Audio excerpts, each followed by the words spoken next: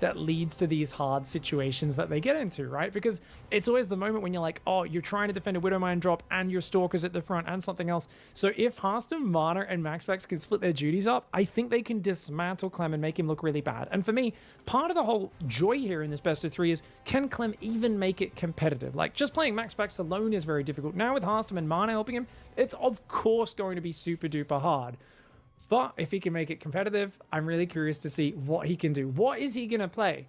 Does he play a bit differently? Does he skip on Widowmine drops? Does he try to go straight to more of a one-directional push where it's more about not as many multitasking opportunities? I don't know. I also don't know if Clem is capable of changing his style enough to really be adequate against 3 people at once. We will occasionally be tabbing out, by the way, so we can listen in on the Discord. We're going to do our first little moment of just listening to them just for a second here. Good job, man. I can't believe it. Do you make the teum? Do you make double adept or do we make a adept stalker? What do you think? Double adept, double adept. I think double definitely. adept, yeah. Do I get the first adept? You got the Sure, scout after all. Okay, Sure. you control it. Kill this. Got the adept. Kill this. I'll take it. There's a reasonable expectation here that you're putting. What is this? There's no way this guy's gonna win. Do we have a chrono on the second adept? Yeah. Yeah, we did. Oh, okay, I could have. Good to hear that the boys are already in good spirits there, guys. I have a big smile on my face listening to that. Obviously, just had to have my mic muted while they're in there so we're not talking over each other and so I don't distract them or anything like that. Sneaky Reaper tries to hide in the corner of the main. He's going to get a scout on the Twilight, but he won't get any damage as they are handling that just fine. I like a bit of banter coming in. Hearthstone's already giving it a nice chill attitude between the players there. And they were already planning, 2 adepts. You take this. I think Mana, I believe, had this adept here. And I think MaxPax is the macro daddy right now. I believe MaxPax is the strongest player of the 3. They have assigned as the kind of build order overseer type player, the leader, the one who has the most important job. But I do wonder if they switch that at one point to maybe like MaxPax controlling the big armies and Hearthstone managing the macro. I know Mana has kind of just been like, hey guys, like, you just give me some Blink Stalkers or something to micro. Let me micro or something is what he was saying before the game. So I can't wait to see how this pans out. This should be really, really fun.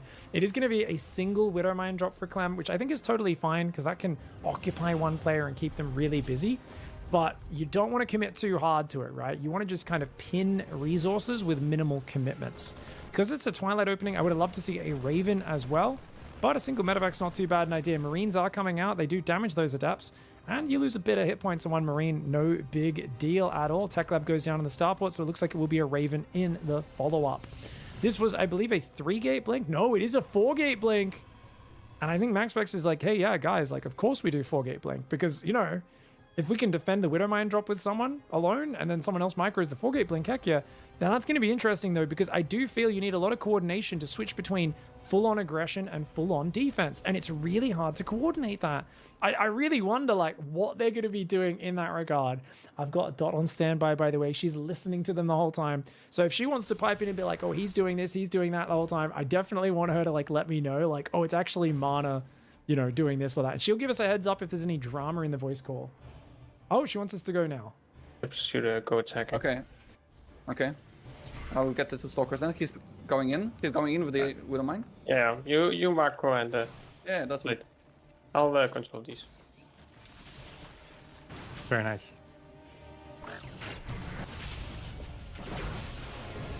Okay. So Widowmine in the main as well. Do you want more stalkers or Nexus is okay? I guess more stalkers. Okay, make Nexus. Oh, okay. Who control these adepts? No one. Control these stalkers, Mr. Well, someone shaded them on top of the bunkers. Which stalkers? The low ground? Yes. I get low ground. Yeah. Okay. And you see my ping? No, I didn't see it.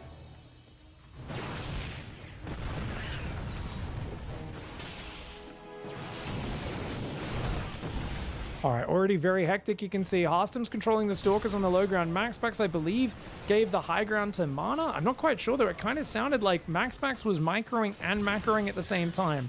And that does sound like something a young, 18-year-old or so pro player who's used to doing everything at once might try to do in Archon mode, but I don't know if that's the best way to do it when you've got 3 players. I really feel like one player micro is one set of units, one player micro is another, and you don't want to be shifting that responsibility too much.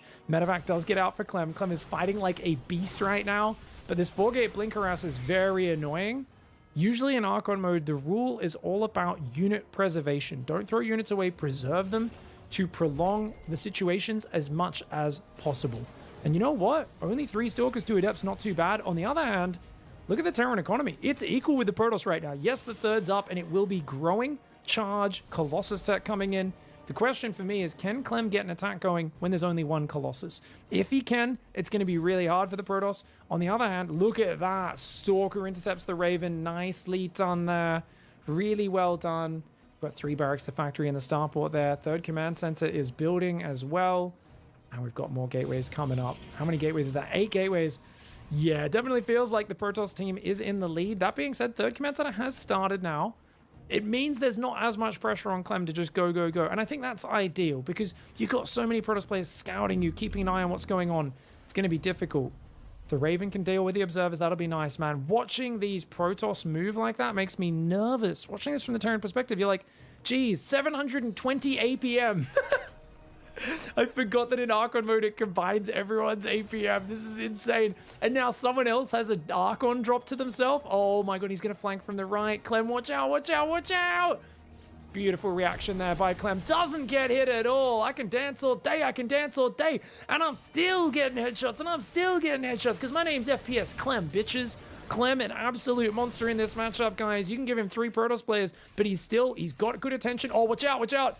Good stim on those Marines to chase away that drop, but they're being so dangerous with the Warp Prism speed. This is so scary. The Colossus, force fields and Colossus on the front, and a big ball from the flank. Massive, massive hit. You have this too. Okay, we need gotcha. a 4th. When's my next... my next Colossus coming out? Do we have enough for... We don't have a super battery available. That is Who pissing used me that? off. Don't attack it. Swap in. Oh shit, I lost the disruptor. I think we lost. You think I we come lost? with you attack too soon. I like this. But we're winning. Who's using F2? I can see that. No F2. one. I'm using this main army. I'm not using F2. Yeah, I got the Warp Prism 4 Zealots. Okay. This is I an got the uber counter win. Come on, kill it. There's a counterattack. Disorganization going on in their team. I think we have lost. You attacked too early, says MaxFax. But actually, I think cleaning up those tanks was massive for the Protoss side. Clem is in the dumps right now, guys. He really needs damage right now. There's a 4th base going up. If he doesn't find a good fight, this is looking so good for the Protoss team. But they're not used to understanding the context of what's going on when there's 2 other players controlling things. So if they start losing a fight, they think, oh, this is bad. They don't realize the other 2 players are multi-pronging like mad. The Disruptor drop was amazing early. This Zealot drop is being so annoying. Give Mana a Warp Prism and a set of units, and he might actually be the best asset to any Protoss Archon I've ever seen. I guarantee you this is him with the Prism drop, and it was him with the Widowmine Disruptor drop before. That Disruptor, he dropped the Disruptor when it didn't have a shot, dragged a Widowmine shot early onto the siege tanks, and then picked it up and got out. Yes, he redropped it and lost it right after, but he is so annoying with this Warp Prism, and a Viking is being built. Clem is realizing you need a Viking. You cannot let Mana hang out in your backdoor with a Warp Prism, because Mana might not be the most super well-rounded macro god, but by golly has he always been one of the best micro players. He's a monster, and he's been looking very good recently.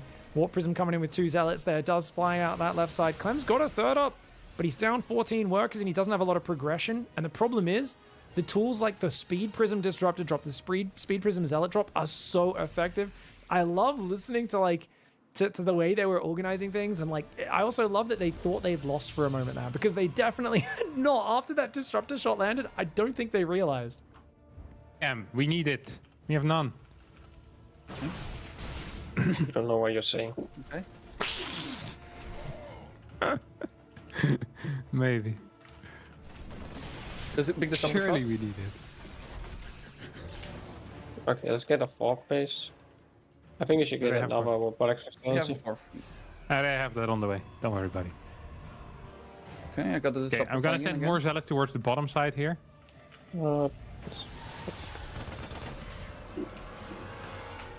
I honestly think we should be more aggressive. With what? Our main army? Yeah.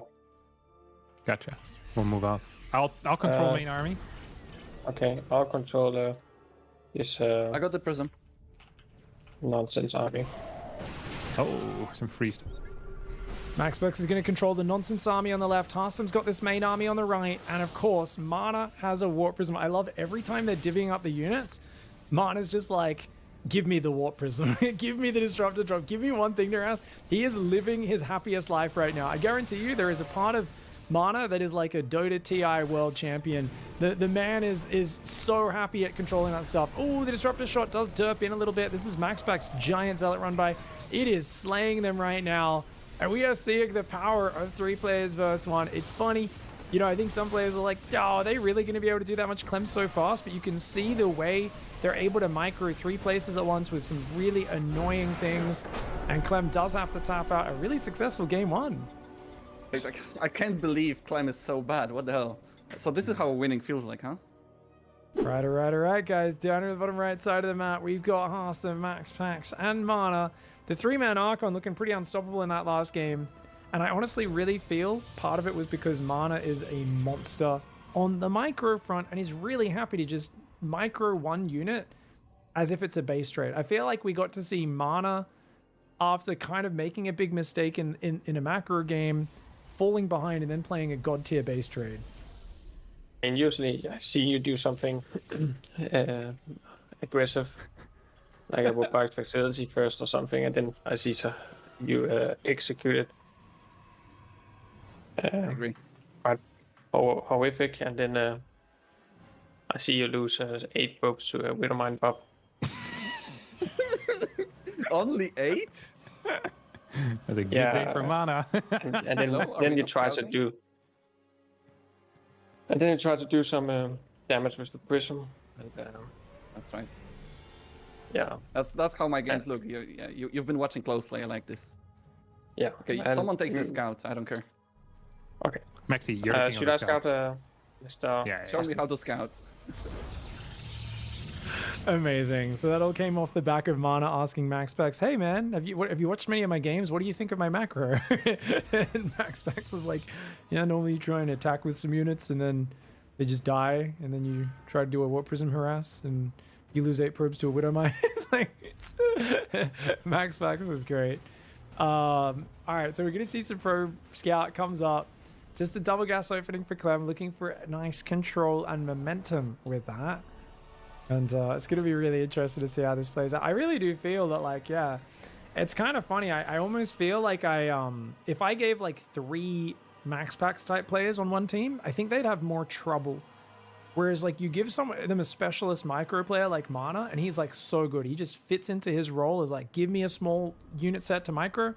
I will keep them alive. I will annoy the crap out of my opponent. It's all like flexible, reactive, in-your-face micro, lots of good unit retention. And making sure he can just prolong extending and dragging out his opponent's attention as much as possible. Unfortunately, that's really bad for Clem, guys. That is very bad. Losing his Reaper. They might as well just leave the game at this point. So he's gonna play 6 Marine, 1 Mind Drop. You didn't saturate the gas. That's ridiculous. Somebody Come on, get together, took it. Mana. Yeah, sure. Somebody keeps building probes and I get triggered.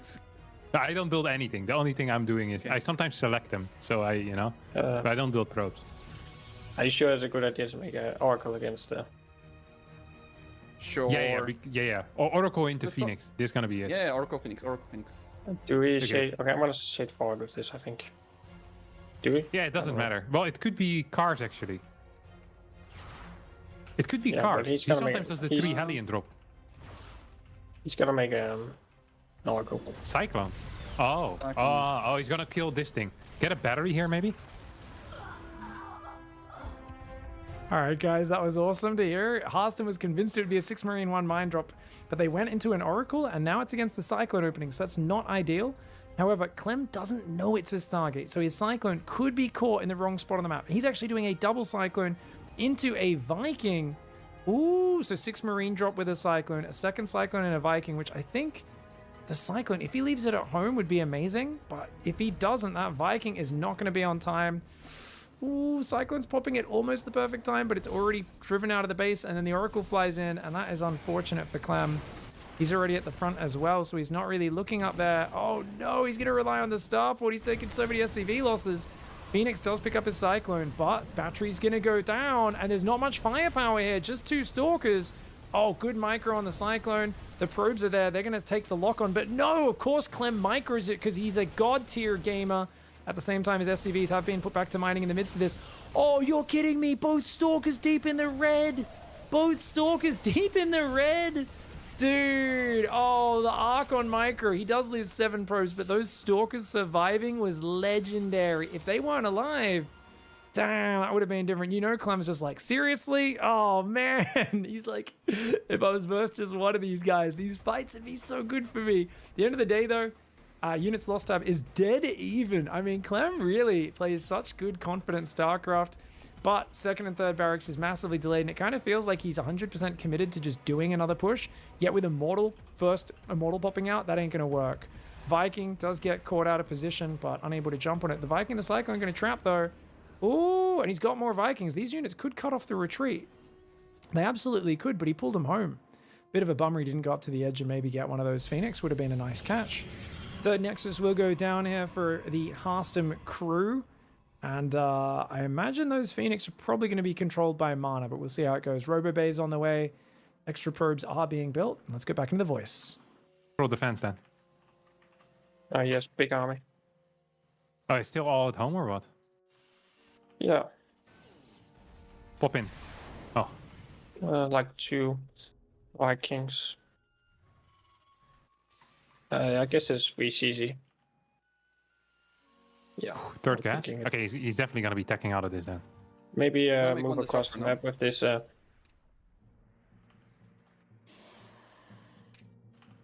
No, don't make Disruptor? This.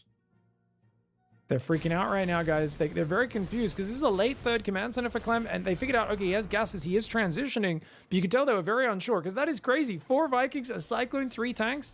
I think 2 Immortals and batteries will be more than enough to handle this, unfortunately, for Clem. Cyclone! Oh, losing the Cyclone is unfortunate. It was one of his best poking units. Siege tank takes a shot as well. Okay, so he's going to have to siege back very far, but he really can't get much with this. Clem feels very desperate in this scenario, and I love that they're intercepting reinforcements with the Phoenix. Something you don't see often enough, but with Immortals on the front and even the Disruptor, as Max Beck said, build a Disruptor. That's so good against this sort of push. And the Phoenix is going to take out the Vikings, the Marines, and a siege tank on the rally. Clem is in the doo-doo right now. He's going to have to get his hands dirty. He's going to have to paddle knee-deep in that doo-doo. Disruptor comes forward, clips the tank. Tank pulls back. Oh, no. Another siege tank? Okay, that one does get dropped. Vikings go after the Reddit point Phoenix. He gets it and pulls back the Viking. Clem with that Clem micro. Not showing any clemency to the Phoenix of the Protoss player. Unfortunately for him, Twilight's on the way. There'll be a Forge behind that. Colossus production will be starting in the near future. The reason he didn't go Colossus before is because he knew there was a lot of Vikings. 6 Vikings, 3 tanks, 12 unupgraded Marines. Finally, the barracks numbers 4 and 5 are going down. Tech labs are getting up, but he needs stim. He needs the 1-1 upgrades. Clem is trying to kind of macro up in a big way. He's got a lot of Marines guarding. If the Vikings, they can catch the Phoenix, that could really help him out. They're very out of position right now. If those Immortals get on top of the tanks, they just pinged the tanks. I mean, they're thinking about going in there. If they can drop a double ball on those siege tanks, they're going to break it. The Phoenix pull the Vikings to the back. The double ball ambush coming up the front. Oh no, they're about to drop trousers. And they do the 2-shot right there. They drop trow, turn around, and turn that frown upside down. He has like 2 Vikings left. Not sure if that's a good number. Go make some Archons as well. I need to go back.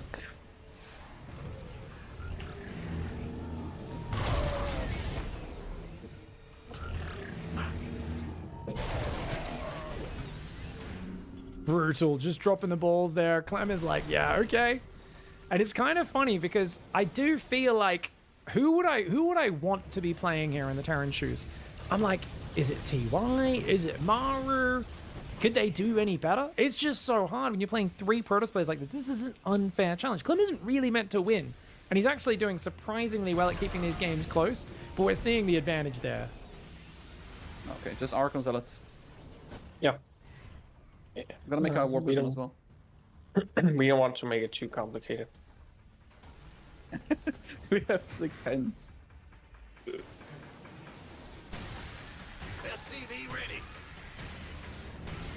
Clem can't see the Phoenix on the high ground, and that is giving way too much vision advantage. Fourth base is on the way. 80 probes, second forge, Colossus upgrades, all the good stuff. And you know what, guys? It is looking like this Protoss Archon is solid, man. They are really good at divvying up their skills. They're playing very, very well. And it really feels like Clem is in the struggle street with keeping up. It's one of these things as well. I think what I've really not been talking about, but I should have been more, the impact psychologically of your opponent always being ready for you. You don't realize as a pro player till you're thrown in an Archon mode match like this, how much you rely on forcing your opponent's attention into various places to make plays work, especially in TVP. So in this scenario, you can't do that. You kind of, it's dawning on you as you play, oh, I can't make you look elsewhere because there's 3 of you. Like that thing I rely on to make everything work, I can't do that. And it kind of disrupts you from your normal rhythm of what you're doing. That can start impacting your confidence and really start to hurt you. Zealots do notice a double drop on the south, and the Phoenix immediately route down there to deal with it. There's no way you're going to have all 3 players miss this. Oh, no.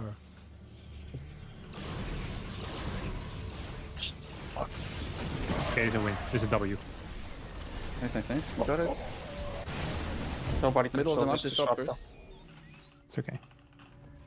Okay, I get the main army. I'm giving all my zealots to whatever is over here. What You is go these take probes doing? What is this? I think somebody transferred it. I don't know who that was. Probably No, me. it's not me. Unlikely that was me. It can only be one. You? No. It's fine, it's fine. It was me, it was me. We shouldn't try to point fingers because we both know who it was anyway. We're charged. Amazing gaming. Love the humor coming in from Harston the whole way. Max Waxon, you know, quite serious but very good commander of the Archon, I would say. While Harston brings in the humor, Mana brings in a big smile and a whole lot of slick micro. Clem is microing his heart out right now, trying to hang on. He has been down in the dumps for so long in this game, but he fought hard. So good. Yeah, see? I told you, it's all about the scouts. In the very W. first minutes of the game. Yeah. Big W. All right, guys. We're going into another match. And the Archon of Protoss up here has said, we just destroyed Clem. We 2-0'd him. It wasn't even close. And you know what? I said, okay, Clem can veto a unit. And I was like, how about the Disruptor? And he said, I don't know if that's enough. Like, 3 people controlling. This is crazy. And then Harstam said, yeah, let him do the Zealot. He can do the... Actually, Mana suggested it. And then was like, oh no, he's actually going to do the Zealot. What have I done? Harstam said, you know what? Doesn't matter. You can take the Zealot and the Disruptor out, and I still think we'll win. And I was like, guys, Zealot's pretty big.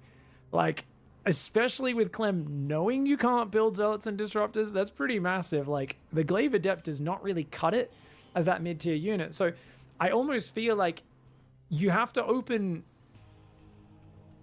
Blink. Actually, you could play... What do you guys think about playing 2 Stargate Phoenix Colossus with, like, Phoenix range? Like, the old school, like, Colossus Skytoss style. That could be... Clem used to suck against that back in the day.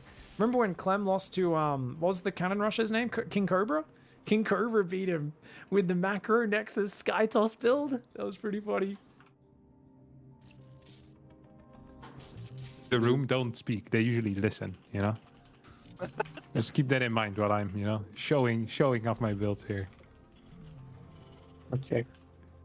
I delay it for like 9 seconds. That's huge. What? The CC. 9 seconds? Nice. Oh, okay, we'll win Yeah.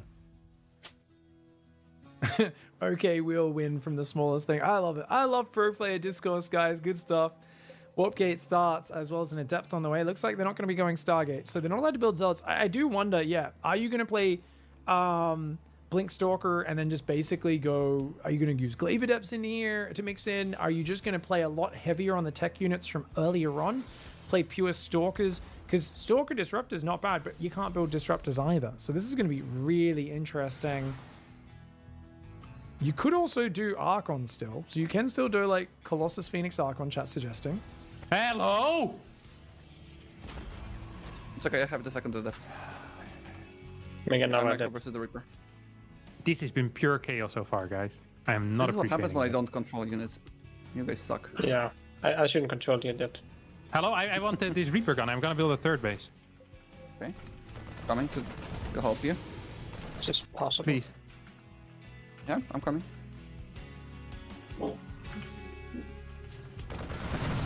Kill the SCV. It's fine. That's what you get for trying to cover the third base. Can't see what's happening. Kill it! Oh my god. 1 I saw HP. that.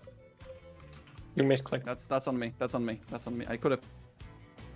All right, Clem's starting to out micro all three of them at once right now. Just knowing there's no Zealots and Disruptors, he's playing confidently. They did get an SCV, but he got 2 probes, man. Reaper sees this super quick third as well. Harstam obviously wants to play a very greedy third base. They're signaling it, and you could see Harstam was saying it's all disorganization. MaxPax was kind of like apologetically like, sorry, I shouldn't control the Adept since I'm macroing. You guys are meant to be microing. So I think what happened here is MaxPax kind of overstepped his role.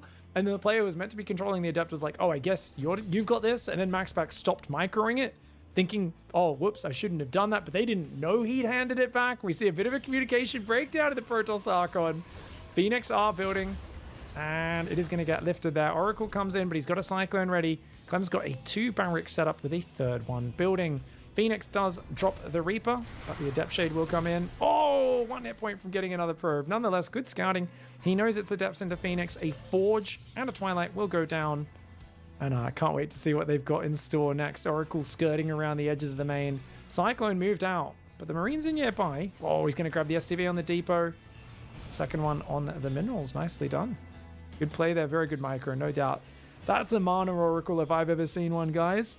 But it is on the edge of the map, so yeah. You can see they were signaling like, dude, Cyclone could trap that. Get that out of there, man. Phoenix still scouting at the front. So 1 player scouts the front and 1 micros the Oracle in the main. Cyclone still has not gotten rid of that Oracle. These buildings kind of trapping it behind there. But I love the Marine shove. That's a lot of Marines. It's a 2-1-1, guys. It's the Cyclone 2-1-1. It's like one of my favorite TVT build orders. And Phoenix are not very good against that. And you're going to be going Phoenix into Glaive Adepts. There's 7 Adepts, though.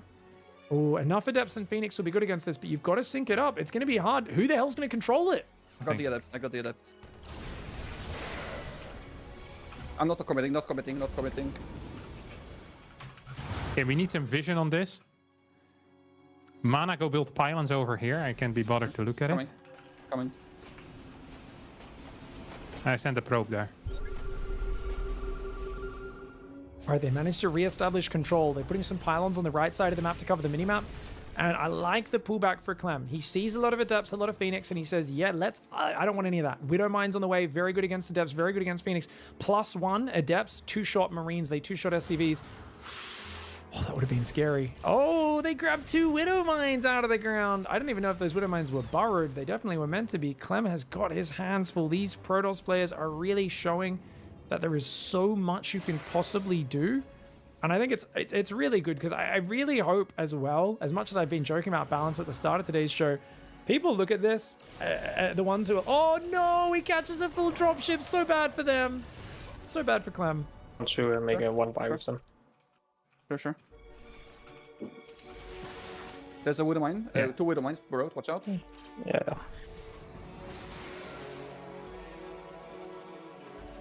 There's also one here. Maybe you can.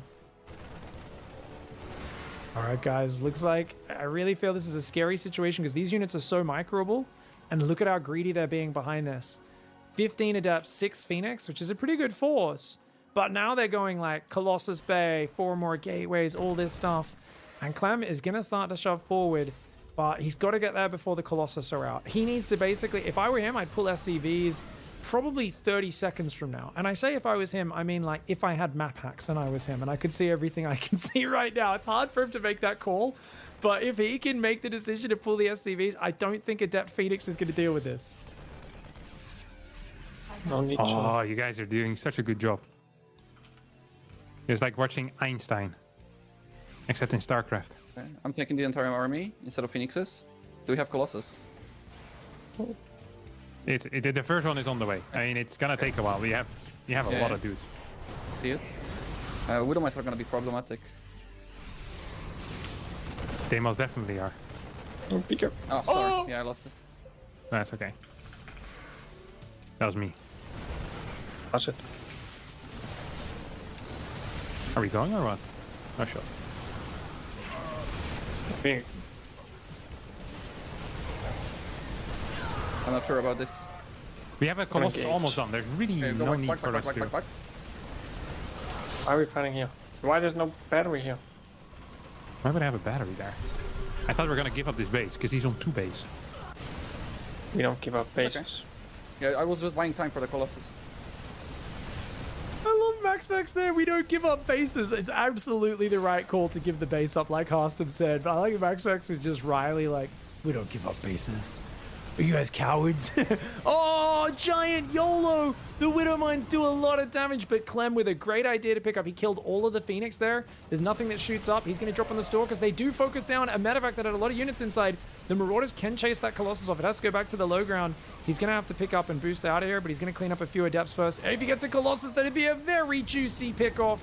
Lovely micro by Clem, guys. The lack of Zealots and Disruptors is really hurting Adepts. You can see what happens is when they don't have the Shade available, you can just basically kick their butt. Fighting with probes not going to work against that, especially with the Widowmine there. He redrops the main. Clem with great multitasking. There's just no air control, and that's really starting to hurt. Those Widowmines get some big juicy shots off. Drop rotates there. Drop rotates back to the low ground. He could just find a few long-distance probes. Perhaps time to get out here for Clem. He's got a 3rd orbital making. He's got workers on that base, but he's looking for more damage. He just has to be careful about not forcing it too much.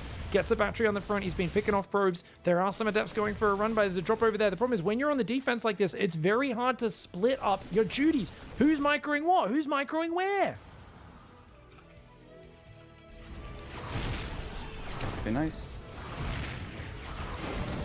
I have a Void Ray on the way to clear the medevac. I thought there'd be a lot more chaos than that when I swapped to their voice chat. What can I say, guys? This is a really hectic moment. But you can tell the players are kind of like, okay, our mouths can't even work fast enough. Just figure it out. I'm doing this, you're doing that. And just kind of, okay, you got that. And people are kind of looking for moments or areas where there's a bit of inattention and doing what they can. And they just did some really good counter-attack damage. They killed a lot of SCVs, 26 SCVs total versus 22 probe losses. The problem, of course, is that Clem's supply is still very big and juicy. If he can get some Vikings up, that would be amazing. He's going to go Ghost Academy for now. He's only on 1-1. He's going to go +2 attack and a 2nd engineering bay.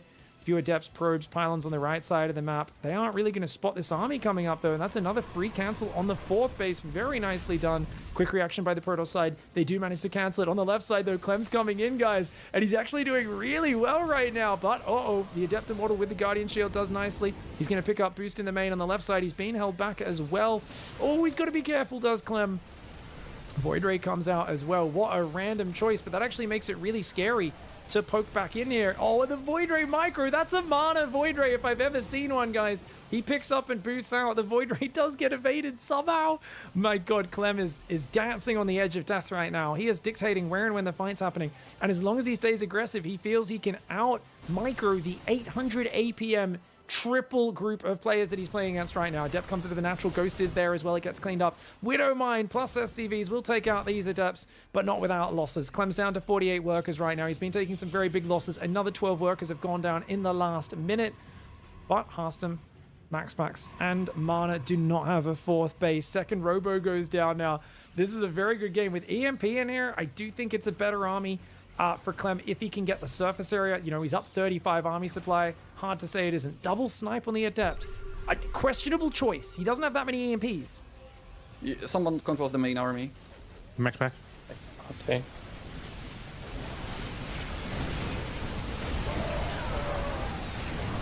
Take steps, please.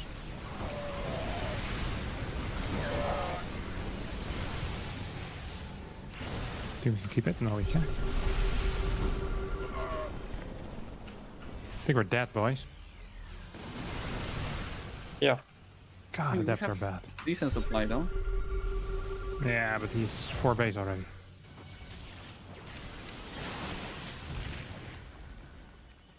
And we don't have decent supply anymore. Okay. Oh. GG. Ah. GG! I feel like that. Ah! Man, the only game we lose is when Kevin is macroing. I This is swear. unbelievable. Unbelievable. I mean, it's always the same. Like, we lose to the Weaver. Hello, guys. All right, going into the next game. There's been a lot of talk for the Protoss Archon about how if they kill the Reaper, they win. If the Reaper does damage and doesn't die and scouts the tech, they lose. Problem, MaxPax sounds deathly serious when he's saying this. Harstem and Mana sound like it's a meme and they're joking. And I don't know if they're fully picking up on the fact that I think MaxPax is 100% serious. He said, guys, just kill the Reaper. Don't let it scout. We can't lose. And they're just like, no. They're just like, yeah, sure, buddy. I don't think he's going to let us magically just kill the Reaper. But I'm pretty sure MaxPax is like, if you let that Reaper in to scout the tech and let it kill a probe, like, we're dead. You need to stop the Reaper, man. This is great blocking. Oh, the double drilly did start to get some damage, but that command center was so delayed. I think against a single-player microing like that, you probably want to throw the command center off to the side. It's so delayed now that even an Adept coming across the map could cause a fair bit of damage. So I don't think the CC will be done in time. So he's going Reaper into Reactor. Interesting. It's a two barracks. So he's doing a 2 barracks build again. He did that last game as well. He wants to put on more momentum. He wants to put them on the back foot. This is going to be exciting. Still no Adepts, no Disruptors, remember, in this best of 3 series. But boy, they have the micro, they have the APM and the attention. Now they've gone quick Warp Gate, which to me says Twilight Council. The hidden probe in the corner is an interesting move. You're not 3-gating, are you? No, Twilight Council does go down. Reaper does back off. Good moves here. I liked how MaxPax unironically said the Reaper is the most OP unit in the game as well. He's like, Reaper is most broken unit in the game. And I'm like, he didn't sound like he was joking at all. Maybe he was being a little facetious, but I definitely feel he has an immense amount of respect for Clem's Reaper. Zerg players have definitely been afraid of Clem's Reaper for a long time. That man's first Reaper kills way more creep tumors than anyone else's. The Urubu comes over to bless the Adept. Oh, a little bit of good luck, guys. If the Adept comes straight up to your unit and bows to it, like a Pegasus in Harry Potter, then that knows you know you're gonna have a good time. If it just looks away and ignores you the whole time, things are gonna be bad. Hellion's about to pop out. When does the Hellion pop out? Usually 320. You know what time? So he's now gonna try to go. Yeah, he's pushing out the Adept. Yeah, so then usually Hellion comes by. If he has a Hellion. But I didn't see it. No, I didn't see it yet. Don't I get had the scout. vision, so. I think there's a reason why they didn't see the Hellion, guys. It's a 3 racks build. That Adept Shade, if it finishes, they will see the second and third or the second barracks, and they'll know something's up. But they haven't seen it yet, and they're going for they're going a DT drop, which is pretty good against this, because there's no engineering bay yet and no factory to go towards Raven, and Clem is dropping mules like crazy. This could be a build order win. This is actually a kind of dirty build for them to mix in there, but I think they figure Raven is best in a 1v1, not in a 1v3, because 1v3 they're always ready for the Raven. Which is why he stopped building the Raven, because he couldn't get any value out of it when there's 3 people managing Stalkers and Phoenix. So they're like, well, if you don't build a Raven by default, this suddenly becomes a good build again. This build hasn't been good for a while because people almost always build a Raven. But a great game sense. This is the power of having MaxPax on your team, is you just get free wins. Because if he drops a mule, he's dead. If he drops a mule, he's dead. If he drops a mule, he's dead. He sees it. Oh, good response. Notice how he's not using the scan, because he knows if he uses it, he could be in trouble. Can't watch this anymore. He has 1 scan, okay. Kill this. He has no scan in the natural. So the scan is purely dependent on whatever's in He the has main. 1 main base. He has a turret though. I'm gonna warp in Stalkers. All right. I mean, they know he's low on scan, trying to bait it out and then pick up as it scans. But Clem being very patient. He handled that quite well, guys. They do know it's a 3 racks. winter I know viewers. He's going to warp in Stalkers. So thank you for the raid. What's up, gang? We are right now watching a highlight video of Harstem playing against Clem playing against MaxPax, Harstem, and Mana 1v3. Obviously, they're in Archon mode. This is a crazy set of games. But I'm going to have to cut it off because obviously we've got the actual live tournament that's about to come in. And that's kind of important because we've got Showtime versus Maru into Serral versus Clem. 2 absolutely massive matches. 2 best of 7 semis and then a best of 9 grand finals for PiGFest. Thank you for the raid. Welcome. Oh, Livy B rated us earlier as well.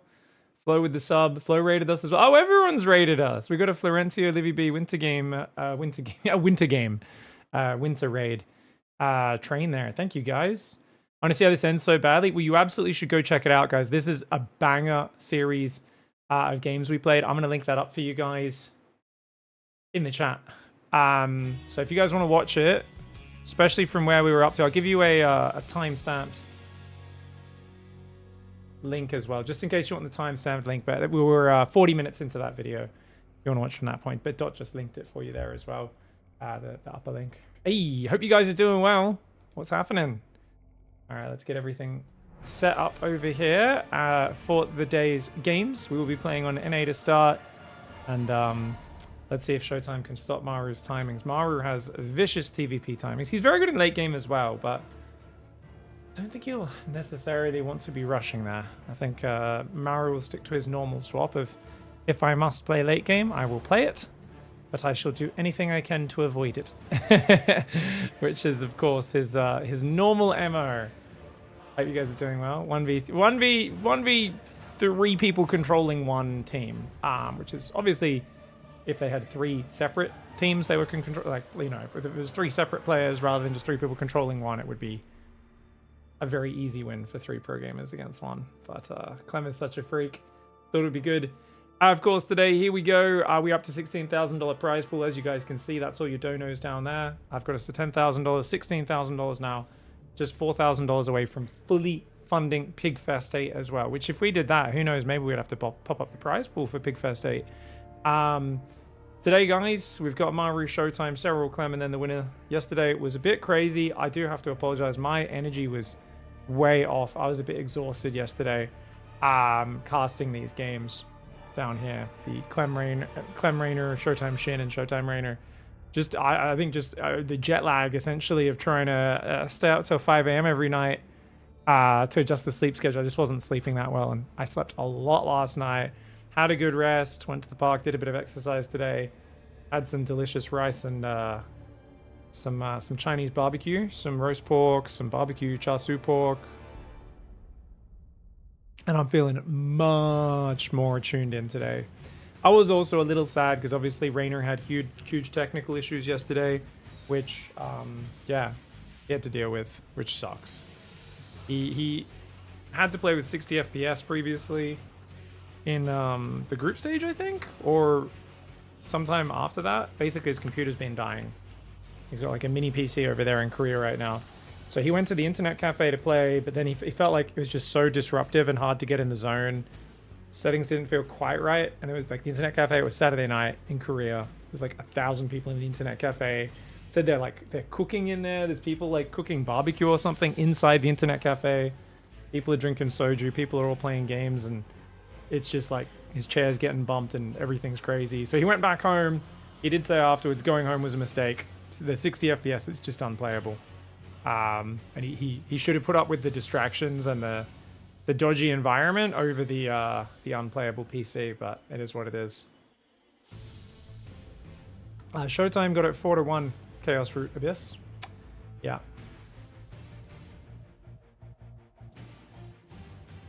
Oh, Gumio is great. We all love Gumio because he's got so much variety. Paradoxical.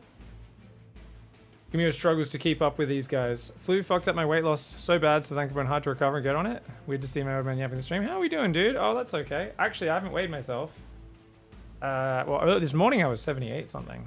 We can do a quick update on that. All right, we'll do a quick. We've got a few minutes to get everything sorted, so we'll do a little personal update. I will go weigh myself right now while we load up the server. Let's play another ad break as well while we do this. You're not a sub. See you guys in 3 minutes. Just got to clear the ads before the stream starts. 1 sec.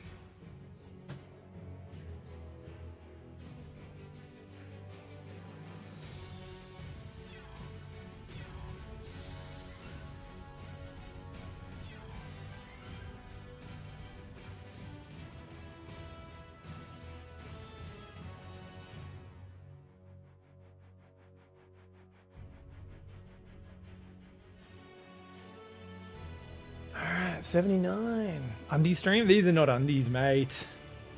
Trust me, you'd know if I was wearing my undies. Were you guys, was anyone here the other day when I first kind of went onto the stream? And you know what happened? My camera had frozen while I was setting up the stream in my underwear. I didn't even realize. So when it hopped over to me, I was sitting there fully dressed, but it just was frozen on me, shirtless in my underwear, like hunched over my keyboard with a weird expression on my face. And I was like, what the fuck? It was hilarious. It was great. Does anyone actually wear tidy whities, Beeb? Because I feel like I remember my dad used to wear like white underwear. And I was like, are you guys fucking crazy? Like, you setting yourself up for disaster, mate. Like, the tiniest dribble is going to be so visible. Like, fucking any skiddy marky, any moist fart, any bit of a dribble. Like, all of my underwear are like black or dark colors because I'm not fucking stupid, you know? I'm just saying, guys, like, accidents happen to everyone. So what do we, like, some people, man, they gotta think through these things a little bit more, I think. So guys, we're down to 79. Let's get rid of that 0.5, which I think should drop this down to 174 then. Aha! 179 kilograms to LB. Let's check. Yeah, 174. Nice. All right, 4 kilos to go, guys. I'm feeling so much, so much fitter and stuff. We'll see how I go though. I have just stopped taking the balding medication, so we'll see. We'll see what that affects. See if that fucks up my hormones or anything. Event for Team Liquid. It looks like it's working. Yep, that's good to go. Did you guys know Showtime beat Maru last time they played, guys? 3-2 in Maestros of the Game about 4 months ago. Commentated that one while I was over in the UK, I think. Did I commentate that? I feel like I did. Let me check. Let's see if we have a VOD of it, and I'll jog my memory really quickly. You're not supposed to stop that stuff cold turkey. It can crash your testosterone. Well, my doctor didn't say shit, did he? I was like, oh, I ran out and fucking got a little bit of gyno, so I'll just fucking stop here. He's like, yeah, see what happens. Ah, that's cool. I'm so high testosterone, it doesn't matter. Yeah, I don't know if you noticed, I play Zerg. Terran and Protoss at a GM level. Fucking high test. Talk about StarCraft all day. Yeah. It's not meant to fuck with your testosterone that much, Finasteride Civic Boy. But I think it was giving me a boost.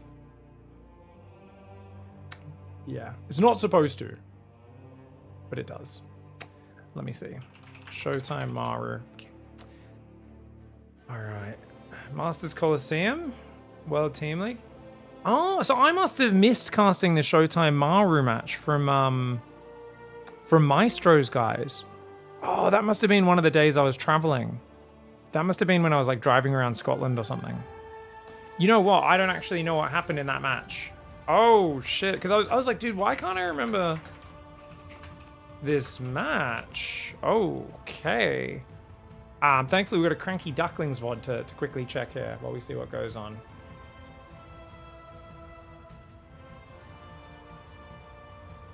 In Cro-Magnon, women wearing a stained white tank top want a party. I was more into Neanderthals, but my Denisovian girlfriend trained me out. Fuck. That is so funny, Psycho. Smaroof, thank you for the Prime Gaming sub. What's up, dude? I haven't been able to get anyone to talk about the Stormgate process and leak the goss, pen friends. Yeah, everyone's tight-lipped about it, so I haven't really made any videos about it, man. I don't really have. At some point, someone spills the goss. There's a good story, maybe.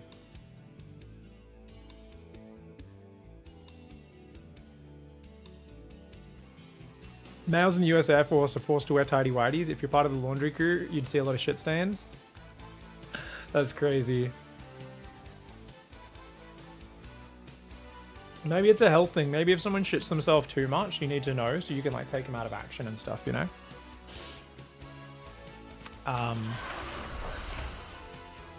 Okay. Showtime should be the lowest seed in this match, guys, so he can obviously start vetoes. I'll also let him coin flip if we haven't already.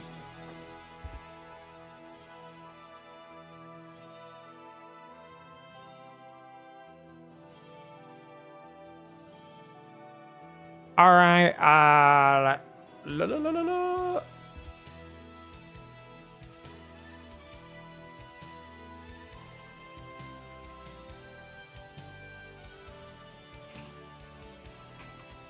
Sorry, guys, just confirming stuff with admin.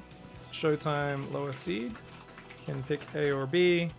And, oh, she's already typed it out! She's on it. Shit myself while sleeping. Just wanted to share. Oh, it happens, man. Food poisoning is nasty, dude. The worst thing with food poisoning is if you've got, to go to the bathroom and you've got Actually, I think it would probably be better if you were at least shitting out of both ends. Like last time I had bad food poisoning, I was just vomiting like crazy for like 12 hours. It was terrible.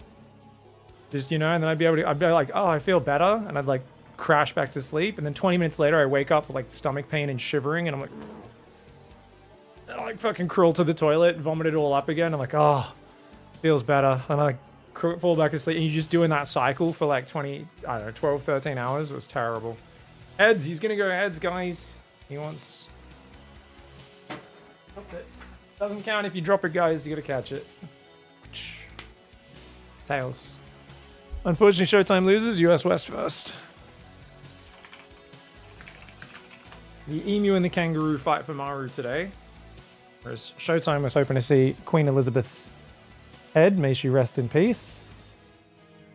But the Maru, kangaroo, and emu coat of arms came up.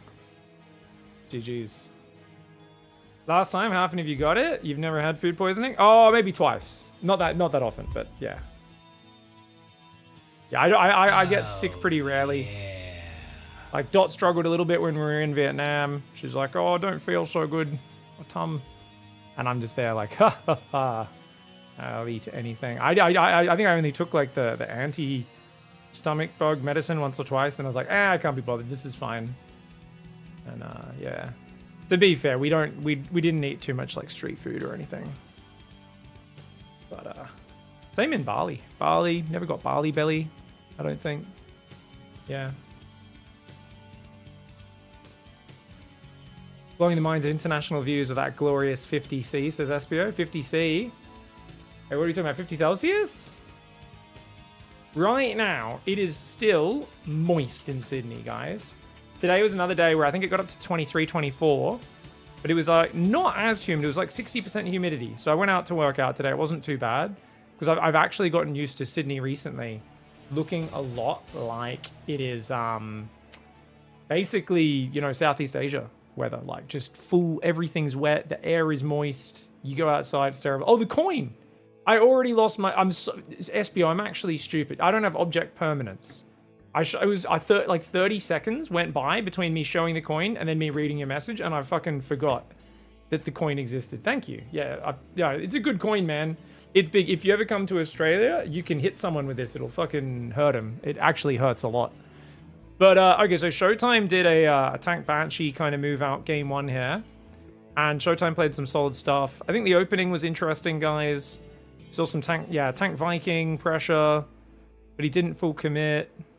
Did he actually kill a third, or?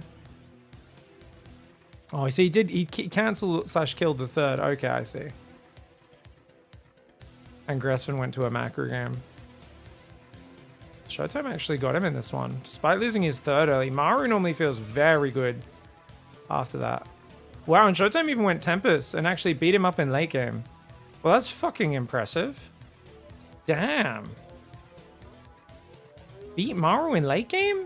That's not meant to be possible, guys. I didn't even know. Yeah, he has Storm, Colossus, and Disruptors. Wow, this is cool. Cool series.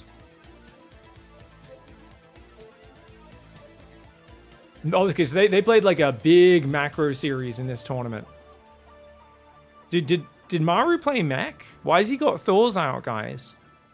Maru played mech against Showtime in this series as well. Wow. I'm just trying to get history. This is the last time they played, guys. 4 months ago. Showtime beat him 3-2. Maru played mech in multiple games. Oh, how did I never cast this? How did I never cast this game? And then he went back to Bio on Incorporeal. I learned how to say Incorporeal correctly. So Maru gets him there with like a quick Stim bio tank push after a messy early game. Bit of it looked like it was probably like an SCV pool, yeah? Yeah, it was like an SCV pool bio tank. Actually, oh, he just took so much economic damage maybe that... No, it wasn't SCV pool. It's just he's already fought him a few times. Ah, okay, yeah. And then the final game was a golden wall, and Showtime managed to defend the big push with Archon Zealot. Wow. Archon Zealot's a very good defensive army. It's one of Showtime's favorites. He did that in the group stage as well. Okay, cool. Good to get a little bit of history of the last time they played, guys. Some people would do this before the day starts. Not me, I'm a professional. I'm here to commentate StarCraft and figure it out as I go. Yeah, I somehow missed casting that one, I think because we were traveling. But we are going to be going into it, guys. The veto is letting you guys know. Taito for Maru. Showtime vetoed 10k. Makes sense. Veto small map, veto big map. Late game's especially bad for Protoss 10k because there's no bases to take. The middle ones are too hard to defend. Good for Terran to total up on. Game 1 Celestial, Showtime's pick, which good map for Protoss. We do expect Maru to play 3 CC into 3 barracks on there, guys. So usually the way you take advantage of that is you could play it defensively or you go 4-gate blink. Showtime, I think, will play very early splash damage. I think you'll go straight Colossus with no anti-air would be a good counter build. Because like every turn does the same build on Celestial. Tourmaline, map 2 for Maru, map 3 Winter Madness for Showtime, then Ruby Rock for Maru, Old Republic for Showtime, and White Rabbit, game 6 for Maru. Mothership to finish the series if we get there. We're going to have Maru Red and Showtime Blue for the entire series, guys. Their cameras should look beautiful. Oh, we just got the action shot of Maru just pointing his camera at himself, which is great. That's awesome. Right when he was like grabbing it and pointing it at his face. I assume Showtime is got his camera where it's going to end up. Yeah, it looks like it. All right. I think they've finished adjusting their cameras. So I'll let you play with that. Dot's keen. She doesn't like it when I do these things because I suck at them. Can you guys believe that? If someone sucks at something, not liking it. We're just adjusting the cameras right now. Where could I see the brackets? You can always type !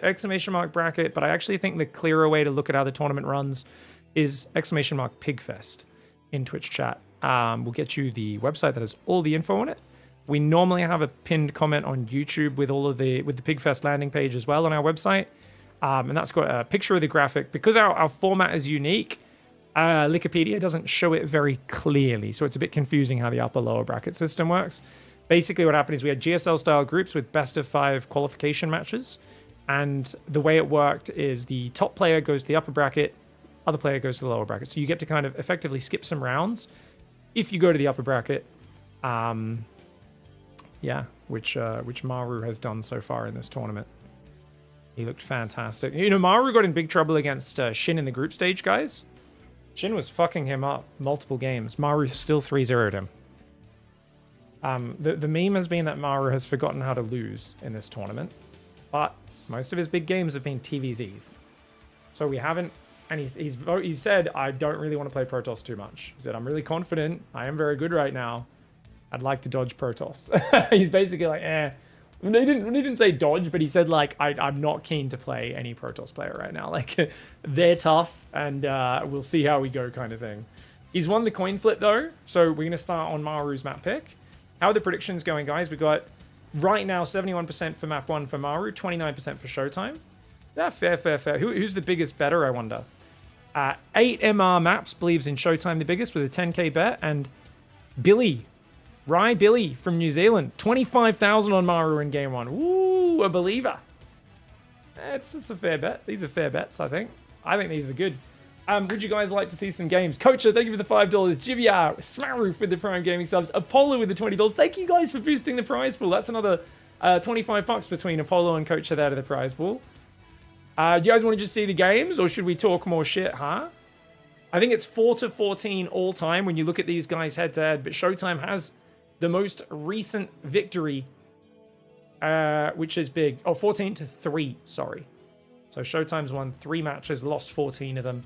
38 map wins to 10 in Maru's favor. 82.35% head-to-head. It's a big advantage, boys. Just do both. It's Turtle Protoss, we may need some punishing.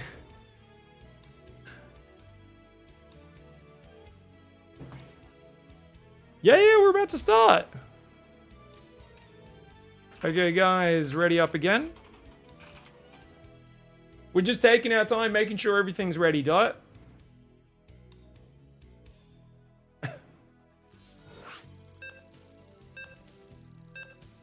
You're just checking, no worries. All good, babe. Thank you. Using stats as an example as a throwback. Oh, because I just make shit up these days, Eon Blue? Because I'm too lazy to Google. Well, Dot taught me how to get Eligulac to work without having to open a second browser again, which I'm normally too lazy to do. Apparently, you just have to go straight to the search page. You can't go to the home page of Eligulac. She solved it, and now I look at stats again. Ever since they changed their security protocol on the main page, and I was like, it's so annoying to look up stats. And I still do it sometimes, but not as much. Oh, stats the Protoss in chat. Oh. People call you Pig outside of streaming? Yeah, mostly people that know me through gaming. Activillain, you guys will see in chat. I've known him as a human before StarCraft, really, but he's one of the few that still calls me Pig. All right. Ladies and gentlemen, folks, Zealots, Zerglings, and Marines, strap yourselves in. In the top right side of this semi-final, representing Vitality, it is Maru. The man that has forgotten how to lose in the last few days of his StarCraft career. He has found himself under the gun in terrible situations multiple times, and yet he refuses to almost never even dropping maps. The amount of insane comebacks this guy has had recently is truly out of this world, but he hasn't played as much TVP recently. And Dot says, Pig, you're on the screen. And I'm like, oh, so I am. Yeah, I'll get off there, guys. Don't worry. You don't have to look at my stupid face. It's much more important to watch the players. He's up against Showtime, though, a Protoss player. And like I said, Maru's been making crazy comebacks. He's forgotten how to lose against Zerg. His TVT is still out of this world as well.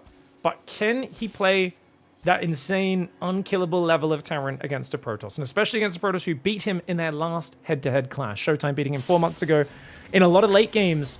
3-2, close series. He played a few games as Mech. Showtime got the better of him with Mech. Maru swapped back to Bio, did a lot of timing attacks, and Showtime just barely managed to hang on against them with some Zealot Arc on defense to finish off that series in Maestros of the game. The French tournament run by, of course, our lovely French guys, Comeback TV, the guys that used to be part of O Gaming, went and formed their own organization, have run some awesome, massive tournaments there.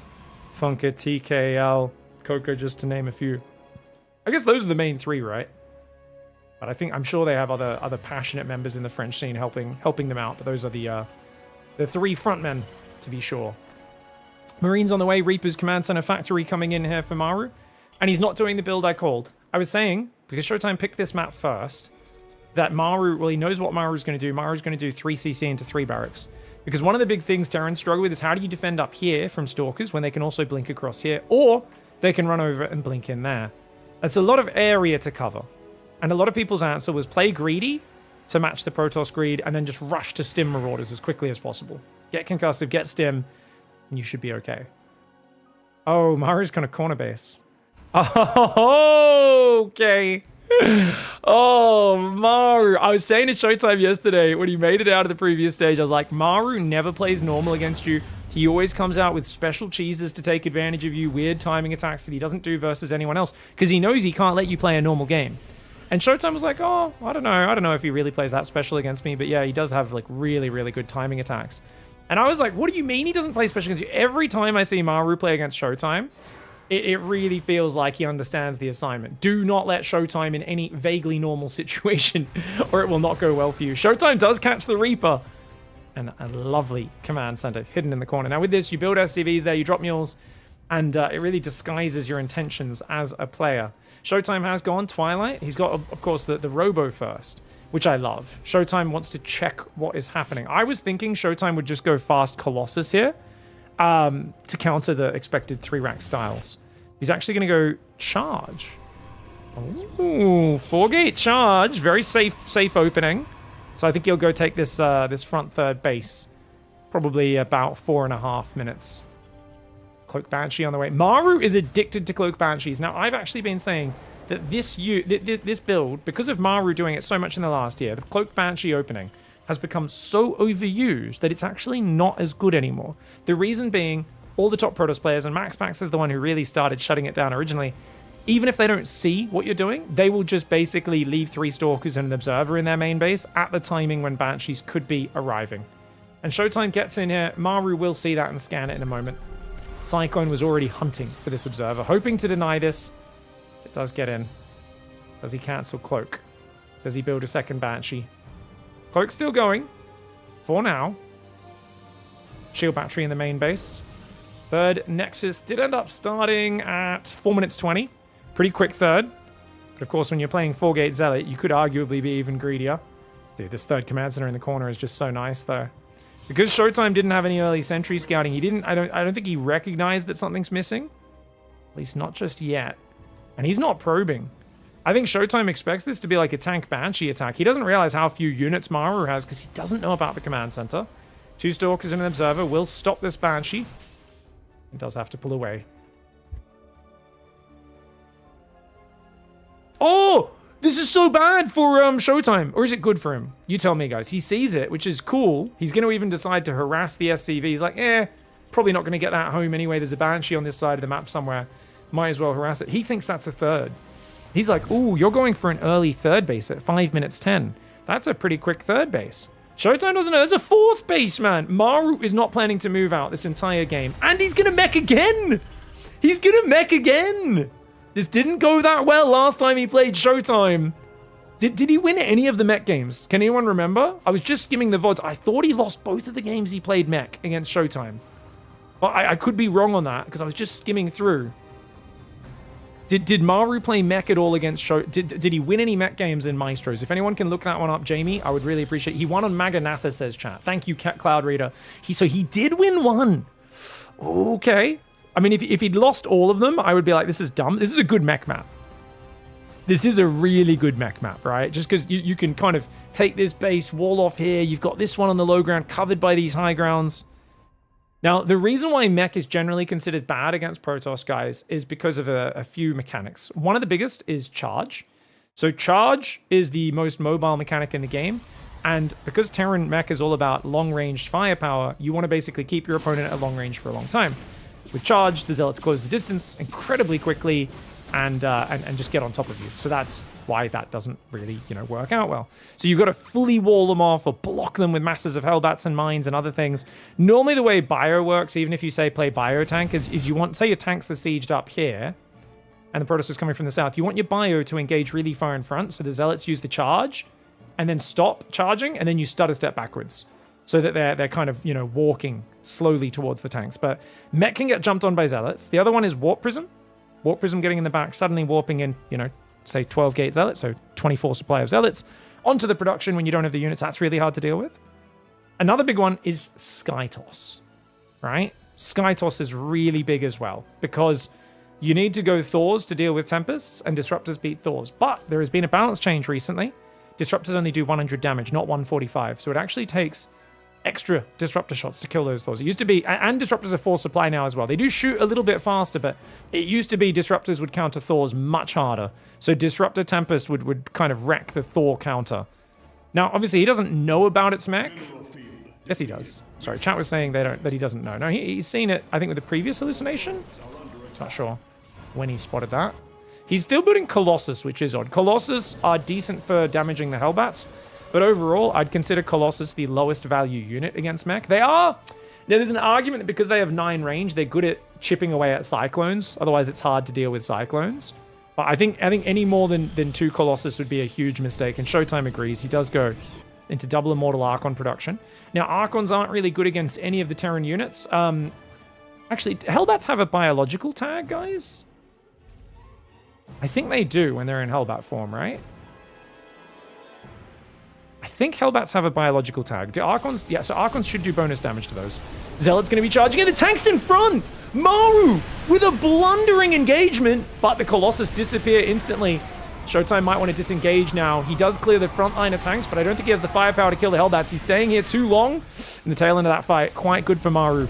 The start was terrible, though. So many tanks went down there. That was really bad positioning for him. Should have been scanning ahead of his army. Showtime might just not have the numbers to deal with it, though, off this insanely greedy opening that Maru has. He's got only one tank there, though. No Psystorm, no Disruptors. So no splash damage. And splash damage is normally really good against the Hellbat Cyclone. This is where the Colossus would be amazing for stutter stepping. If the Cyclones run forward to lock on, you know, you stutter it back and hopefully your other units can get him. Probes are going down on this base. He's going to have to engage. The Zealots, very good against tanks. Not as good against Blue Flame Hellbats with 1-1 upgrades. Stalkers blinking forward. The Immortals are there. The Archon does help clear those Hellbats. But dude, the Immortal on the left side is going to go down. Only gets one shot off on those Cyclones. It's now a mass Cyclone Hellbat, which doesn't have a lot of longevity. But if they outnumber you like this, they can gun you down. Showtime at half the supply. Maru's exceptionally greedy opening. He's gotten away with it. And Showtime had best rewind this replay. If he does not rewind this replay when he taps out and doesn't realize about that corner base, well, let's hope he's got like a friend whispering in his ear between the games, a coach or someone going, Showtime! He took the corner! Trust me, that probably would have worked okay. I normally love Psystorm against this army, guys. The reason is because it just, it kind of, you know, zones the Hellbat Cyclone, does decent splash, but I haven't actually used the new Storm against it at all, so I'm not sure how that changes things. But I think Showtime, when he killed those first tanks at the front, if he disengaged a bit earlier, maybe. He is trying to build another Colossus. Lots of Stalkers in here. Gonna have to blink away some weak Stalkers, I think, to break those lock-ons. A few of them do go down. Observer does fall as well. You can see he's not building many Zealots because there's so many Hellbats now. The Stalkers can really struggle as well. Even if you blink like that, if you're not 14 range away, the lock-on continues and a lot of Stalkers go down. Zealots will come in with a bit of a flank. The Immortal Stalker does focus down 2 Cyclones, but the armored damage, or just the general damage, I should say, from those Cyclone lock-ons is absolutely massive. Maru rallying forwards. His 2-2's almost done. He's taken a 5th base behind this as well now. And he's just all over this game. Absolutely rolling over the top with the numbers. A sloppy first engage in the middle of the map for Maru, but it doesn't matter. When you have build orders this good, your Hellbat Cyclone rally is that good, you cannot stop that without realizing about that corner base. I'm looking at Showtime right now. I'm like, is there like is he looking at the replay? Does he see the corner base, I wonder? Did we see him leave the game? We didn't see him leave the game, right? Though I guess once the players won, maybe they don't show up. Maybe the only other. It said Maru left the game. I don't know. I feel like he's in there rewinding. Showtime looks like Pig with more hair. Yeah. We are both of the superior genes, the German blood, yeah. We both use the optimized hotkey setups as well. Yeah, you can't actually see if someone rewinds. I was just looking at his face trying to see if he was processing things. I think hopping out is probably the more important thing. Sick hidden base. Thank you for hanging out with us today, guys. Hope you're all having a good time. Showtime took a really bad engage. You think the one at his base or was the really bad engage, I think, right? Because I think the one in the middle started really good, turned south for him, but still you'd think was okay. He just wasn't quite ready. A little bit more, like if maybe, what do you think if he waits for like 2 more Archons or something? Because it felt like if the Zealots avoid the Hellbats, go after the Cyclones, and you've got just like 2 more Archons shooting the Hellbats, would have been a much better fight, right, guys? I think Showtime should know it's a hidden base off the sentry. Oh, did the sentry find the hidden base? Sorry, guys. I'm so shit at observing. Did it see it?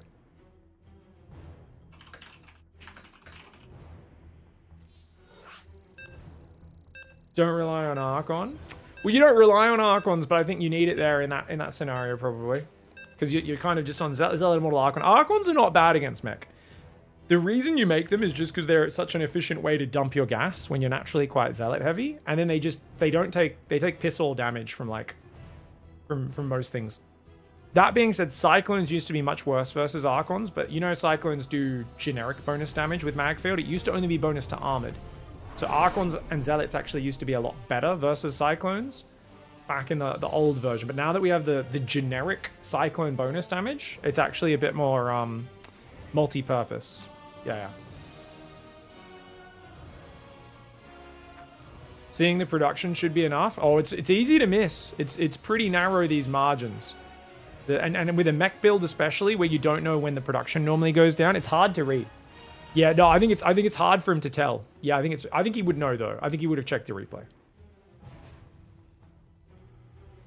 All right, guys. Maru in the top right side of the map. Showtime in the bottom left.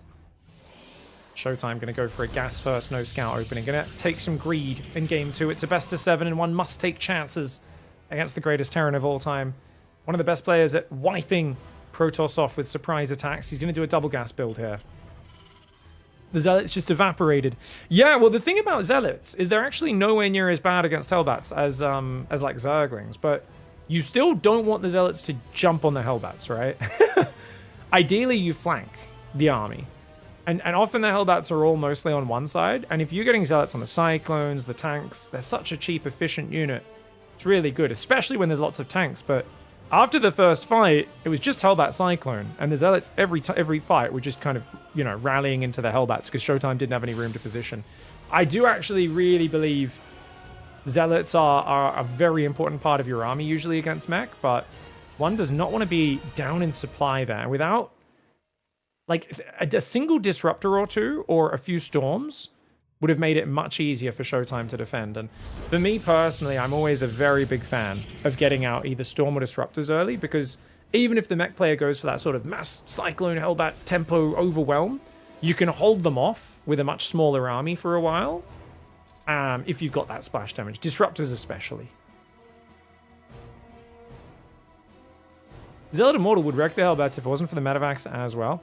Well, it's kind of, I mean, it's not like you're doing bonus damage. Like, Immortals do pretty terrible damage for their cost to the Hellbats. I think if it's equal cost for cost, Hellbats probably beat Zealots. But it's rare for them to have as many because you can't warp in 10, 12 Hellbats on the front line, can you? And that's usually the problem. it's yeah. Disruptors are kind of bad now. Well, they don't one-shot Hellbats anymore. Or Cyclones, which is kind of funny, but they do shoot faster every 17 seconds. That's still going to take so many hit points off that army that they're going to get, like, you know, 2 hit by the Zealots that charge in afterwards. Disruptors are, I think, still very good against mech. I could be wrong on it, but I think Disruptors, because they shoot from so far away, it changes the interaction. Prediction: how many games will Maru do mech? I think Maru will be very flexible based on how it goes. This map, I don't expect mech at all. What other maps do you guys think Maru would potentially play mech on? Maybe Mothership if it gets to the final game 7. He might try it there as well.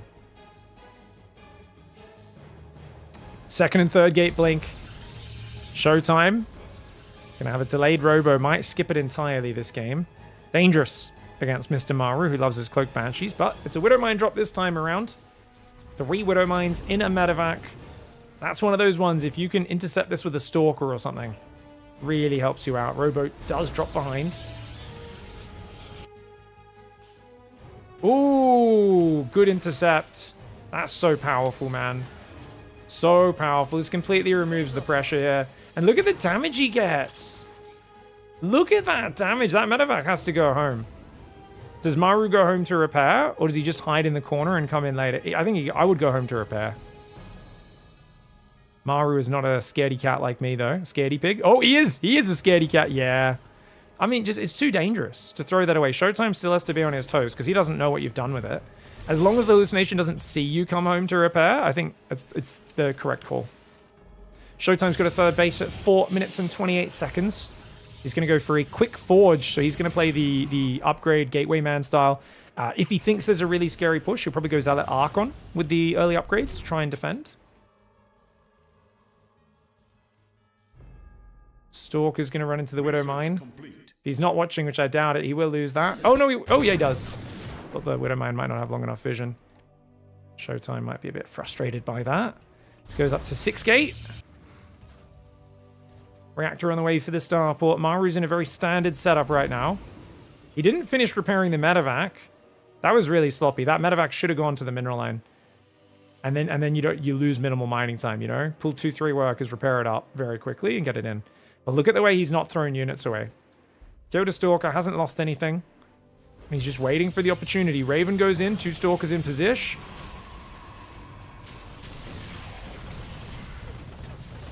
Gonna get 2 probes usually with that. Only one. Only 1 probe and a lot of damage on the Raven. Good D by Showtime.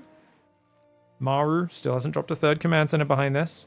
3 Stalkers on that edge as well. He boosts the medevac, realizes there's units, and he says, wow, we're just gonna hold position. It's really annoying for Showtime to leave these units defending. Now, if he gets this auto turret down in the main before the battery's done, it could be effective. But about 10 seconds, that's gonna lose any efficacy. Oh, wow, already! Who the hell? Maru! He's only got 6 Marauders and 16 Marines, and he's SCV pull all in. He's only got 2 medevacs, one of which is with the Widow Mine drop. This is a brutally fast drop, but Showtime's on a 12 worker advantage. He's building 3 batteries. He seems to realize what's happening, maybe? I think you should pull into the natural, maybe. Let him take out your 3rd. Couple of force fields come down. He's got a few more available here. Does Showtime... Does he have energy recharge? No, it's not available for a while. He's got charge coming in. The Raven's going to go down. The Widow Mine drop is joined with the army on the front. Showtime's going to try and stutter this out with the Stalker Sentry, but okay, he's got to go forward. Take those Widow Mine shots. One of them doesn't fire, so he's going to have to get that on the next wave. The stims, when they run out, this buyer's going to get damaged. There is an argument you just need to buy time as Showtime. Just make him stim, pull back, make him stim, pull back. 13 SCVs have gone down, but the Marauder count's still scary. Showtime Stalker's running out of healing. I think Showtime has to back away. He's got to back away. He's lost too much DPS. The probe pull is a bit too late. You've got to pull the probes while you've still got a lot of damage per second on the board, and those probes pulled a little bit late, got stuck on the SCVs and the shield battery, and I think Maru might just barely be able to push this over. The Stalker's pulled to the right side. There's still a bit of medevac healing in there, and these Stalkers going down may just spell the end for Showtime. A brutally fast attack here. That pylon going down is huge. Losing 2 gateways in a robo. He's still got 6 gate production, does Showtime. Trying to make some zealots here and the like. Probes are pulled in. Stalkers coming in from the right side as well. But Maru, the master of the crazy, decisive all-ins, he is so good at this sort of move. Just off the cuff. I'm going to pull the boys and go. And even though that attack gets held... Hold on. Showtime's making armor, and he's making probes 3 at a time. Maru has mules and a worker lead, which should be a game-winning advantage. Oh, the Marauder dodges are slick! He swaps to the healthy medevac as well! He was going to do it on the red hit point medevac, so Showtime targeted it, but Maru changed his mind, grabbed the healthy medevac to dodge the projectiles. Brilliant play there for Maru. Showtime's back to probing up. Perhaps the Stalkers should have been a bit further forward on this map. I don't know. Should he have kept his sentries in his natural the whole time? I think it's so hard to engage against such fast SCV pools. I never know exactly how you're supposed to defend these sorts of attacks. Showtime doing a valiant effort. Remember, guys, Showtime, he may only be 3 wins to 14 losses all time against Maru, but he beat him last time they played. He looked incredibly solid doing it. And you can see here, by the way, he's hanging in this game, that he's definitely competitive with Maru, but Maru is miles ahead right now. Almost double the army supply. Hiding in the bush, waiting for the next wave. Does he pull the boys again, guys? I don't think so, but maybe, since that main is mining out. It's been rebuilding SCVs and bio. It's only now started +1. This is a modern thing. A lot of players have been skipping +1 weapons. It's actually a really cool adjustment. I've seen a few of the top Terrans doing this against Protoss, just to hit their timings that little bit earlier. I think Percival was doing this, right? Was it Percival in the group stages doing that against, like, Zaun? Nice force fields. Zealots trying to pull back. Dude, Showtime microing this out really well so far, but it's a lot of force fields. I don't think he can afford a full another wave of that. He's got 1, 2, 3, 4. He's got 4 force fields. Dude, if Showtime gets back in this game, what title do we give him? I think it's just his normal title. Demower, right? The wall. The wall that refuses to fall, man.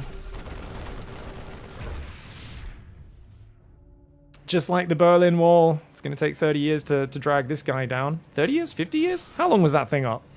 Went down in like 1990, 91? Something like that? It was there since like, I don't know, I want to say 55? Marine Marauders are there.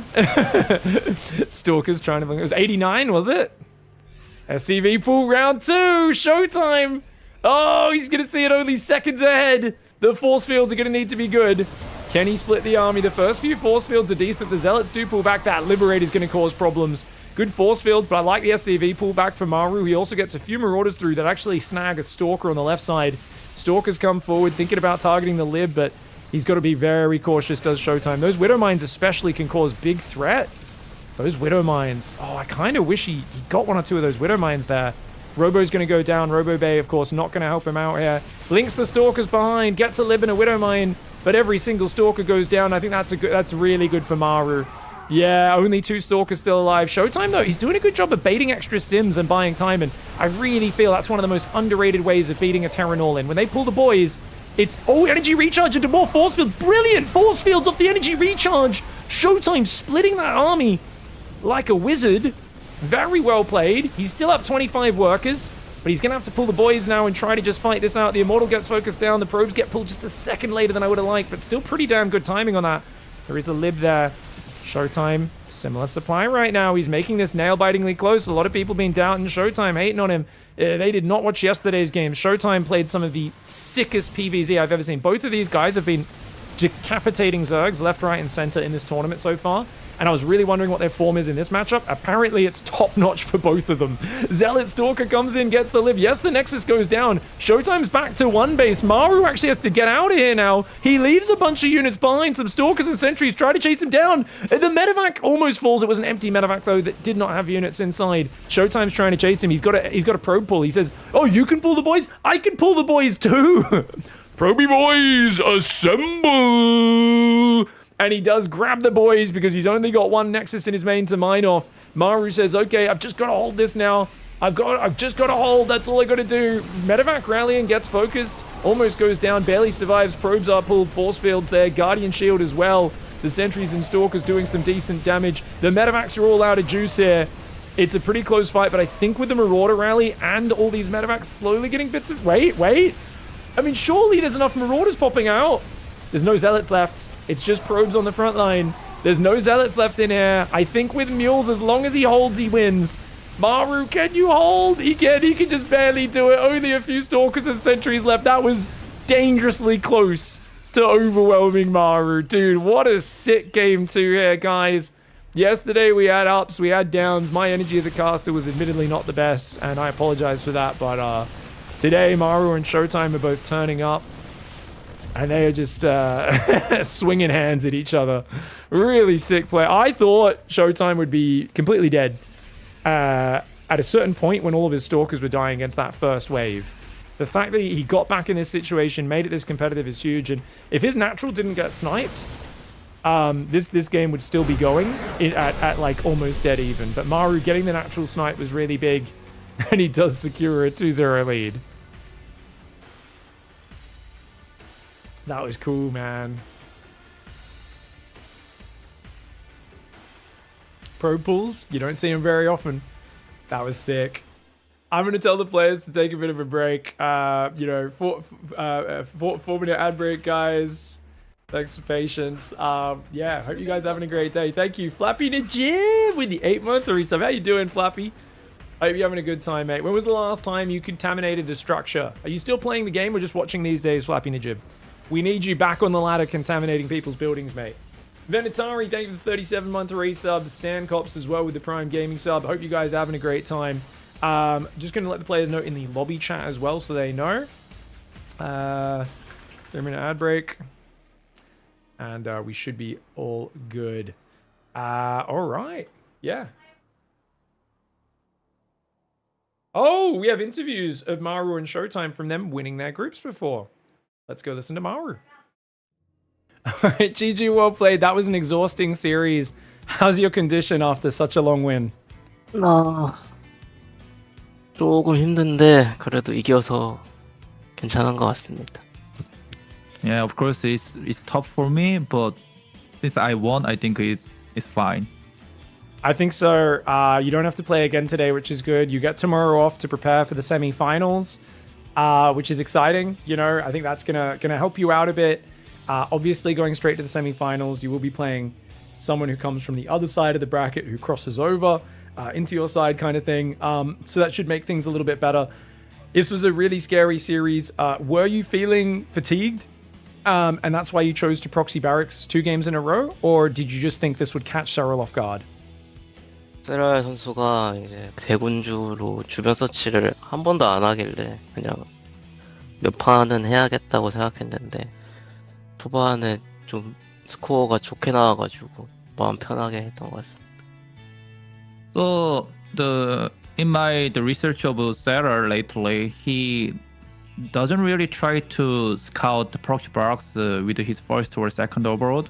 So I plan to play this kind of proxy box if my score is ahead than him. So yeah, since I won several games already, so I chose that and then snipe it. I think it's a really good gamble in those conditions. I think already though, this was such a good start. Well, this was weird. You were a bit behind in game 1, and then game 2 you were miles behind. Did you ever expect to make comebacks from such bad positions? Like game 2 especially was a crazy comeback. Did you believe you could come back, or were you as shocked as we were? 조금 힘들 것 같았는데 제가 업그레이드가 워낙 좋았어가지고 한 타이밍 있겠다 싶어서 최대한 잘 막았던 것 같습니다. Yeah, I thought it was rough for me to come back, especially second set. It would be really rough, but I thought my upgrade was actually good. So I thought if I held the harassment or like attack, and then made full army, and I thought there was one good timing, and actually it worked well. It was amazing. I mean, yeah, you were hanging in there. I mean, you were so far behind, so it was so scary. But you played really, really well. I think that's intimidating and hard to play against for anyone at this point. So I think your late game ZVT is looking fantastic. We're so excited. We won't keep you for much longer. I really feel like I will just grab one more question from chat quickly. And yeah, it feels like you're playing so many different styles. You have mech, you have bio. Sometimes it's very Cyclone Hellion. Sometimes it's tanks. Sometimes it's 2 barracks proxy. You have so many different strategies. Do you think this makes it especially hard for your opponents to predict what you're going to do next? 일단 그런 것도 있고 또 하나만 하면 재미가 없어가지고 그냥 여러 가지 하고 저도 빌드 만드는 거 좋아해서 그래서 많이 여러 가지 해보는 것 같습니다. So yeah, of course, I'd like to make my future opponent to think I'm the most difficult opponent to predict, of course. But in general, I do like to have fun. I don't want to play one damn strategy again and again. And then at the same time, I'm also like a kind of person who likes to make tons of new and variety strategy. So that's why it became like that, and it helped me. Awesome. I mean, it's such a pleasure to watch because for us, seeing a different opening build order every time, whether it's even though your late game often converges in the same spot where you're the best player in the world right now by far, ZVT especially, it's a pleasure to watch. So thank you so much. We look forward to seeing you 2 days from now in the semifinals. 감사합니다, Maru, and GG well played. Thank you. Thank you. All right, GG well played. That was an exhausting series. How's your condition after such a long win? 조금 힘든데 All right, guys. Thank you for the wait. Go. Let's get back into it, guys.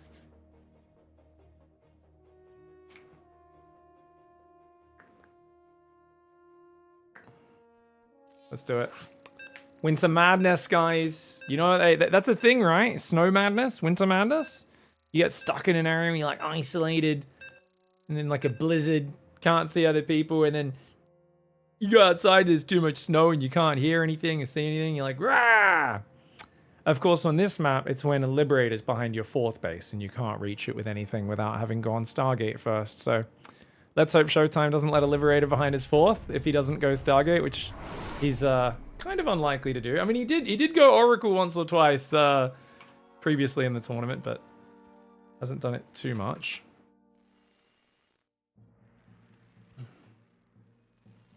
The games have been good so far. What's up, Rainer? Really good, actually. Yeah, really good. Maru got him with a mech push on Enclave with a hidden corner base in game 1. And then just barely got him with a really quick SCV pull, but it took like the 3rd wave for him to actually win the game. Showtime had to pull probes against him. All right, guys. Maru is playing vicious, pre-planned, aggressive StarCraft. It looks like a double proxy Marine or Marauder. Which one do you guys think? Are we going to see a gas go down? Oh, it's a Marauder, double Marauder proxy. Showtime's going to check for proxies in the common single barracks Reaper proxy spot, not over here. But he will realize when he gets in there and sees only one gas exactly what's happening. Unless Maru somehow could fake the second gas and make it look like it's a barracks into factory play. Highly unlikely. So what's your response, guys? This probe should get there just before the Nexus goes down, right? And I think he's planning to go Cybercore before Nexus anyway, the safer play. I'm a big fan of going for a second gas and immediately taking a Stargate and getting out an Oracle or a Void Ray as quickly as possible, probably an Oracle. I also think if you can sneak a probe out and hide an expansion somewhere else, that's maybe a play.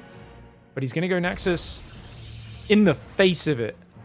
This is absolute insanity. I know you technically can defend this, but with that so close, you need near perfect micro to do. I know if you don't take the Nexus, they just don't commit as much, and then it's kind of awkward and it feels weird, but this is so hard to defend, and I always feel like it makes your life so difficult. Maru blocking the second gas right now. So annoying.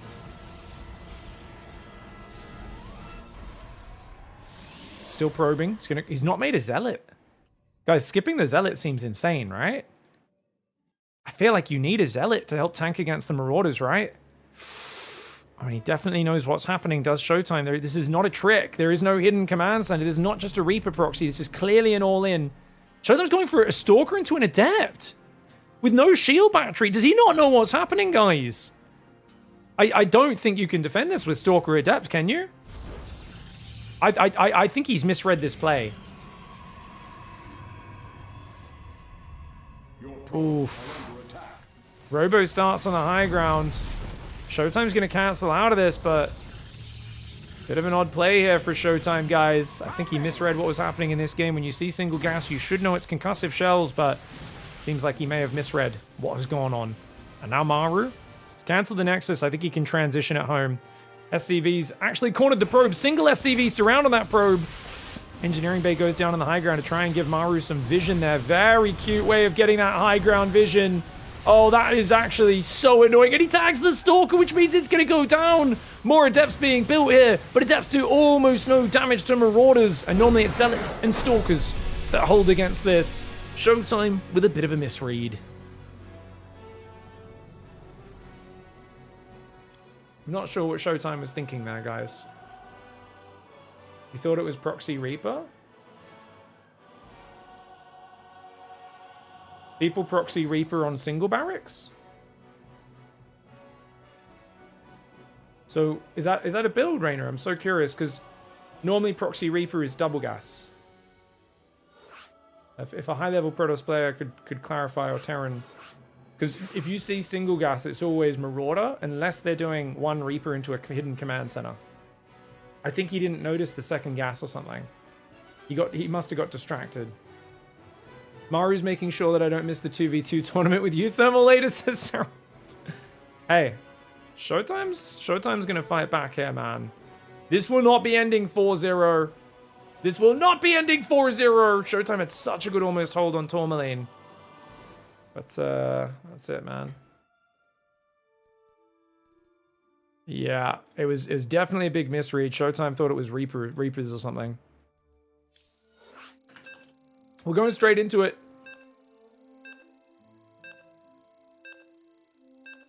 Marauders only started to get built when he saw no barracks in the main. Who are you responding to? Yeah. Don't think he got the scout soon enough. No, he definitely got the scout soon enough. Yeah, he saw what was happening, decided to go Nexus. I think even going Nexus is always dangerous, but you can defend it with like Zealots into Stalkers and like 2-gate Stalker shield battery. But you got to get multiple batteries really early, and you got to micro like a god. You got to pull quite a few probes. It's really tough to pull off.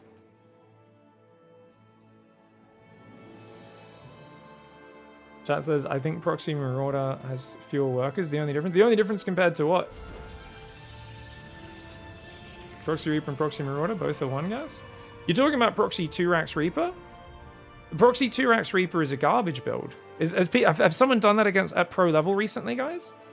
All right, guys, going to the next one. Maru's once again Proxy 2-Raxing. Showtime is going to come in and scout immediately and realize Maru is up to no good.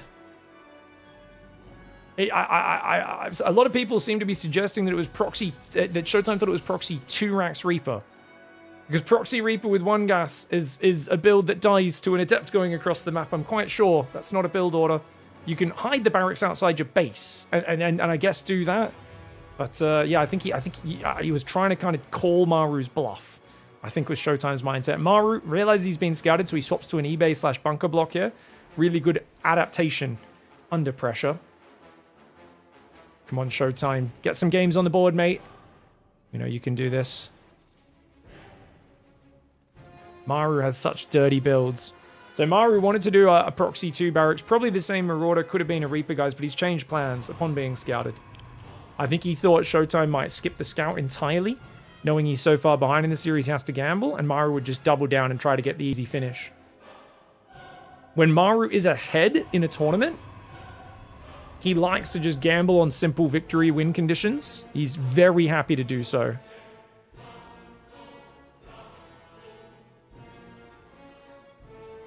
That says, this looks awful for Showtime. I mean, you got to realize the barracks and eBay are on the other side of the map. He's just started his factory now, not a particularly early timing. This is perfectly fine for Showtime. He's gone quick double gas here. I think it's not really an issue. I think this is totally fine. He's just got to play clean. It just messes the game up a lot. Like, Showtime's build is not going to be super clean, but Maru's build is a hot mess as well. Maru sent 2 SCVs across incredibly early. So he's lost a massive amount of mining time. This stuff is not free. Nice. Reaper going down is big for Showtime. This Reaper's going to come out as well. The problem for Showtime is that Maru is so good at navigating these sorts of games. Showtime's going to go DTs to try and counter him. Not a bad idea. And his Nexus isn't going to be too delayed either whilst going for that. So I think this is really good adaptation for Showtime. Going to go Tech Lab on the factory for a cycle. And Command Center has just started. So Nexus is still down before Command Center. Barracks has to float home, so you don't have a reactor pumping Marines. So you're way behind on Marines with this sort of build. And yeah, you can see just how awkward this can get, man. Just get very awkward for the Terran. If you get scouted going across for a proxy like that, most Terrans will go, oh, this is awful, it's so bad. Maru makes these games look surprisingly solid because he is that good at adapting. And he's got such a deep understanding. Where we think of Maru's first year of complete dominance, 2018, in Korea. He dominated everything that year, right? He won WSG at the start internationally, and he won every GSL. And it was often proxy barracks gets scouted, goes wrong, finds a way to win anyway. But if he doesn't build a Raven, good chance he's in the doo-doo. There's only one Zealot, one Stalker. Second Stalker will pop, I think, just before the Reaper comes in. But if the Reaper gets a full scout, he's going to know it's DTs. Third CC goes down. Maru. Let's go to Maru's camera, guys. I'm on Maru's camera now. Oh, he's going to see everything. Oh, the Pro Pull's good. Kind of potentially scares him away from seeing the other pylon. No, he's going to commit. He knows he's got to see. And now he knows it's DTs. It has to be DTs. There's nothing else this can be. If we go to his camera, or not his camera, but watch him. He should be building an eBay right now. Staying on one base and waiting for mules also works. If he could just not drop mules. He's got 50 energy now. It's an option to just... He drops mules. Does he not realize? I mean, that's such an empty base. That to me is a giant alarm bell. Sometimes seeing the direct tech is big, but seeing an empty base this deep in the game is a massive, massive alarm bell. Maru. TTs are coming, bro. Don't let them up that ramp. He's got a mule waiting, and he will have a third orbital coming up. SCVs are transferring into the DTs. Maru not watching DT. Oh, he sees it, but the DT's in. It's going to get just one SCV. Oh, it's going to escape the scan. Oh, it doesn't quite escape the scan. Nice play there for Maru. And he does start a Raven after his first Cloaked Banshee. This has not done crazy damage for Showtime. Hasn't really paid off. And of course, when you open DTs like this, your follow-up is massively, massively delayed. Now, for those who didn't watch the group stage, Showtime beat Beyond with a DT that failed into Blink DT, Blink Stalker base trade when Beyond pushed him. It was crazy. Like, he waited for Beyond to push. He dove in and sniped his orbitals. He played like his name was Cheese God 69. It did not look like Showtime at all. It was very cool to see him try that style. Banshee only gets itself a probe. And look at that. 2 observers, 2 stalkers on each side. She's just going to have to hide in the back with an observer tracking it for the rest of this game. Blink is almost there. Extra gateway comes in for Showtime. That third base halfway finished. Stim has only just started for Maru. So even though the DTs delays things, Maru going 3 command center means he's just going to be chilling. This is probably going to go late game. Maybe Maru finds like a 2.5 base push. No, he goes double eBay. Maybe he pushes with 1-1 at like 9 minutes, but he's not going to have much before then. Oh, Blink just kicks in. That's huge for Showtime. Showtime will absolutely want to send a probe up to repower this, I believe. And I think Maru should probably run back to his base, knowing it's very dangerous. Now, keep in mind, tech works no matter what, even if it's not powered. So you don't need to repower this. But it would be nice as a potential warp-in point later on. Oh, and that's why you want to run away. So those Cyclones are exposed. 1 Stalker for 2 Cyclones. A brilliant trade for Showtime, who is back in a very, very decent position in this game. And funnily enough, he didn't leave the Observer tracking the Banshee, which I'm a bit surprised by. He doesn't notice it flying past in the main there. Gonna go back and maybe repair itself up. Cyclones are useless at this point anyway. Oh, they're not great units. You don't want to throw them away for free. Like, don't get me wrong. I throw my Cyclones away for 1 probe and don't care. But one of the great things when you watch Maru normally is the Reaper from the early game, the 2 Reapers and the Hellion or the Banshee or whatever it is, whatever unit you think is pretty worthless, he'll wait till the opponent's occupied, he'll run in and kill 10 workers with it. And that's not unusual. So, you know, losing those Cyclones does matter, guys. They're not the highest value units, of course, but they do definitely matter. Dark Shrine's going to get taken down. So it would have been... Yeah... No, he's not willing to commit.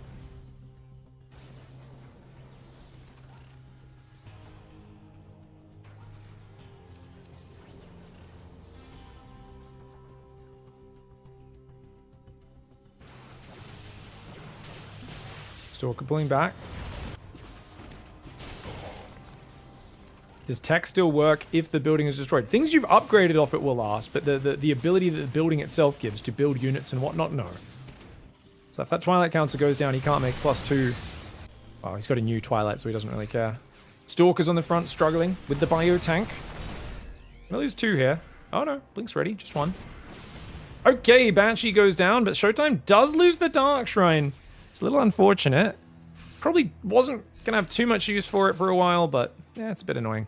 These Stalkers should get out of there, though. Just hanging in the corner, not very useful for them. Showtime has 1 Colossus, charge kicking in, +1 weapons, almost there. He's going to go for the second Forge in the back. I love that prompt second Forge. Maru's on 62 workers, similar economy to a Protoss player, which is very good. He's got 2 tanks and a Raven, anti-armor missile. Hits 6 of those Zealots. The whole bio army stims, cleans up about 4 of the Zealots, though, to begin with. Another anti-armor missile. Showtime just giving up ground. He does not want to fight. He wants +1 in extended thermal lance, but he's got to go forward. He's got to scare this army back. But he's too afraid to fight with the orange dust on him. Maru senses this, and he knows he can push forward. That Marauder does unfortunately get surrounded there by those siege tanks. Those tanks are in great position, and Showtime's taking a lot of damage here. Showtime's waiting for the upgrades, but I think that might allow Maru to just pick away at him. Get crazy damage on this. Scan just dealt with what I guess was a DT running in on that base. Another anti-armor missile goes down. The army's going to come forwards. Showtime trying to bust this position. The Zealots on the south get a really good angle. The Colossus need to click on those Marines. He's going after the Marines with the Colossus. The Marauders and tanks are starting to fall. Those Colossus just need 1 or 2 swipes on those Marines, but without extended thermal lance. It kicks in now. Oh, if he had that thermal lance the whole time, Maru's Marines would have been toasted. But as it is, Maru sets up a fighting retreat. Turns it into a little ambush in the middle of the map. Gets 2 Stalkers. Showtime's down in the dumps once again. The fast third command center pays off. Maru here trading 1,700 resources more efficiently. Maru's just a beast, man. You know, he forgot how to lose in TVZ recently. Turns out in TVP, he has remembered how to win without giving the opponent a chance to play the video game, which is kind of fantastic. Showtime is on... I think he's playing very good PvT. I just think there's a difference with Maru, where Maru is so good at playing many stages of the game, but he also hits you with the craziest gambles and surprise attacks. And it's that whole package that's hard to deal with. You got to be so clean in the macro game, but also you got to be ready for an SCV pull at all moments. Maru is the true menace to Protoss players everywhere. Good Colossus micro for Showtime. He's also got some force fields that could land here. This tank coming forward is really going to help Maru secure this position. Showtime shaves off quite a few Marauders, though. Really good. He just got like an extra 3 or 4 Marauders. Stalkers go for the Raven, don't quite get it. Another Marauder kill or 2 would be good. The Medivacs are out of healing. Dude, this is really bad for Maru. He's losing so many units. I know Showtime's like down in supply and stuff, but the lack of healing there, it's actually a scary moment. Would love to see a couple Zealots hit the natural at the same time, make it a bit hard for him to micro. Showtime's going to back away, though. Got his 4th and 5th base both coming up here. He's going to try and probe up to 75, maybe 80 probes. Templar Archives would be nice because he's got such a big gas bank, so a few Archons could help, and of course Psystorm's always a good addition. Did that Prism get scouted, guys? I'm not sure if it went through that or not. Main base is wide open to Prisms right now. Showtime's such a front-on player, and Maru's not really got his guard up for the Warp Prism. Very impressed that Showtime's making this competitive, dude. After that first push, killing his 4th and trading so well, thought he was done for. 2-1 upgrades about to kick in for him. Maru's got 2-2 though. Maru's thinking of diving. I don't think that's good. Is it?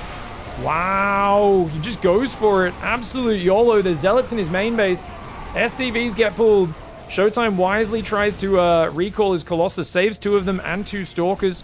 Few add-ons and 6 SCVs go down. Is that enough to make this next defense possible for Showtime? I really don't know. His Prism's going to pick up and fly away.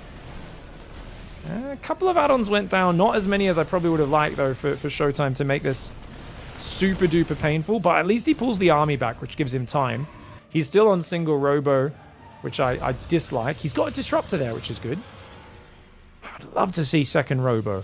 But when you're playing 4 gas Protoss, 12.5 minutes, you basically say, I'm going to have a handful of attack units and a whole lot of basic boys. His gas bank has now been chomped through. Maru's going to push this north side. I don't think Showtime knows what's happening. He's got very limited map control. That 5th base is a free snipe.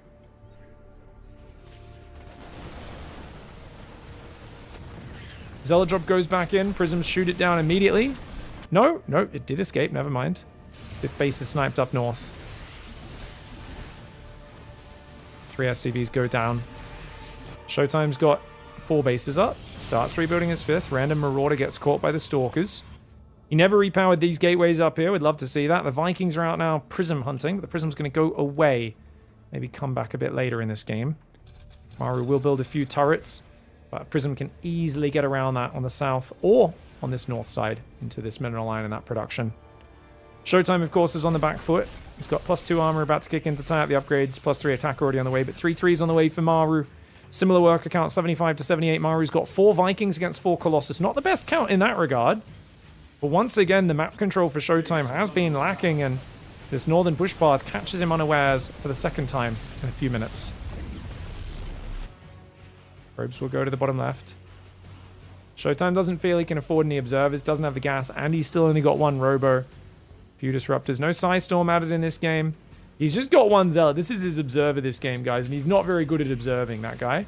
That's a guy who likes to charge at the opponent and try and stab him in the face. 2 more Nexi coming in. It's repowered the top right, which I do like. Showtime is going to try and push right now. Down 5 army supply, 5 command centers building at once for Maru, and a fusion core. And most importantly, his +3 weapons is almost done. It's a huge Terran army spread out in a big line. Showtime can A-move that. But Maru quickly scrambles with his micro. Nice anti-armor missiles. Disruptor shot. Not able to land. The space gets cancelled. Showtime wisely giving up ground. He's got to wait for the right engagement. It's scary, man.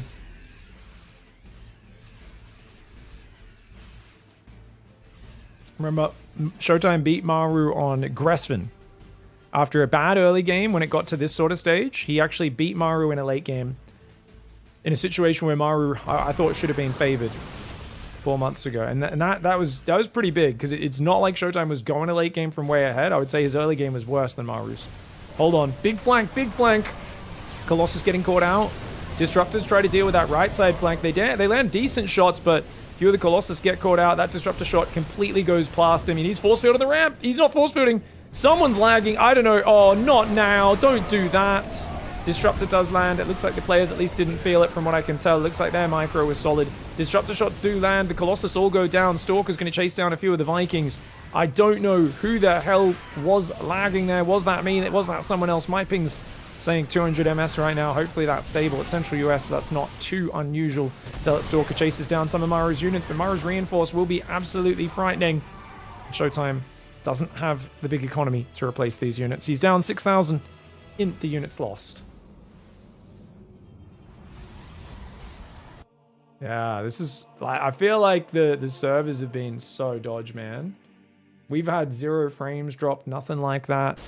But it's like every game, it's either me, one of the Eastern Europeans, one of the French guys. Someone has some giant lag spike at some moment.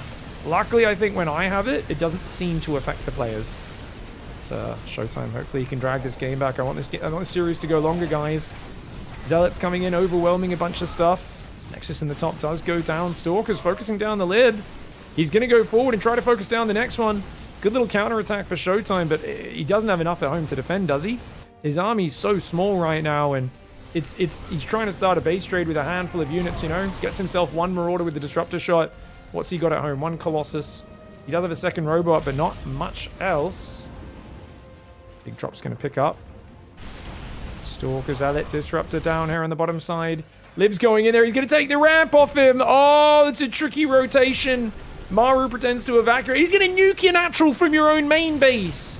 Maru. Oh, he's going to go from both sides. Tries to jump on top. The Stalker, Zealot, Colossus moving in there. The tank does go down. The Vikings clear that, though. The nuke lands on the natural. The army's already engaged. The Marauders were each with their own personal medevacs, though. Those Marauders, man, struggling to take them out as Showtime.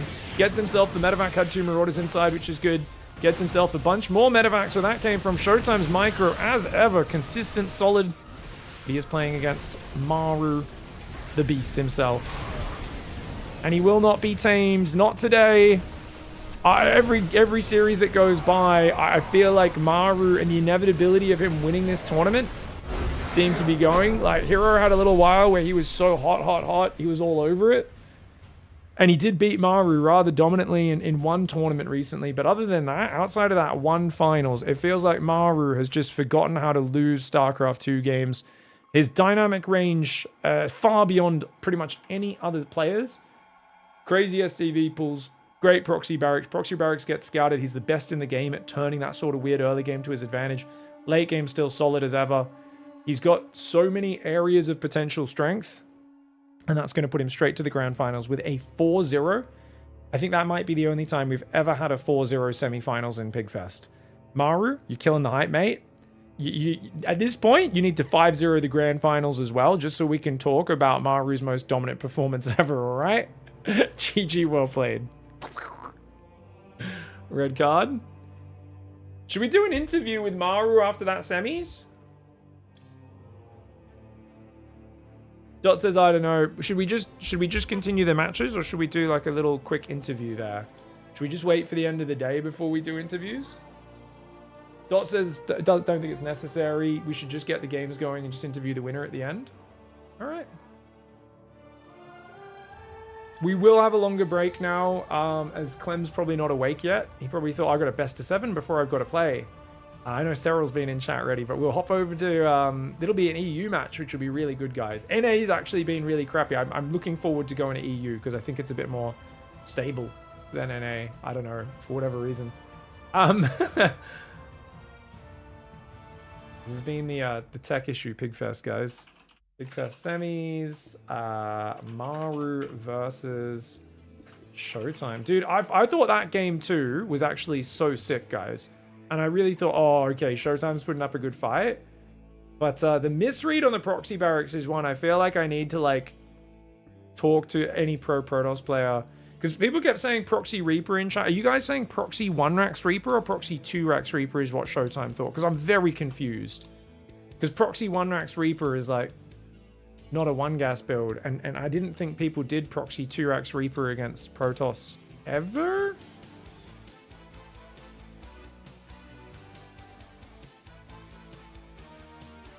But yeah, because that game really threw me through a loop. I could not figure out.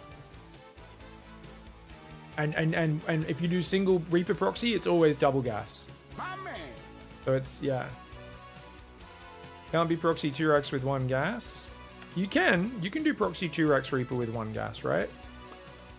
You just build 3 Reapers and that's it, yeah. But normally you go Marauder. It's Marauders, yeah. It was the second 4-0 in its semis. What was the other one, Eon Blue?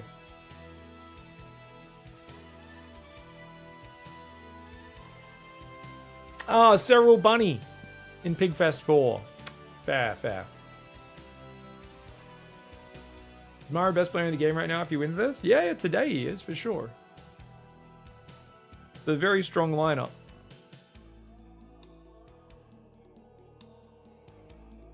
Yeah, no, if Clem beats Serral, it'll be a TVP finals between Maru. Both finals are top tier now, guys. It's either Maru Serral or Maru Clem's Protoss. And they had a banger best of 5 the other week, and I think it was the Luli Cup, which was sick. Yeah, what's it saying in Maru interview? Yeah, thanks for the congratulations, Big. My strategy was to snap his neck a little, like a little lamb, and I did, and it worked. Whew. Yeah, pretty much. Nah, that's what Maru's been doing to everyone, though. He's been butchering people, man. He's so good. And it's this performance after him in the last one being like, oh, yeah, I'm confident against Zerg and Terran, but Protoss is, like, pretty good. I don't really want to play Protoss. And then he shows us that performance. Absolute freak. All right, guys. Yeah, insane performance from him. We'll see you guys in a couple minutes. Let's get some ads playing while we get the vetoes going for Serral versus Clem. Hey, dude. Sorry, I know this has been a grueling day of games. Maru, Mr. Late Game, Turtle Master, Mr. Mech Master, Mr. Ghost. You guys had an epic series. You got a bit of a break, and then a pretty action-packed yet, I feel like, stressful series against Hero. Is it fair to say anytime you play Hero, it's just kind of hard to predict what's gonna happen next? You got to be on the edge of your seat.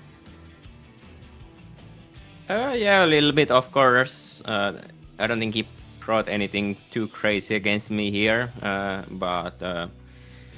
Yeah, you always have to be careful, not sure what he's gonna bring in the table, but at the same time, sometimes it's the scariest when he plays the absolute standard there as well. So maybe if he gets too crazy, sometimes I'm happy about that as well, you know. Did you get a chance to watch his series versus Solar? What did you think of the +1 armor resonating glaives build? I'm not sure. I mean, to be honest, like the very late glaive builds are not that bad even.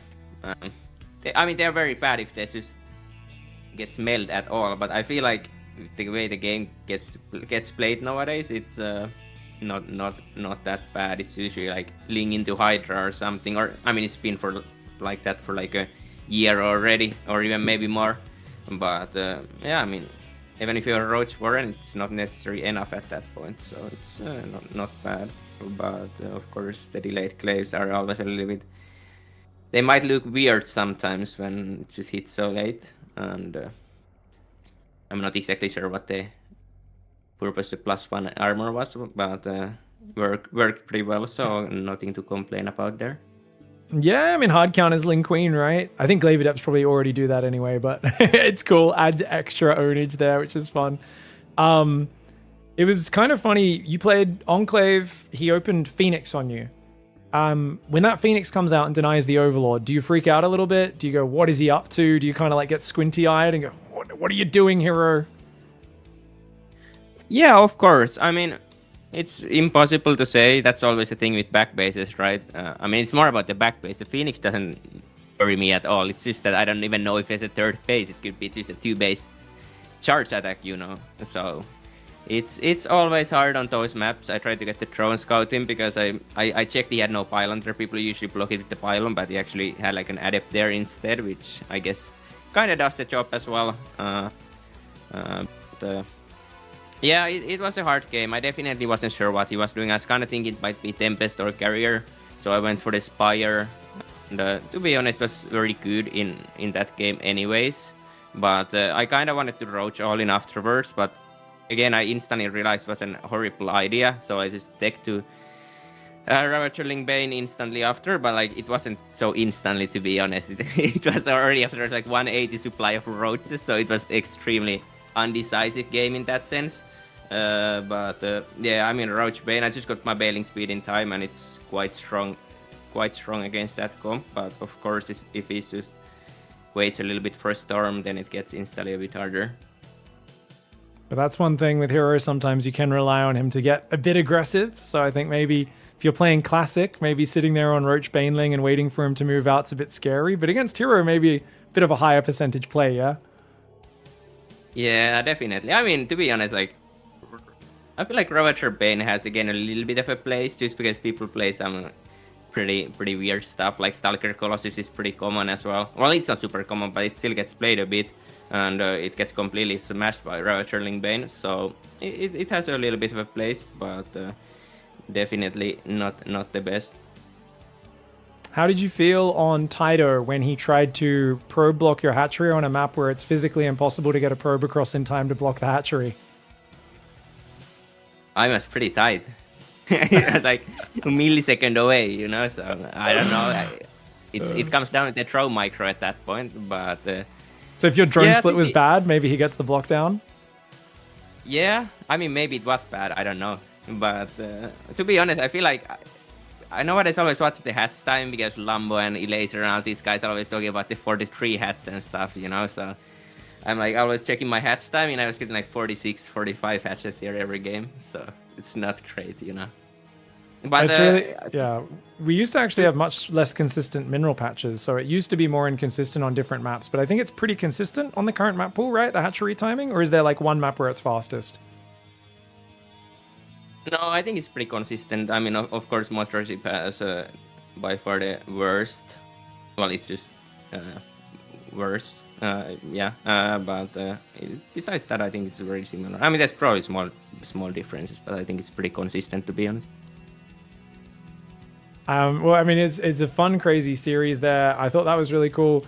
In hindsight, do you think if you just committed to Mass Muta, you could have, like, would that have, in hindsight, been a better build on Celestial? Maybe. I mean, I was only on 7 gases, right, because I took the back base, so it would have been a bit slow at start, definitely. But if I would have taken fast pick there and taken the rich gas pretty fast, it could have been good. I mean, I kind of knew he had I scouted the Robo Bay as well, so I had a pretty good idea on what's happening in the game, and it definitely makes sense there. I think either that or just playing for a little bit faster Ravager Bane would have been pretty good. Yeah, I think I didn't go just Mass Muta because it was only 7 gases, so it felt less good. Yeah. It probably could have been strong there still. So I have a hot take on Celestial Enclave, maybe a lukewarm take. I think the rich gas base is almost always a trap, unless you're like playing a very immobile Protoss style, you just want it because it's next to your bases. I think like a Zerg, it's almost always bad, because even though the rich gas is nice, you only get 5 minerals, and it so easily dies to every Terran and Protoss push, and it always just goes down for free without them even committing. Whereas I think that corner base is like way more reliable, or the one behind the rocks. What do you think? Am I stupid? Is Pig a washed up caster who's dumb? Because I hate that base. It reminds me of the Ley Lines base, which was a little bit better, but people would obsess over taking that base, and I always thought it would just die so quickly. Yeah, definitely. I mean, I wouldn't take that too early on. But so yeah, it's very hard to hold on. The location is pretty terrible for the most part. And but yeah, I mean, you usually kind of still try to get it as like 5th or 6th. You kind of just make a hatchery there, and hopefully you can keep it. Is the way it usually goes. But at the same time, to be honest, that is like the only 6th base pretty much there is. Well, at least I feel that way. You can take like the one that's like next to your like the small back base, the one I actually had at the end during that game as well. But I mean, that's just as hard, I feel like. So that's even worse. You don't even get a rich gas on that one. So yeah, I know. I think for 6th base I'm down with it, but even 5th base I don't like it. I'm like, no, yucky. I'm a hater. You know who else is a hater? Dude, I've never seen more balanced one. Can you just never lose any maps? I swear. That ZVT series. Oh, I had to tell off chat a few times. People were like, no, mech is broken, go Sarimba. It was a close series. It was so back and forth. The fact that you got a few games against Maru after being in such a hard spot. Just take us through the journey, because I feel like that game 2 had to be so frustrating, where you had him on the ropes and then he just he did such a good job of splitting his army to defend the Locust, even when you were attacking 2 different places. And then he just got that one push straight across 10,000 feet, gets between your rallies and everything. And, you know, there's just not much you can do when they're in between your rallies. And Swarmos chew up too much supply, so they can't really defend the push. The drone count's really high. Losing that game, I think most players would have just been like, oh, this friggin' sucks. But you fought back after what I felt was like a really frustrating first couple games. So what was it like playing that series emotionally, and how did you stay focused? Yeah, I mean, it was a pretty hard series from the start already. I think the first game was pretty good for the most part. Before I lost I did like the one push at this third base where I lost all my mutas. But besides that, I think I did pretty well in that one. I think it was a turning point there. And the second game, yeah, I mean, I micro really bad on the first attack. I kind of should have probably won easy with the first attack already with good micro, but he managed. I don't know, he kind of managed to somehow. I couldn't really get clear attacks on the tanks, and then he was always repairing them instantly. So if I didn't just get to kill them somehow. So they always stayed a bit longer than they were necessary. But I still thought I had the game for sure after that. But I think the Swarm host. I don't really play Swarm host too much anymore, to be honest. I don't really. Well, yeah. The thing is that if there's like Banshees on the field, it's hard. That map's quite short, so it's a little bit more doable on it. And after you get the Niduses and I have the Queens there, it can kind of work. But yeah, I don't know, the Swarmos didn't really get anything done ever. I felt like they were a complete waste of supply the whole game. They like literally killed nothing ever, I felt like. And I think his upgrades were so good that probably had a lot to do there as well. So yeah, I don't know. The mech games were really hard. Like even the third game was like, I don't know, it was just very hard. After I got like 3-3, I couldn't really get any fights going at anywhere, and it was definitely challenging. But going back to the 10k feet game, I think one thing I could have done differently probably is get like, because I went like infestors, which I always do, but I should have just made 2 Vipers and kept it pretty basic, you know. Just get Blinding Clouds, Bailings, and the Locust in there at some point, and that would have been probably pretty strong. But yeah, the Infestors. I mean, I made the Infestors because I couldn't catch the Banshees otherwise ever. Yes. Yeah. But yeah. Well, dude, that's such a good... Dude, I love listening to you in real time, kind of play it back in your head and kind of just go through the steps and try to reason it out, because I get to see the whole information, watch the whole thing, the chat does as well. And yeah, I think keeping it simple helps a lot there. Because like I was watching it, I was like, only Serral can handle, you know, you guys, you top pros can handle this level of, you've got Swarm hosts, and then you've got Infestors and Vipers and Ravagers and Lings and Banes, and like the amount of actual regular fighting units you have is so low. If I gave that army to any average Joe Zerg player, anyone below 6k especially, they're going to get nothing done. Because, like, if you A-move that army, it doesn't do anything, right? Like, the Ravagers and Banes, if they're clumped, they die to a few tank shots. The Infestors and Vipers need good control. Swarmos are so supply heavy, so you got to be really technical with, like, control-clicking the Locusts, move commanding forward, trying to land them on different targets, not land on their Hellbats. And yeah, I think that was, I think definitely, like, because I remember chat was asking me after, they was like, Pig, what should he have done to win? I'm like, I don't know, like, exactly. But speaking in generalities, probably do something simpler and just try to overwhelm. It was kind of what I was saying. I don't know exactly what, but like less complexity and just go when you've got the big supply advantage with whatever that is. So I actually really like that you kind of, we could hear you reason out live and go, remove the Infestors. Maybe don't play the Swarmos, but definitely like Blinding Clouds, Baneling Ravagers, actually commit to pushes and just try to break in with your big supply advantage and momentum. Obviously, though, I think it's cool as well hearing you talk about the Banshees, because they were so irritating. Every time it looked like you'd get a good fight or position, the Banshees would come in and your Queens would have just died, or your Queens are in the wrong... Those Banshees were a menace. They looked like... They look like the Banshees in my games where they kill far too much, so they must have been infuriating to deal with. But despite that, you kept it cool and you did start to bring it back. Did you completely expect the proxy barracks on Ruby Rock? Because you made that such a close series. I know you didn't win the series, but like I really felt like this is a series that should be 4-0 with how the first few games go, just from where most players would kind of go. Yeah, I think he did it last time against you, Proxy Rex, right? Were you expecting it?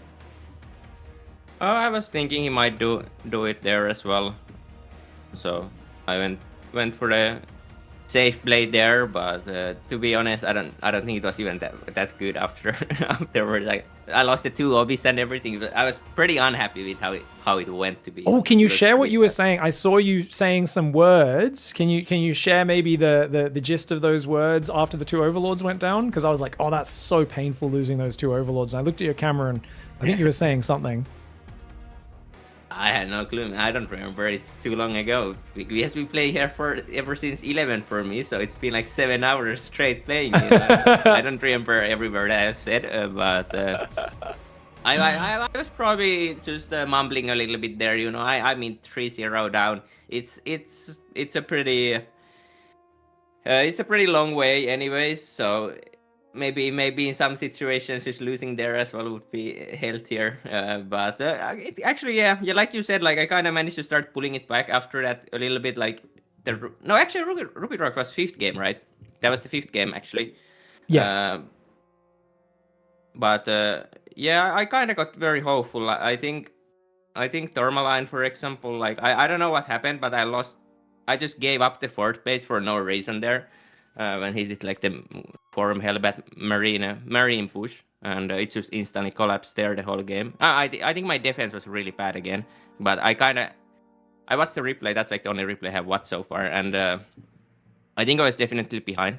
But since he instantly started 2-2, I wasn't actually that far behind in upgrades, and I think if I just managed to just fought back the 4th base. Didn't give the 4th base for basically free. It was a very doable game, and then on Motorship I had a nasty strat, but I was kind of already hopeful that maybe I can pull it back after Ruby Rock, but no, I lost it on Tourmaline in the end, and so it was that. But at the same time, no big deal here, you know. I'm still at the same I'm basically at the same point as Maru is right now, so I just had to beat Hero, but now that it's done, it's basically the same situation for both of us. Exactly, man. I love that mindset. Some questions from Shut Up Old Pig. Geez, trying to find a moment to cut off there in the interview. We finally got in there, guys. Clem did wake up. Serral was sitting in the in-game channel for a while, and he was like, where is my opponent? Squinty eye emote. And Clem's like, awake! I'm here, guys! My vetoes! We're like, Jesus, Clem, you didn't have to play first today. How are you still not awake until, right, like 10 minutes, 20 minutes after you have to play? But it's, you know, it's a 10 a.m. European time start for the tournament. 10 a.m. is basically game at 4 a.m. And now I guess it's 11:25, and he's finally ready. We've done the vetoes. Just waiting for the players to get in their colors and to get on camera, guys. We'll be into our next match, Serral versus Clem. We do have Clem Winner's interview from the group stage as well. We heard a lot from him as well. We can maybe play a little bit of that in between some of the games, though who knows, it might confuse people, but I'll copy paste the interview text over. Actually, I'll do that right now so I don't forget. Hey, dude, sorry, I know this has been a GG well played, man. Very Beautiful. Good series. Very... Look at that. All right. Once again, guys, I want to say a massive thanks for supporting this event. We did unfortunately have Rainer have some big tech issues yesterday with his computer becoming unplayable, trying to play from an internet cafe, having some issues, as well as opponents being god tier, which I do think led to yesterday's series being a little bit more one-sided than they probably would have otherwise. But we appreciate him fighting through such hard circumstances and giving us such good games despite that. Maru's forgotten how to lose in this tournament, which has been a bit of an issue for us, in that he's barely dropping maps all tournament long. Clem also has been on an absolute tear. Is this the first series with his changes? For those who don't know, the last 4 times Serral and Clem have played best of 7s or greater, so it's 3 best of 7s and a best of 9. And that's over about a year and a half. They've played 4 of those series. 3 best of 7s, 1 best of 9, which is the PiGFest 5 finals. Every single one of those series... What? Oh, okay. Dot's yelling at me about Australian football. Mary Fowler's going on the field, guys. She's getting some playtime against the Philippines in the Asian Cup. Very exciting. I know you guys really care about the Asian Cup women's football tournament going on in Australia right now. We're going to be watching a lot of that. Going to watch some and cheer on the Matildas over the next few weeks. Should be great. Fuck yeah. Mary Fowler's awesome. back to things that you guys care about. There's 5 Australians in the chat who know what we're talking about, and not too many others, I'm sure. But we appreciate you guys. What was I saying? Okay, all 4. I was in the middle. Four times they've played best of 7s or 9s in the last year and a half. Every single time it's gone to the final game. It's always been either 5-4 or 4-3. So Serral and Clem, if we go back to PiGFest 5, Serral beat Clem 5-4. Barely beat him in the finals of PiGFest 5. Serral then Clem barely beat him 4-3 in the semi-finals of the last PiGFest as well. Serral did manage to beat Clem 4-3 in Maestros of the game, but because that was on French soil, he got cheated by the disgusting organizers of Comeback TV, who said, no, you came from the lower brackets, so you have to win another best of 3, and then Clem 2-0'd him. We do not care. That doesn't count. He won the 4-3. No one's fucking winning friggin' 6 maps in a row against Clem. That was a silly format. Counts as a win for Serral. Point being, though, they just have such epic series. I hope this can live up to the hype of what their last ones have been like as well. Thank you so much for supporting this tournament, guys. We're at $16,000, which is absolutely amazing. All of your donations have 100% gone towards this tournament. I'm cutting it off at the end of today, which part of me is kind of thankful for, because it's a month worth of every donation I get on stream. Even people just come in and say, hey, like watching you bloody play ladder. Bam, every tip goes towards the tournament. I cover part of the money as well with the fees on all of those. We're not able to fundraise for Pigasaur, the weekly cups we run either. We put and funnel everything into making this tournament as good as it is.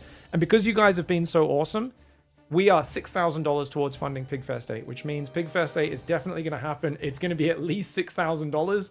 And the bigger you guys get that, the sooner we're going to have to organize it, because we do not like sitting on community funds. So thank you so much for making this event so special. Thank you everyone who's been subbing, tipping, cheering, raiding as well. We've had so many raids today, sort of as well, joining Winter and Livy B and everyone else. Thank you so much for all of that. The players have finally got their colors in correct, guys. I'm just going to check the cameras are okay here. Clem's meant to be on camera. And he is finally on camera. Now, we've decided to make an artistic decision to focus on Serral's forehead this time around, guys. I hope you guys don't mind that. As, oh, okay, Dot really wants to edit it. She doesn't like when I edit it. Even though I can do it perfectly. It's fine. It's all good. Remember, you can drag to make it much easier. Make it bigger. Yeah. All right, guys. Who's everyone voted for? Put your emotes in the chat. Use the Clem or the iPig Clem or iPig Serral. Who are you cheering for? Who are you betting on? Game 1 is going to be on Taito Citadel. Taito, which is a Zerg map. Clem is the lower seed because Serral has an ungodly Aligulac rating, and even though it's getting closer between the two of them, he's still ahead. Even though in this head-to-head recently, Clem is the favorite. So actually, Clem let Serral veto first, which is why Serral vetoed. He took out, what did I tell you guys? He took out 10,000 feet. Clem took out Celestial Enclave. Still don't know why he hates that map so much. I think it's quite good against Zerg, but I guess his playstyle, it's maybe not as good. It's more of a Maru map, Celestial Enclave, but it's such a good TVC map. I feel like he should be getting rid of Old Republic instead, but who knows? He has a decent win rate on Old Republic, so he still leaves it in. Point being, yeah, fucking, it's going to be interesting. Serral should be wanting to win this map and come out strong, but he has been struggling with Clem's multitasking recently. Thanks for patience. Chems are lined up. Players are handsome. Ready?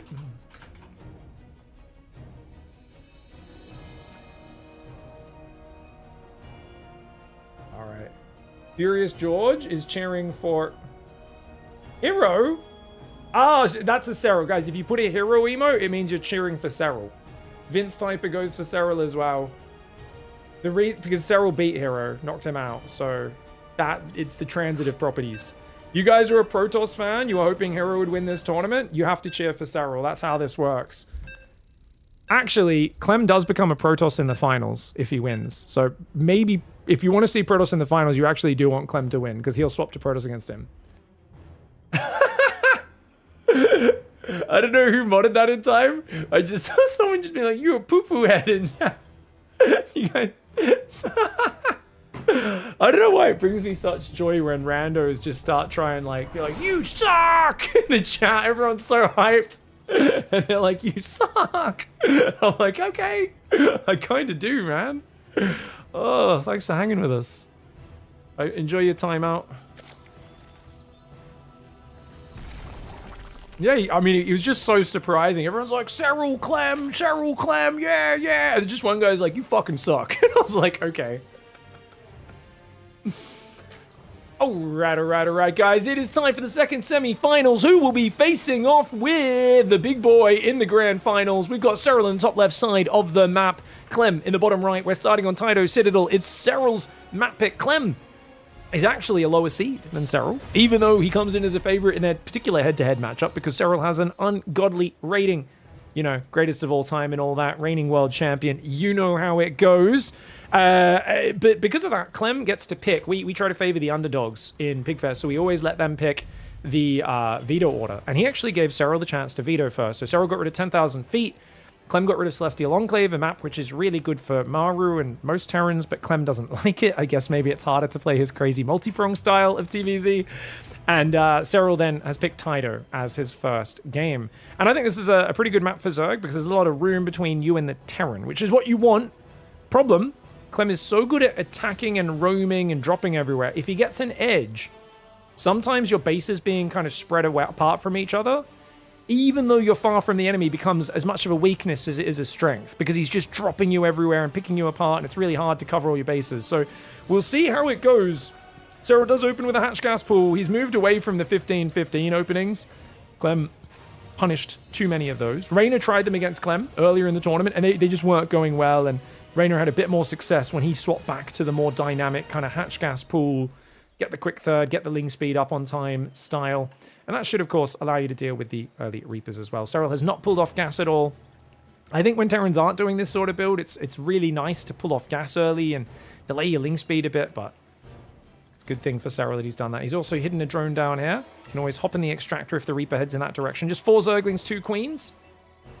We'll see how we go. Why is there no Protoss in the finals, says chat. We were just talking about that. If you guys are a Protoss fan, I was saying you should be cheering for Serral because he knocked Hero out in decisive fashion. Really amazing defense for Serral, but actually, and spoilers, if you haven't watched the other semi, go watch it right now because we're casting these in order. We're going to be spoiling things.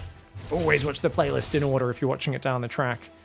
Maru waits in the finals, which means if Clem wins this, it will be a PVT finals. Clem is top 3 Protoss players in the world right now, PVT players especially. Some people basically are adamant that Clem is the best PVT player in the world, and I honestly don't think it's a very unhinged thing to think.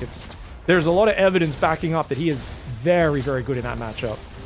But for now, we've got these two in front of us. Serral and Clem have traded series over the last few years. More often than not, Clem has come out on top in the last 11, 12 run-ins. Serral managed to beat him 4-3 in the finals of Maestros of the Cup, but because Serral was coming from the losers bracket, he ended up having to win another best of 3, and then Clem just switched it on and got him with a quick 2-0 in the extra series that Serral managed to activate. Back in PiGFest 5, Serral beat Clem in the finals, 5 wins to 4. PiGFest 6, semi-finals, Clem beat Serral 4-3. So they do have good back and forth series. All their big series tend to go to Game 7 or Game 9 over the last few years. This micro is disgusting. Can you stop? This is like, I always talk about the time. Whoa, no way! 6 lings go down. Oh, okay. Oh, but he goes back just after he did psychological damage, but a few more lings arrive. I always talk about the time Reynor was playing Beyond, and he built, how many Zerglings was it, guys? I think it was 18 Zerglings, and he just A-moved them at the 3 Reapers and didn't look at it, and Reynor just focused on his creep and his macro. He's like, yeah, this is so many Zerglings. Like, nothing can go wrong here. And Beyond killed 18 Zerglings without losing a Reaper. Just microed for like a minute straight, perfectly like jumping up and down cliffs and stutter stepping and grenading them. And Reynor like looked back at his Zerglings and was like, where are they?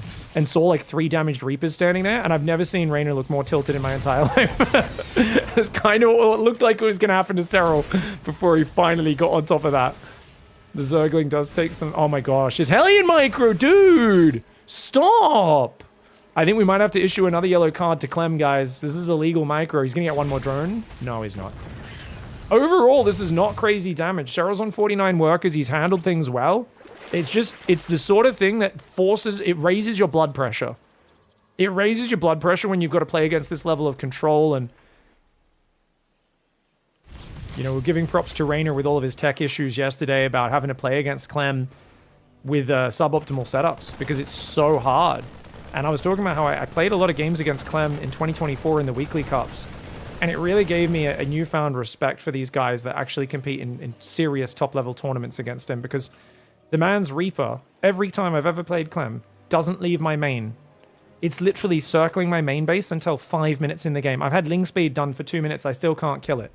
And he's flawlessly macroing, and he's killed 6 drones. And I'm like, it's actually illegal how good he is at multitasking. Any other player, if it's Beyond or someone, at least he's missed macroing a little bit because he can't do everything at once. But Clem's screens per minute, how quickly he bounces between different tasks, unmatched.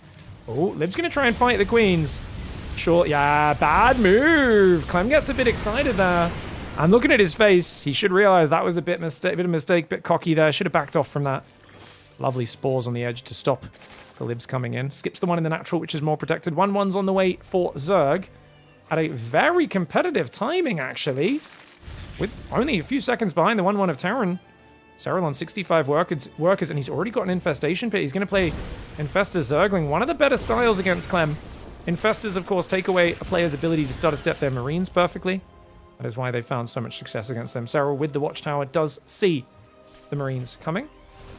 It's going to be trickling out a few more drones. This is the point in the game where Reyna goes 85 drones and has a massive eco advantage, but no army. This is the point where Serral, a more conservative player, tries to make sure he has enough army to stomp the next push. Does he pull it off? That's an early siege tank. Love to see him put it up the top. He's going to put it on the south side. Marines come forward. Zergling's a bit far away. Oh, one queen almost goes down, but not quite. Serral wants to bait a second stim before engaging us and wait for the Lings to flank. That's the way to do it. Goes around the right side. And look at that angling for Serral. Look at that angling.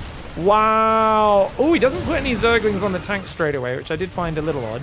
Guess he was just adamant about catching the drop. Now, his Lings could aim move back to the main, but the Hellions distract them for a few seconds. Fungal could be big, though. Clem hasn't seen the Fungal. Oh, he picks up. It's not worth Fungling again. Oh, dude, he dodged it. If he Fungled, he would have got the full medevac, and he did Fungal, but Clem anticipated, and he boosted only the red hit point one back to the left, dodged the Fungal. Look at the exhalation. Did you see that? Serral just went... You could hear it. You could hear him breathing out through his camera. You could see his cheeks puff up, and he was just like... so unreasonable. Like, nobody else does that, man.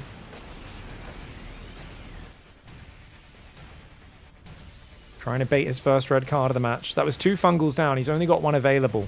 These Infestors are meant to be able to hold off this push. This Ling count is going to be good. Serral needs to angle up here and then run in, but look, Clem's spotting for it. He's going to see it a few seconds early because of this. Clem with that Marine, he gets warning! Oh, that's so big! Because now he's got plenty of time to react. Reacted kind of slowly there. Oh, and he's got 2 Hellbats in the third as well. The Lings not able to get the surface area they need. Those Hellbats are going to ruin. With the SCVs on repair, it funnels the Lings into the choke point. That is brutal.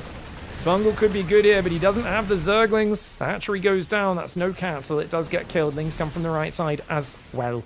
Ultra Cavern's almost finished. 2-2s on the way for Zerg, Adrenal, and Burrow. Clem's 4th command center floating out. I mean, he does have to play a bit more respectful because there's now like, what, four Fungals available. A 4th Infestor coming out will make it 5 Fungals. I love that the Infestor presence is there. But this middle hatchery does suck, in my opinion. I've been talking a lot about, I think, the hatchery on the north and the gold. You take both of those and you give up whichever one the Terran pushes. But Serral's trying to go for that middle base. He wants to lock horns with Clem and push him back, but you can see that Watchtower just gives too much of an advanced position. And Serral does get punished for that. Most of the Lings escape on this side, which is very well done. Ultras are on the way, which is a big turning point. I think he's up to 8 barracks with Tech Labs now. You can see 4 Tech Labs just finished. 8 barracks, so the Marauder production starts up, and he's already made Concussive. Needs those Marauders to deal with these Ultras. Marines on their own struggle really hard against 2-2 Chitinous Ultras. Oh, this is another hatchery cancel, isn't it? Can't get in range of the big Fungals. Can't get in range of the big Fungals. Siege tanks looking for those ranging shots. Lings try to come in from behind. Look at the Widow Mines, though. Look at the Widow Mines. Fungal on the north. Clem just focused down in it. 2 Infestors. Clem with another illegal maneuver. And the Widow Mine smeared the Zerglings because, of course, Serral was so occupied on that up top. Oh, my gosh. 3 Infestors have gone down in this game. That's so frustrating. I saw a good Fungal, but I also saw the Marines run towards and focus the Infestors down as they died. which is just the most Clem thing in the world. If you get close enough to fungal him, he's pretty much close enough to take a step forwards and focus you down, and that might just be the blow there because the Ultras had to trade pre-Kindness Plating. Hatchery gets cancelled again. Yes, the gold base is mining. Serral does have a 5th up, and he's transferred enough workers here. It's fully mining. And I mean, I do think you always want to expand to both sides. Like I said, I think this middle hatch is always a trap. Widow Mine's firing. Oh, Fungal could have killed that full medevac, but doesn't have the energy, unfortunately. Baneling Speed's coming on, as well as Anabolic Synthesis. No Corruptors just yet, no Spire started. Serral just doesn't quite have the income at only 78 workers. Good Fungal, but of course he escapes, doesn't he? The Queens are all on the high ground. They need to get down to the low ground to try and push that back on the next round. Got to defend this 5th base, 4-base Terran. Zerg needs to have 5. Fungal does not land. Single Marine, not enough damage there. And he's going to throw another Fungal. The Ultraling getting some pretty decent damage, but can he push past the Libs to overwhelm is the real question. The Spire needs to go down yesterday, but Serral can't even afford to max out on Ultraling Bane, so a Spire is a luxury that he can't afford. No, there's no way. If he goes Spire, he dies. He needs more Lingbane Ultra, and he needs to just use Queens to try and defend. That means this gold base is forfeit. He's got to give it up.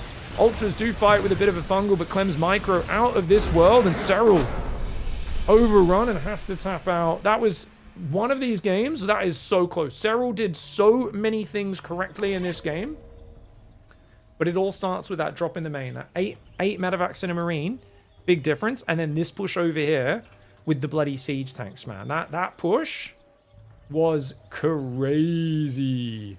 Was that like 10 minutes? It's around this point. About 10 minutes. I want to watch that again quickly while we host this next game. Shout out to Rex, guys, our lovely Taiwanese streamer commentator who has been hosting all the lobbies for me. We co-opted him day one, said, can you please do this for me? And he said, yep, no worries. And he's been doing it the whole time since then. Yeah, this was crazy, man. So look at this Marine micro, guys. The Infestors get left out. It is a mistake for Serral, but these are the mistakes that Clem forces. Gets 3. And at the same time, the Widow Mines kill all the Zerglings. Yeah, the tanks die, but you lose like 60 Zerglings to kill 2 tanks. Like, that fight was just too good for him there. If the Infestors survive, maybe it's a different story. Now, would you guys agree taking this hatchery is a mistake? I think this hatchery sucks. I think he should have been going for this hatchery from the start. Don't think it matters. I don't think it matters. I think it's just, honestly, that medevac escaping was so clutch, and then this fight was so sick getting those Infestors. How do you beat this kid? That's the Zerg map, man. Now he's got to play a Terran map. Serral is very good on Terran maps, though. And I think he'll do a bit more of a special build order. That was a solid build order. It's a bit greedy, the Ling Infestor skipping Banes, but I think it's, like, pretty solid. And I think going on to Tourmaline, he's going to have to play a bit more of a build order, you know, like some special tactics, that sort of thing, yeah? So is Clem just watching replays or something? He says he's ready, but he's not even in the... Oh, he left the lobby, did he? What's going on? I see Clem saying ready, but I also don't see him in the lobby. Oh, he had a bug. He's reloading. All right, I see what's happened.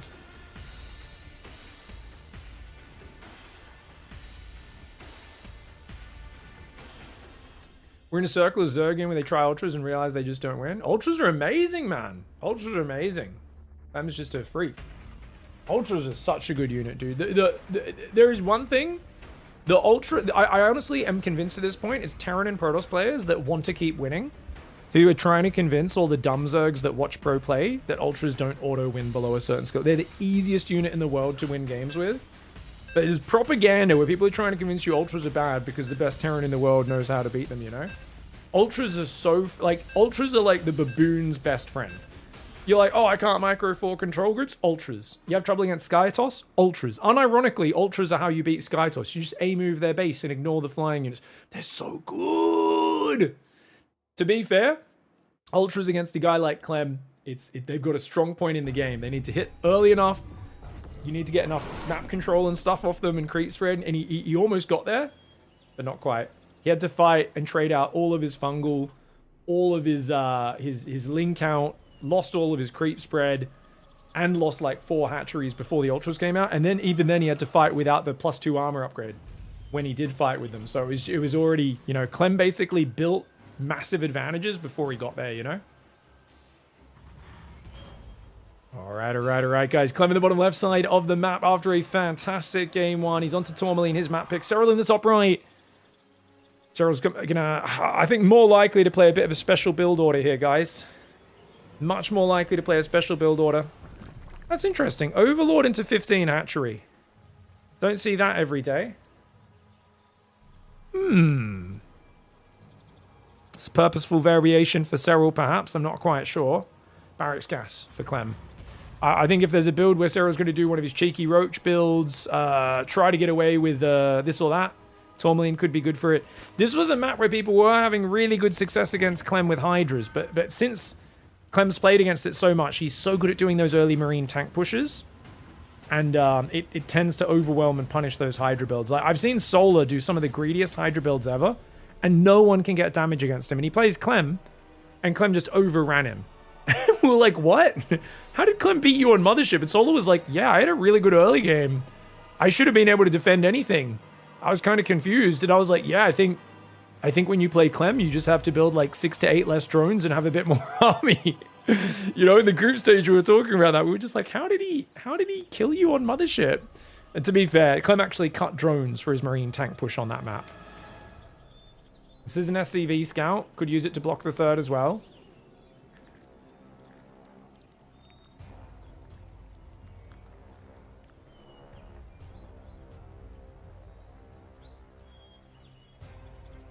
Why is Serral Loki dressed like a good boy? Yeah, if you have a collar, it makes you a good boy. A nerd.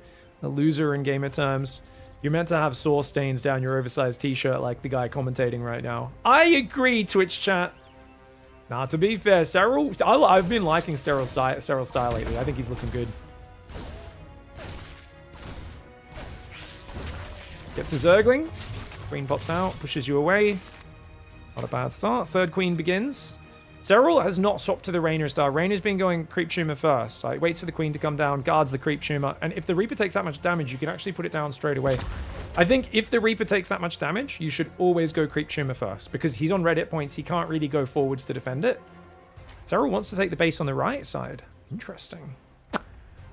Interesting, but he does send the queen back. Serral's just going to have to accept droning up 2 bases for a bit longer here. Oh, he goes for the connecting Creep Tumor. Ah, he'll spread here, here, and then try to go down the cliff, I think. Guys, it's Sunday. He's got to go to church after this. Oh, I love the theory crafting in the chat. 2 drones head to the third. Oh, that's interesting. So this is what we call redundancy, guys. You got to have this when you play Clem. He's always going to kill 1, so you got to send 2 drones. Third command center into Hellion Banshee follow-up. Pretty standard stuff here for Clem. There is a very quick layer coming in. Second gas as well. Third gas. It looks like a Muta build, but what else could it be, guys? I mean, I think this is Mutas. And you know what? The fact that he's playing Hellion Banshee, I think it's a good build choice. One of the problems that players have run into is if you play, and Serral especially, is if he plays 2 base openings, normally Clem goes so much of that double Marine drop. And we were interviewing Clem about it yesterday, and he gave this whole analysis of why it's hard to tell what Zerg's doing when they tech quickly on 2 bases, and Marine and medevac pressure early seems to be like a good response. And I kind of summed it up because he did this very lengthy explanation. Oh, another Creep Tumor Snipe. That's really bad for Serral. He said, well, yeah, and I was like, okay, like, not everyone understands your game knowledge. Sometimes it's a bit hard to follow Clem. Is it fair to say that what you're actually saying is there's a lot of weird stuff Zerg can do, and man with gun and drugs and medevac beats everything? Best build? And he was like, yeah, that's pretty much it. And he actually mentioned quick Hydras. I did not expect this. So I haven't actually seen the 2 base Hydra opening, guys. Is it going to be a quick Carapace or range? Which one do you go for? I think range is better than Carapace when you're playing Hydras, because it's more about killing the Marines before they kill you. But because you're so Queen Zergling heavy at the start, maybe you still go Carapace? I'm not sure. Trying to use the Overlord creep drop to get that creep a bit further out since it did get delayed. He does indeed go Carapace. Banshee's flying in. Serral playing a very contained build. This is going to be all about efficiency for Serral, guys. It's his third's very delayed. He's got to kind of not take extra damage. That queen is a bit far away. She's not going to get there on time. Same time, Hellions distract on the front. Oh, 2 of the new ones rally in and get surrounded. 1 queen does go down. Banshee barely escapes. It is a cloakless Banshee, right? And it does go down. Okay, I think Serral's happy to lose a queen as long as he gets the snipe. He's only got 3 queens. Lings go for a surround, but Clem's micro is Amazing.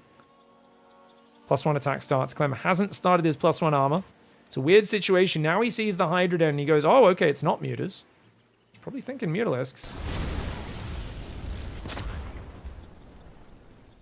Serral had a pretty damn good setup in the last game. I really liked the setup he had. This time, I feel like it's a bit of a weird one. Because he doesn't have a 4th hatchery up. He's got a good Hydra count early. It's just, do you go Infestors with these? If he tries to transition Banelings off this build, I will be very critical.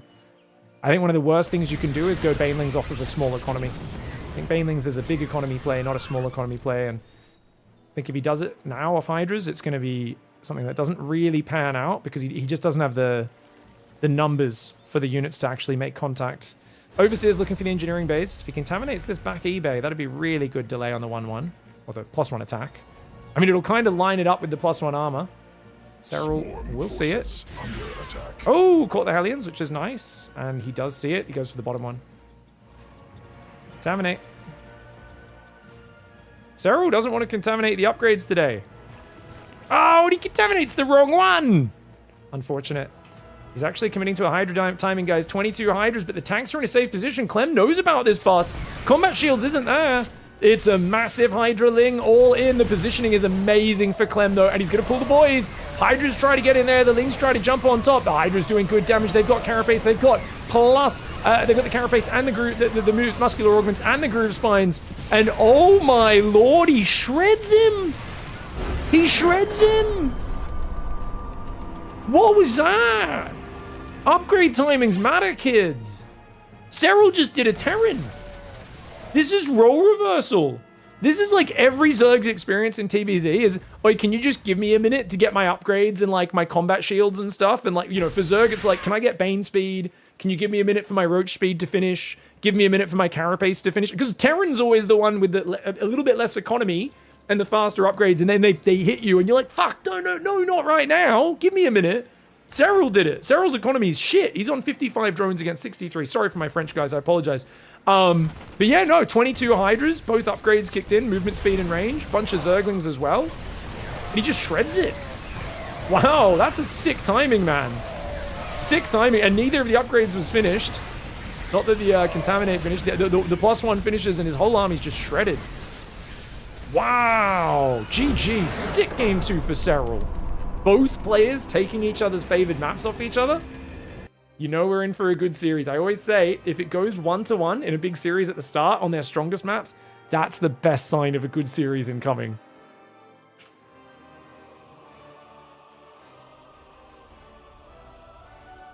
The tanks do much more damage to armored units, remember, so it takes 3 tank shots to kill a Hydra. 90 hit points, 40 damage from each siege tank shot. They do 70 against armored, which is why a Roach, think it's way tankier than a Hydra, but 2 tank shots leaves a Hydra on 10 hit points, 2 tank shots leaves a Roach on like 7, I think it's 7 hit points, because it does 70 times 2, 140 damage minus the armor, so, and yeah, it's actually crazy that Hydras are actually tankier against siege tanks than Roaches are, yeah. And the concave was great, the angling was good, he probably needed to like abandon his third or something. He just needed to buy himself a bit of time, but yeah, he had a lot of infrastructure on the third, so then Serral could have just killed all the buildings. The second factory made him lift and transitioned, which would have been really good. Guys, we're going to play a very quick ad break. Don't go anywhere. Quick 3-minute ad break. All right, guys. 3-minute ads. Thank you, patience. All right, we'll be right back. Give me a sec. Thanks. GG, well played, man. Very good series. Very smooth. Very dominant. You did some nasty things in that last game. Was this what you were expecting? Any surprises from Raynor in this series? Do you feel really good about it? What's your overall feeling right now? Well, I always have a hard time playing against Raynor. So getting a 4-1 feels good. So I'm pretty happy about that. Then he played a bit different than what I expected, honestly. Like, or at least different than what he does usually. Like, he tried to play Lurker a lot this series, which was interesting because they kind of fell off the meta a little bit, but he tried to play like Lurkers almost every game.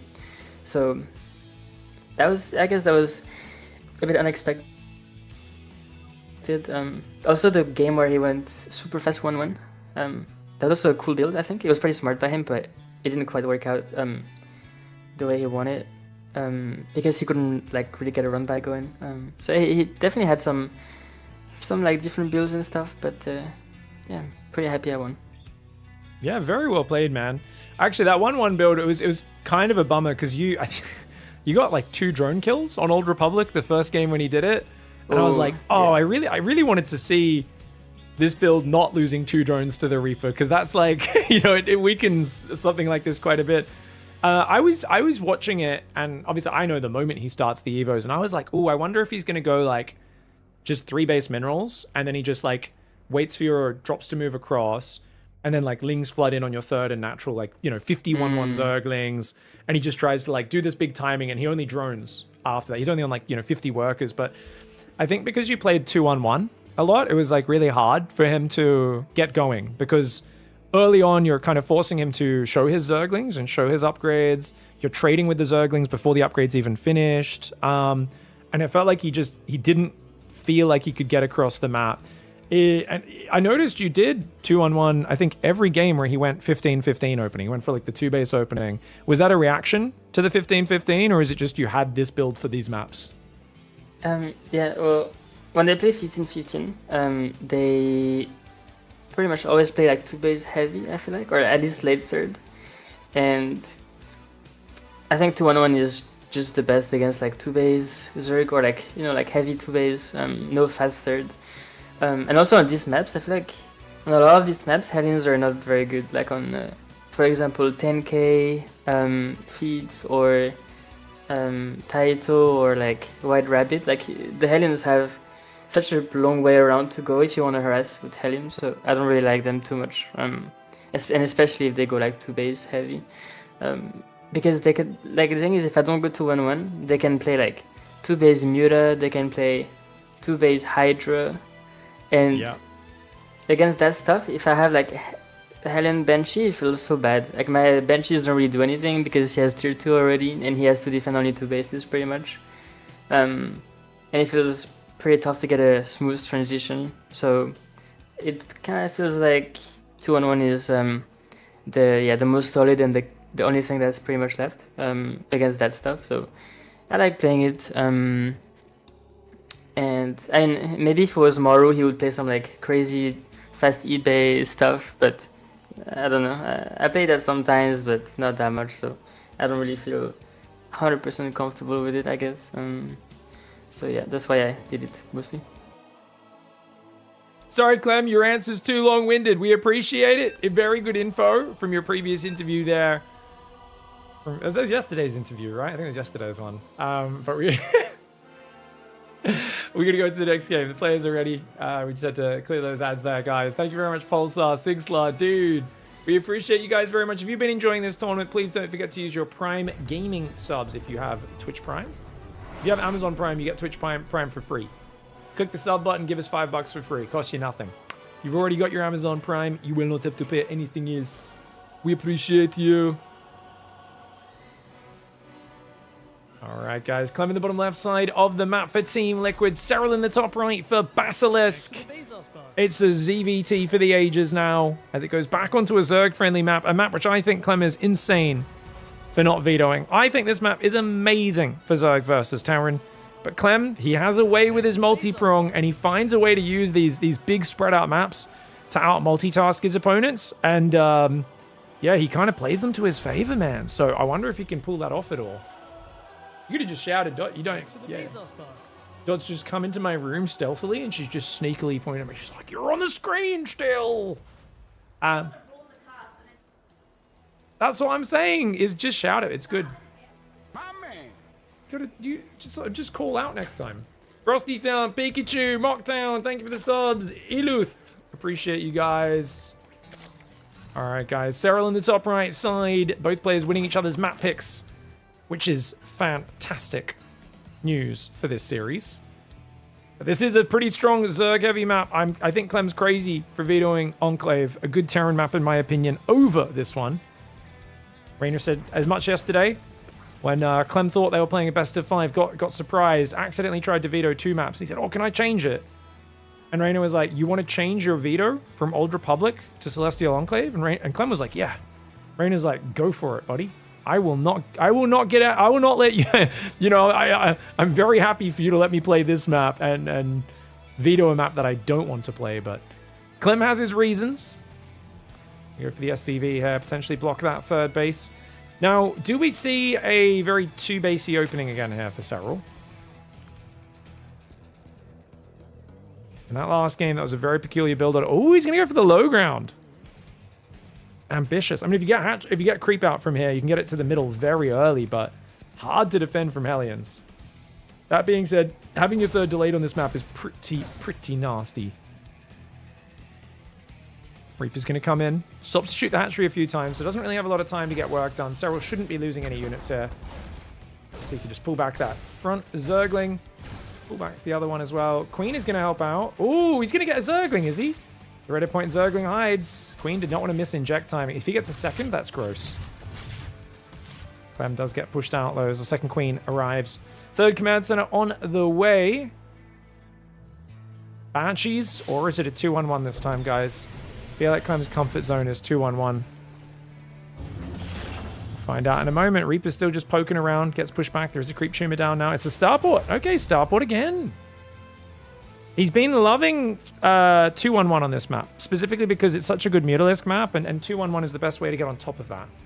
And kind of say, hey, if you go early Mutas, as my Marines hit you, they're not very good at fighting Marines.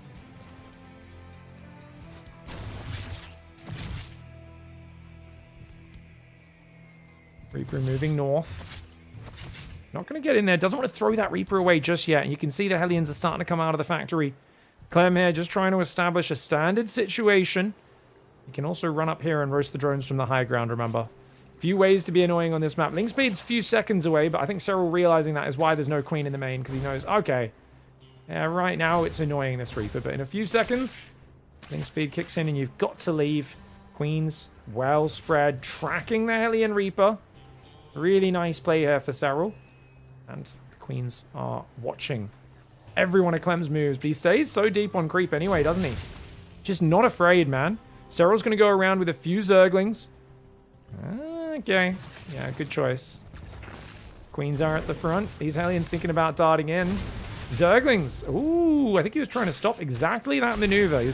He knows Clem tries to work all these different angles. This Reaper barely runs away and survives up this side as well. Queen's pushing him away. These two Lings run in.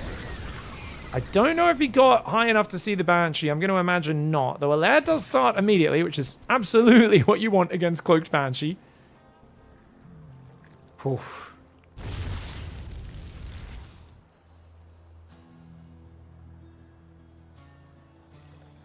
Queen's moving around, Zerglings as well. The Hellion Reaper's rotating.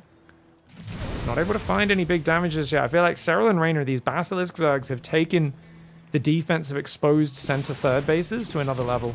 Clem's blocked them so many times. They've got a lot of practice in this situation now. Gotta be careful. Hellions still only getting tiny bits of chip damage each time they thrust in like that.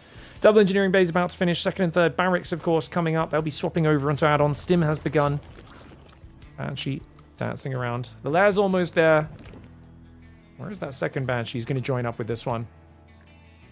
8 Queens, number 9, about to pop. 4th hatchery out at a competitive timing of just before 5 minutes. And it is going to be 5.5 minutes, already going past 60 drones here. So solid economic growth in the face of a very active Clem. He drops a scan, does get a bunch of active tumors. Only takes a few hits from the Queens as a price for that. Serral, though, quick to pull back his drones and the weak Queen. Oh, lovely micro for Serral. Yeah, you'll lose a Queen, but I think that's fine to put the Banshees deep in the lower hit points. You know, it's the Queen's job to defend the Banshees, and the fact that there's no drones that have died this game, this is a near perfect early game for Serral.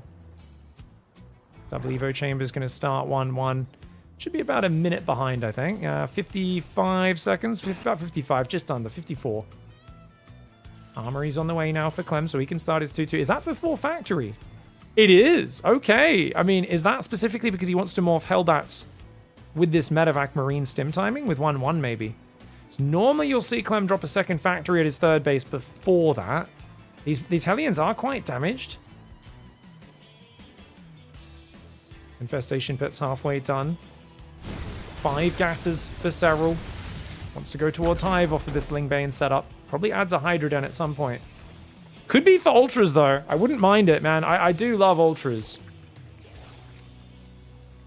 76 drones at 650. 63 for Clem. Clem's pushing forwards. That second factory we were talking about does go down at the third. Something stemmed. Oh, just to kill a changeling.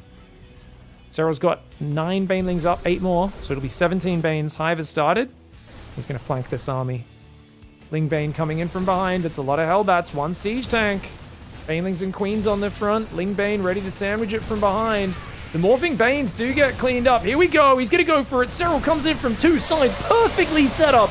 And Clem gets absolutely waffle stomped. Holy moly. Wow. Dude, I mean, what was Clem's army ever even there? Serral quickly mops up the blood. Puts a fresh coat of paint on the floor and says, no, who are you talking about? No, young French boy? Haven't seen him. Never heard of him. No, don't know.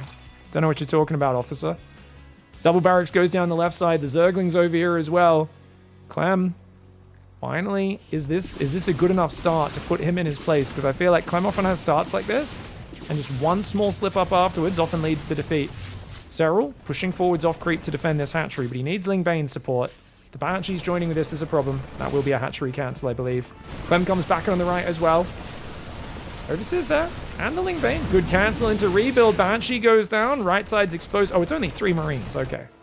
Right side's not too exposed. It's more about keeping this side up. The creep relentlessly spreading here. Clem is keeping him so busy. If Serral... he sends his whole army to defend. Big mistake. Queen's Court. Slightly off creep for a moment. Serral's got the Ultra Cavern already on the way. 8 minutes 40. Hive is done. Adrenal glands have started. Serral's going to take another gas, start transferring. He's only on 80 workers. This is not Raynor territory. I think if Raynor wins a fight like this, he's on 90, 100 drones. Serral's not a rich boy. Serral is a guy who has always played lower economy than a lot of the other Zergs. He needs to crush the fights because of that. 1 Infestor out. 78 Zergans, 24 Banes. I'm still being a nuisance. The Banshees of Maru severely traumatized Serral on 10,000 feet the other day, guys.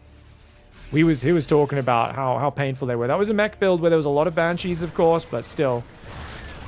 Lingbane. Oh, Clem not watching. Lingbane gets on top of the tanks at the same time. Yeah, Widowmine gets a decent shot, but dude, clears up the top left without Clem watching and gets rid of the tanks on the right. Not sure if he landed a fungal or not, as the Infestor has used a fungal. Wow, Clem's in trouble. He's looking stressed. He's got to really dig deep now. It's good to see. I mean, Serral looked amazing against Maru in his early games, guys. Even though Maru came out on top at the end, you got to realize how close those games look. Fungal Baneling, watch out, Clem! Of course he picks up, only loses 3 Marines. No one else is so consistently baiting fungals and dodging them. He's the only guy who does that. That is actual ridiculousness. You know, don't get me wrong, people will dodge on the front by stimming out of range of it, but the way he does it, he just stands there, waits for it to be midair, and then picks up. Does it such a high frequency. But the Queens are going to get rid of him. Ooh, a couple of Widow Mines get caught. Clem just diving right now. He's hoping to create chaos, but he might actually be throwing his army away in the process. Baneling's getting hit by Widow Mines a bit. The Zergling's overwhelmed. It's a good fight for Serral, man. Queens, get rid of one of these medevacs. He can respread creep down here as well and regain control. Serral splitting to both sides of the map very well, and he's keeping pace with the fastest, most aggressive, and many Zergs would say most obnoxious Terran player in the world. And that puts him in a solid position. But guess what? It does not stop. Clem, when he's in trouble, what does he do? He clicks faster, he clicks harder. Widow Mine drop finds the center, gets 10 drones. Plus 3 weapons is on the way. He's still slightly ahead on those upgrades. He's got a 4th base landed, but he doesn't have more command centers right now. That's where Clem is falling short. There is no 5th getting taken. This is the sort of game where you look over and Clem has a 5th base and you're like, when did that happen? Continuing to cause havoc. A Spore Crawler will be needed on this side to deal with this, I believe. Marine's going to run here. Lingbane is there. Clem is going to activate Psycho multitasking mode. Very easy to lose in these situations. Lingbane will clean this up. Queens cannot take care of that lib. Got it. Oh, okay. South side. Here comes the rest of the bio, though. Lingbane Infestor coming forward. Widowmine will land some shots. Queen Transfuse is deliciously well done. Serral might want to flank around the south and just surround this army. Spire's on the way finally. Yeah, Spire's so important against this because the moment Corruptors come out, Clem will get shut down. He can't do all this anymore. The libs will get destroyed. The medevacs will get shot down.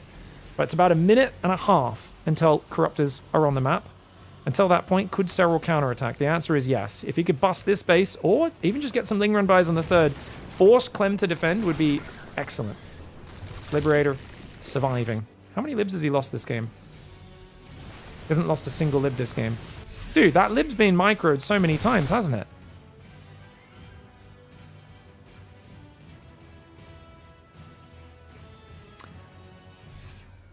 Biomedevac moving down the right side.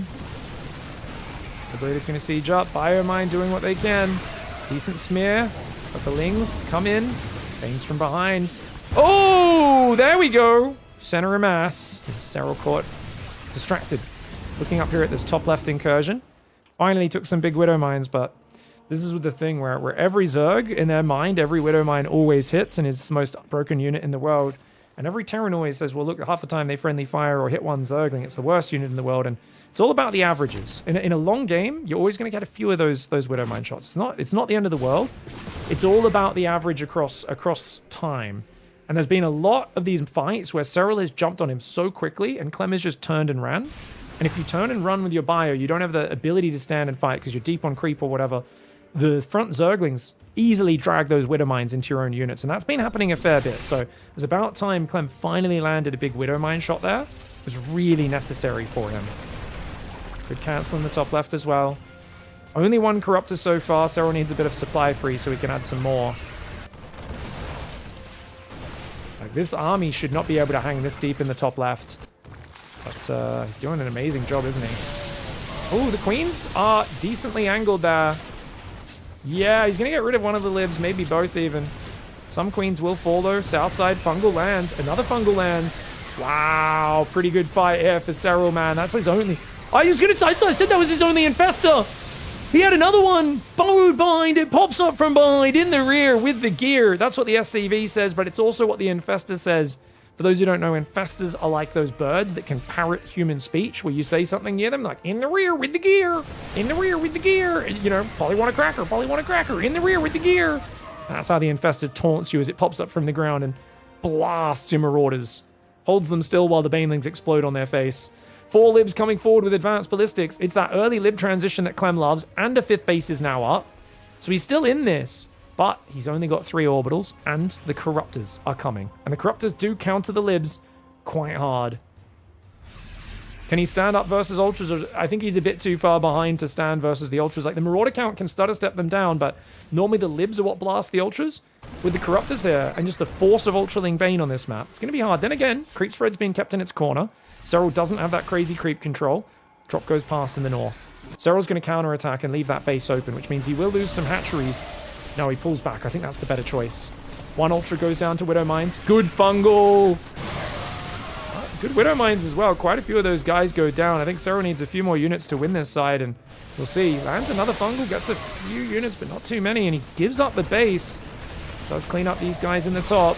Nidus Worm goes in the middle. Lings are in the third as well. Very nice move here for Serral. Just a few Zerglings in the Nidus Worms. It's not a massive move. He did clean up the top left. Looks like Clem didn't pick that up. Clem's still stuck on 5 base, while Serral is on 1, 2, 3, 4, 5. Serral's only just established a 6th because he lost this one. Oh, he does have the bottom right, though. Oh, there's still a field of Widow Mines here. So many Widow Mines. So many Widow Mines. It might be time to just bust the middle or something. Feel like he's got to do something to put Clem in his corner. Oh, this works. This is a very good move. Quite a few of those Widow Mines going down. Overseer's happy to drag a few shots away from the Zerglings. It's not like Overseers are that cheap, though. Lings are burrowed, ready to come back up. Clem doesn't have a lot of map control. You can see he's venturing out with libs, trying to siege things up. There's only 2 Infestors on this map. 1 burrowed on the right, this guy wandering on the left. I think you always want to have a few Corruptors on your off-lane squad, even if it's just 1 or 2. Yeah, he's sending 1. He's added 1 Corruptor to his top left army, just to put a timer on things like this. 88 drones are still up. Income not that high, though, as he's getting evacuated constantly as Serral. 9 drones go down to the Widow Mine, and Clem just darting in with his small squad and finding so much damage. Bloody nightmare to play against this guy, isn't he? Spore Crawler Corruptor do take care of the lib in the top. Serral's new base here is going to be back up in a moment. +2 range, +2 flyer attacks on the way. 3/3 in Adrenal, as well as, of course, Kindness Planing. And so both Ultra upgrades, the armor and the Synthesis are there. Look at that. He only unburrows some of his Zerglings. Oh, that's cute. So, oh, he burrows them in front, though. So tells him about the next one. Nidus Worm in the main again. I did love the Ling drops Serral did versus Maru in some of his games. Libs do bad anti-air damage. They do splash damage. Yeah, they used to be a bit better, but they don't do too much. I don't think they do a bonus versus light anymore, do they, guys? They used to do bonus versus light. I don't know if they still do that. The Corruptors have 2 armor. So you need to get to the point where it's like 50 Libs against 50 Corruptors, and then the Libs are amazing. I mean, I'm exaggerating. It's not quite that number. Why isn't Clem making Ghosts? So Ghosts are a very static unit. He's making them now, guys, but you need a lot of money for them, which he hasn't had. He's only been on 3 orbitals the whole game. So he was playing more of a tempo style, but Serral's been able to stop it. He's going to go to it now, but I don't know if it's going to be in time. Snipes for the Ultras would be good. He doesn't really need Ghosts against anything else. It's just for the Ultras. Libs and Marauders can deal with Ultras on their own. But yeah, I think he was hoping to win this game in the kind of early mid-game. Early late game. Or the late mid-game, however you want to call it. Another Nidus Worm going up in that main base. It's been very constant with that. I think Serral letting him take this bottom right might be a mistake, eh? I think he should actually dive this base here. This is the weak spot. Serral doesn't have the same info we do. Needs to get these changelings going rogue style to get a bit more info on where the army is. I think Serral's going to go for the middle base. Let's see the Widow Mine there. Should see this one as well. He should send an Overseer or something to deal with this. Push on the right side comes in for Clem. Transfuse on the Spore to keep it alive. Serral's slowing down, guys. He's got a big economy advantage. There's no mass orbitals. So you'd think it's still very good. But we'll see how it goes. Clem's late game control is insane. Banelings roll into the base. The Ultras and Banelings clear it, and he runs away. You might wonder why run away? Why not go further? Well, he doesn't know where the other army's coming from. Doesn't want to get his whole army caught from behind. Doesn't want to get all sniped. There's always a moment where you overextend and then the snipes land and all your Ultras get popped. He does have +3 flyer attacks coming in. Another Nidus Worm in behind that third base. Microbial Shroud will be added, which will help a lot against the Libs and the Marauders. Not so much against the Ghosts, but there's only 2 Ghosts out. Chat says he has 8 orbitals now. Wow, really? He's got to 7. Well done. Good job jumping up. Clem is trying to transition into that proper late game. Darts in, gets a hatchery snipe. Very, very nice move. That's a very dangerous move, though. The Corruptor Punish. The Corruptor Punish, man. A lot of the medevacs going down. So many medevacs going down in Serral. Thought about chasing in, decides not to.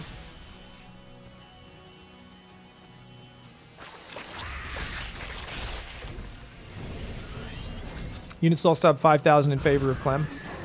Nidus Worm goes down. No way this command center gets up for free.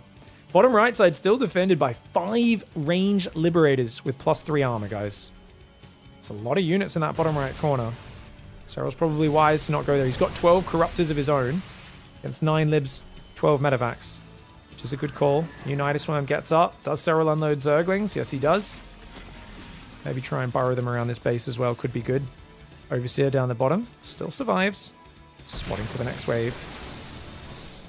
Corruptors are going to try and dive. There's not many Ghosts. This is a pretty safe move. Start sniping the Libs before the fight even begins. The Infest is very dangerous. Gets itself some nice Fungals. Another good Fungal, but there's not that much Ultra Baneling here. So he's got to pull back now, but clearing those Libs is huge. And I think that's really good fight there. Trading about evenly with Clem. He's bringing the rest of his army over from the left side. The Zerglings are the quickest to remax, so they're the unit you always want to go here. And Clem, whenever you do damage to him, he always wants to counter swing, but that means stepping into Fungal Zergling remax, not to mention the Corruptors, which chase those Medevacs down. And this is where the Corruptor value comes in, because normally, Terran always, before the Corruptors come out, they've got that safety measure. Pick up in the Medevacs boost away. That gets taken away once the Corruptors get to the field. Serral there with an absolutely beautiful game. I mean, that early game was great. The mid game was great. The late game was great. Clem tried to get the tempo going, but I think what was really impressive and what I was so staggered by, if you go to like 9 minutes, it's how quick Serral got this right side base up. I mean, at this stage, this is normally where we see people struggling to get a 5th base up. He went for 2 5th bases, and even though the top one got cancelled once or twice, and his army was like constantly split to both sides, most players crumble under this and they get caught with not enough units. Serral did such a good job reinforcing both sides. Remember, this was when he cleared up that push at the exact same time. Clem wasn't watching and lost like 15 Marines there. That was a really big turning point in this game.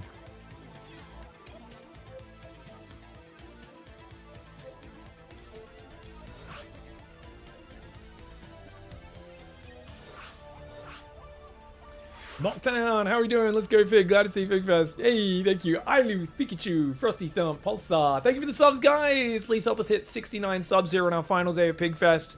We put a ton of money, a ton of time, weeks of planning. Dot is looking forward to taking some time off once we get everything organized over the next few days. Pay everyone out the prize money. Get all the videos scheduled to go up on YouTube over the next week to finish things off. Because she is just messaging players so much stuff, so many different questions, messages, getting people's tech sorted, people struggling with cameras and all sorts of things. And yeah, it's definitely been an ordeal, but much easier when we don't have to stress about hitting prize pools. And that's big thanks to you guys just being absolutely wild, you know. $6,000 towards the next PiGFest is already absolutely crazy. It's always a little bit hard. Let me just tell these players, swap color, please. It's always a little bit hard to kind of just push the whole stream to be focused around one event for an entire month, but I think the response from the community makes it feel really worthwhile. And I think with EWC and big esports basically saying RTS isn't real and trying to sell us their fake news, it feels good to go, fuck you guys. Let's actually host some stuff and stop begging for big institutional organizations to run events for us. It's already been this way for quite a few years where it's been unstable relying on those events. And the fact that there's esports World Cups and championships that are meant to have all the best, most competitive games and all the history and story of esports, and they don't have any real-time strategy, no Age of Empires, no Warcraft, no Starcraft. To me, that's just absolutely ridiculous. So I think the people who actually like the most competitive, best esports, funnest games in the world, the real-time strategy games, we're going to keep doing our thing over here, and it's thanks to you guys that makes it possible. So thank you so much, everyone who's already supported the prize pool. And yeah, don't forget to use your Prime Gaming subs, gift subs, tips, cheers, any of that stuff makes a huge diff. Thank you so much for the love, guys. You're all absolute legends.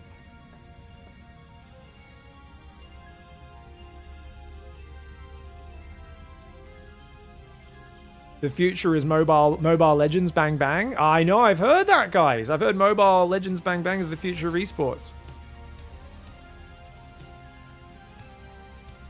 I gotta pick my nose first, Dion Blue. Thanks for the reminder. Oh, right, guys. Clem in the top right side of the map, suffering a second defeat in a row to Serral. But we are going to Mothership, a map where defending those expansions... Thought it was hard before, Serral. It's about to get amplified. Mothership is a tough map. You might be wondering, why does the screen look like that? Because we are actually on a mothership. That's right. You can see, I don't think that's its engines. I think we're doing an entry burn on this planet. Oh, you're not meant to look at this angle of the planet. Sorry, guys. I'll stop. Look, it looks, oh no, it doesn't look beautiful from there. Okay. Oh God. The planet's not fully rendered. But look, we're doing an entry burn. We're fighting over this mothership as we try to enter this planet.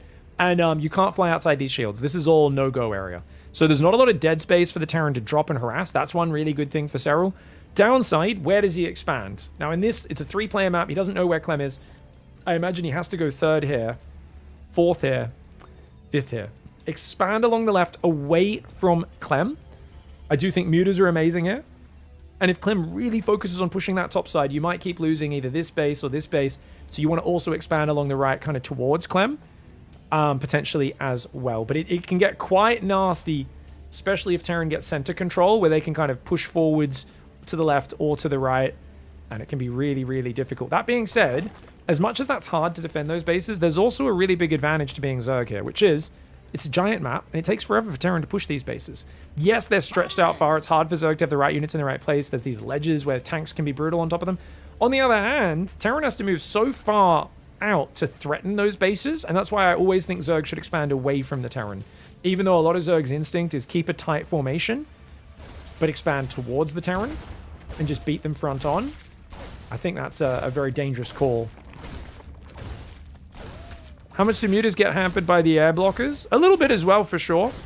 They don't have as much room to dance in and out, but it's just there's so much room to cover that left side. You can still dart around a little bit, but it definitely does hurt Mutalisks as well. To be fair, not many players feel safe getting to Mutalisks against Clem. He does go third command center after the 2-Rex Reaper. He hasn't killed anything, though. It's one Zergling. It's 25 minerals plus a building trick. 2 queens on the natural. Third one coming out in the main shortly. If the Reapers jump up the ledge, he will have to scramble to defend.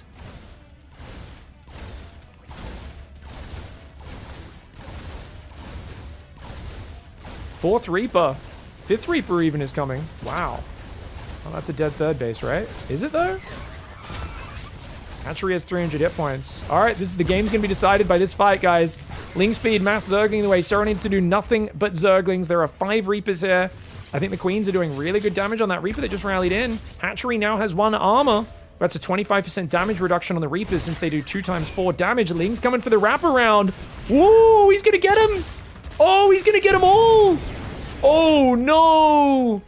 Sacre bleu! You can see Clem shook his head there. He leaned, he went back in his chair, then he leaned back in. Oh! Oh, fromage! Dirty Zerg player! Ah, my baguette is bent! Oh no! Now, for anyone else, this is a tragic start, and it could be a 3-1 lead for Serral. But knowing Clem, this is where he digs deep, and he just gets out of control. This is like Clem, I don't count him out from here. The thing is he going to be tilted? I feel like even when Clem's tilted, he actually plays better when he's a bit angry. I've seen him swearing and like reacting while microing 3 things at once near perfectly.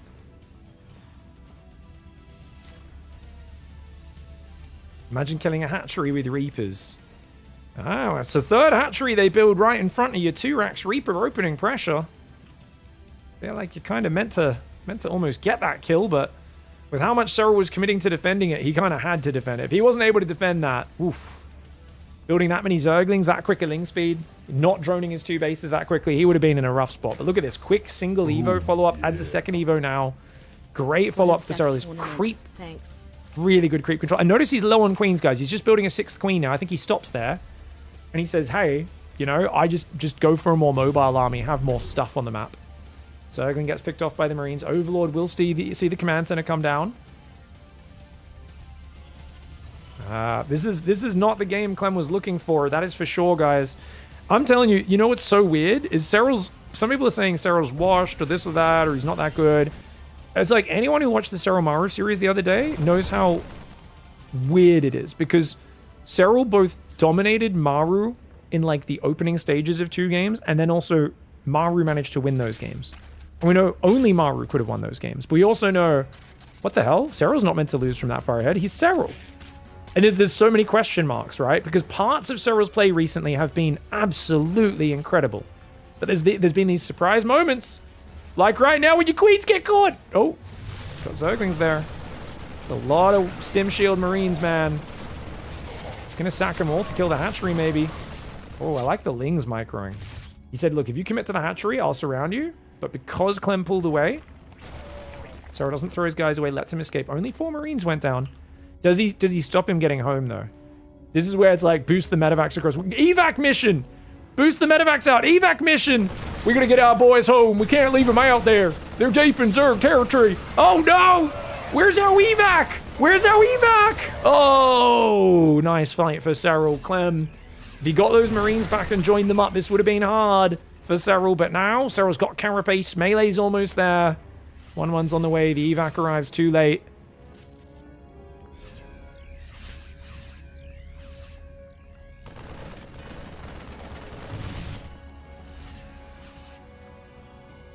Fourth base already starting to drone.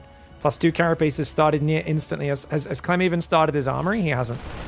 Guys, Clem has not started his armory. So even though this is 1-1 finishes, he can't start 2-2. Carapace is going to get a big lead. Clem. The thing is, you know what he has to do. He knows what he has to do. He has to turtle. He has to build tanks and Marines and just sit there and chill. And he needs to like put on his MARU hat.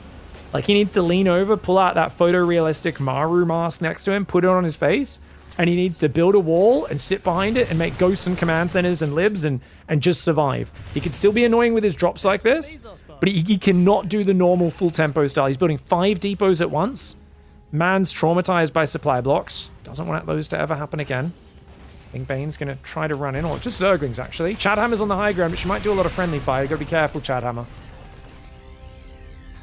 Ooh, these guys are very damaged. He's got to be careful with those. Serral's on 2-2. Upgrades halfway done. OV speed's on the way still. Armory's just started. Oh, Clem he's got to play better when he's behind. You know, that's what Maru does so well. Because he plays so slow, so calm, does Maru. Clem, he's a guy who likes to fight back with action. And in this sort of game, you cannot be forgetting upgrades for this long. Got that base on the left side as well. I'm so torn because, you know, I wouldn't mind Serral winning here and getting a rematch against Maru. But I also don't want to see the series run away too badly. I want to see Clem tested. It's been so long since Serral bullied Clem. If you go back, 2020 was when Clem first showed that he was the best CVT player in the world. And he was just like, if you let him play standard, he would just win. And Serral spent like 3 years bullying Clem and not letting him play a single standard game. Burrowed Roaches, Bane busts, sneaky muters, Ling Bane timings, constant counterattacks, little run-bys. But the last year and a half, Clem has got a much better winning record against Serral. Let's pick up some Marines, gets out of there. Very, very good micro there for Clem. Very well done. But, you know, I think Clem is so fast and so good at StarCraft that even when you've got him on the edge, he's so hard to finish off. And if Clem can just chill and hold on for a bit in this game, even if he loses the game, I think he can rebuild confidence. I really think he can. 2-2's on the way. Double upgrade disadvantage. We're going to have a mass drop into that main base. Clem probably sees it coming. Maybe not. If he clumps the overlords enough, maybe not. There's one tank on the high ground. She'll go down very quickly. This Clem doesn't have vision. Clem does not have vision. Serral's going to bust the front as well. Serral waited too long to go with his advantage against Maru earlier in the group stage. He's not going to make that mistake again. Ling drop in the main base. A massive Ling drop. A lot of Maru's units are on the map, which means he is not ready for the absolute swarm. Oh my lord, that is a lot of Zerg. There is so much Zerg here. The bio comes back. Serral actually backs away from it in the main base, though. It has been completely ransacked, and his upgrades might go down. His upgrades might go down.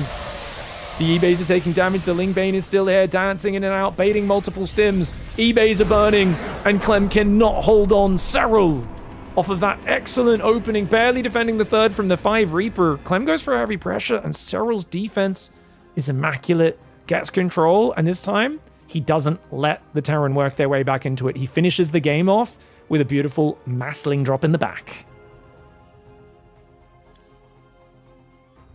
All right, guys, we're going to take a quick break here. 5-minute break for ads. Thank you for patience, guys.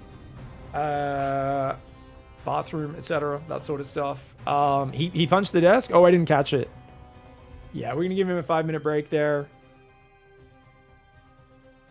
We're going to play ads anyway, and just make sure things happen. The King of Blades? Yeah. Minus 10 hit points on that keyboard, indeed. Yeah. We've all been there, man. We've all been there. Things just aren't quite working today. I mean, remember, this is the guy who dodged a fungal with a red hit point medevac in game 1 when he was right on top of the Infestor, which was actually an illegal maneuver. And if he can bring back that energy, it's still going to be hard for Serral, man. It's still going to be a tough matchup. Shin's in the player slot, by the way, guys. The legend that he is. We're going to play a quick ad break. You guys are amazing. Don't go anywhere. Don't forget to use your Prime. Oh, let's do a sellout while we let Clem chill out. Let's do a sellout. Silent Storm just dropped $10 to the prize pool. Thank you, Silent Storm. Dimesy with the 500 biddies. Giant Shrimp. Sec of Mayo with the Prime Gaming sub. And Face IML. Thank you so much. If you guys, I'm going to show you guys how. Because right now we have 1,000 viewers on YouTube. We have 3,000 on Twitch. Perfect time to do a shout out, guys. Look at this. Oh, look, I'm watching Twitch. Maybe I want to go watch Comeback TV because I'm like, Pig's commentary is stupid. Petite penis commentary. Petite penis, pig, couchon, ugly, petite penis, fromage penis, so tiny. So maybe we want to support these guys, right? Because that's how they commentate all the games. You click the resub button there, but you're like, I don't want to pay $9 Australian for a subscription. That's messed up. But wait a second. I have Amazon Prime. I can click this button. Get a monthly free sub with Prime Gaming. Click the sign up button right there. And it takes you so you can connect your Amazon account. Once you've done that once, it's always connected. I don't have a Prime membership, so it doesn't work. And then you can just subscribe with, it'll give you the option to subscribe with Prime. You can use it once a month. It will not auto renew. People go, oh, why doesn't it auto renew? If I come over from YouTube and I watch your channel, can't it just auto renew? No, so there's this, I don't know if you guys have heard of this. Let me put the link in the YouTube chat. Go to my channel and do that now. I don't know if you guys have heard about a billion-dollar corporation. So part of their business model is making it so it's difficult to take their money and give it to the streamer. So you guys have to put in a minute each month to go to the website and then click the button. And then we get the money. We get the $5. Same as a normal sub. You get an ad-free experience if you watch on Twitch and all the rest. YouTube does have some better viewing experience in terms of the tech, but the Twitch chat is unmatched. People have been literally praying. There have been praying copypasters. Hallowed be thy name. He who is Serral. Some people have been saying it's from Finland, some from Texas. I think it's Finland is a town in Texas, I believe is the factual correction there, guys. Slemzen, thank you for the Prime Gaming, 48 months. Your boy MD with the Prime Gaming as well. Guys, did I just say there was 4,000 people watching live and only 2 found the sub button so far? Wait, 3! Lumonon with the Prime Gaming. Palkinto Karju with the $12 straight to the prize pool. Thank you very much. Pancake Slip. Wait, did you slip on a pancake? Is that how you came up with your name? Wow, that's crazy, man. Gaming for the Bees gets in there as well with a 55-month resub. Thank you very... Oh, that's a tier 3. Gaming for the Bees. I'm not saying if you got, like, you know, if you're able to support more, you're worth more than other people. But I am going to say Gaming for the Bees is a tier 3 sub is literally worth 5 regular subs. So Gaming for the Bees, you are worth 5 regular humans. Thank you.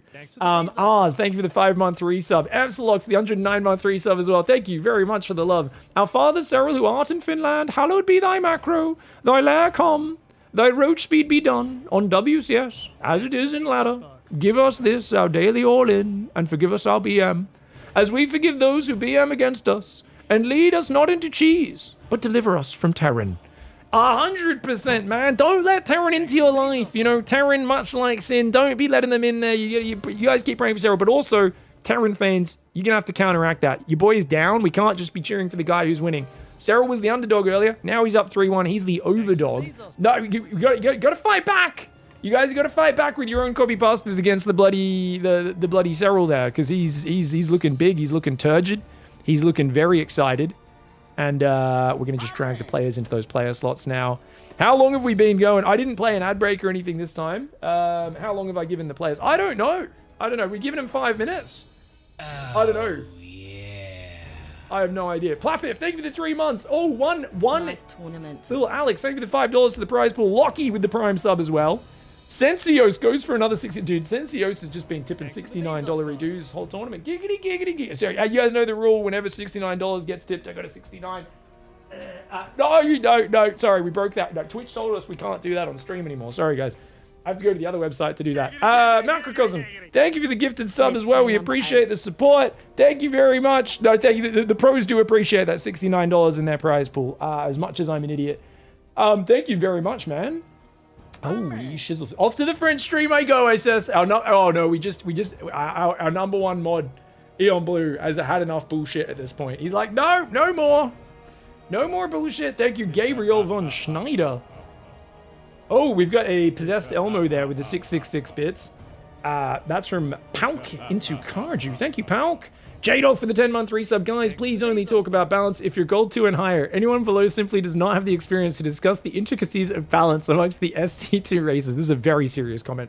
For example, I just hit platinum. It's easy for me to see that Zerg is mega imba. A-move pains lurkers. GG! Thank you, J-Dolph. Our lovely Australian. Sharing some of that beautiful knowledge. Good to see J-Dolph in the chat. Manuel UTP, thank you for $10 towards the prize pool as well. You guys are all absolute legends. Thank you for the support. Let's keep it going, guys. Clem says he's ready. He wants to go. All right, we good? Ready up again, please. Serral instantly says go. Clem says go. You know what they say, guys. When you gotta go, you gotta go. You gotta go a Porto. Dude, I haven't had a Porto in ages, man. I don't think I've had a Porto once since I've been on my stupid weight loss thing, guys. I'm almost there, though, guys. So we'll go back to eating a lot of fast food and cake and immediately gain the weight back. So we just go, it's the life cycle of a dum-dum. To be fair, it's really hard to control this late game Terran army.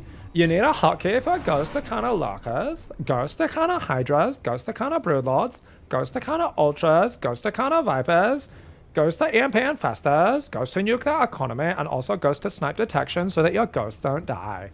That's an oldie but a goodie, Brainless. That one's been constantly on rotation for like, how many years now is it, guys? So many years, right? That's like I think 4 years plus, maybe 5 years plus of like, that one just has been solidly in the rotation for a while.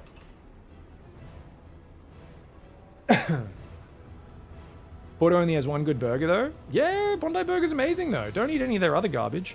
It's like, you don't need anything else, you know? You just need one good burger. The chips are good as well. Yeah. Though they did expand too fast, so some of their franchises suck. Alright, guys. Basilisk Serral in bottom right side of the map. Clem in the top left. He's got to fight hard, or he will be ended.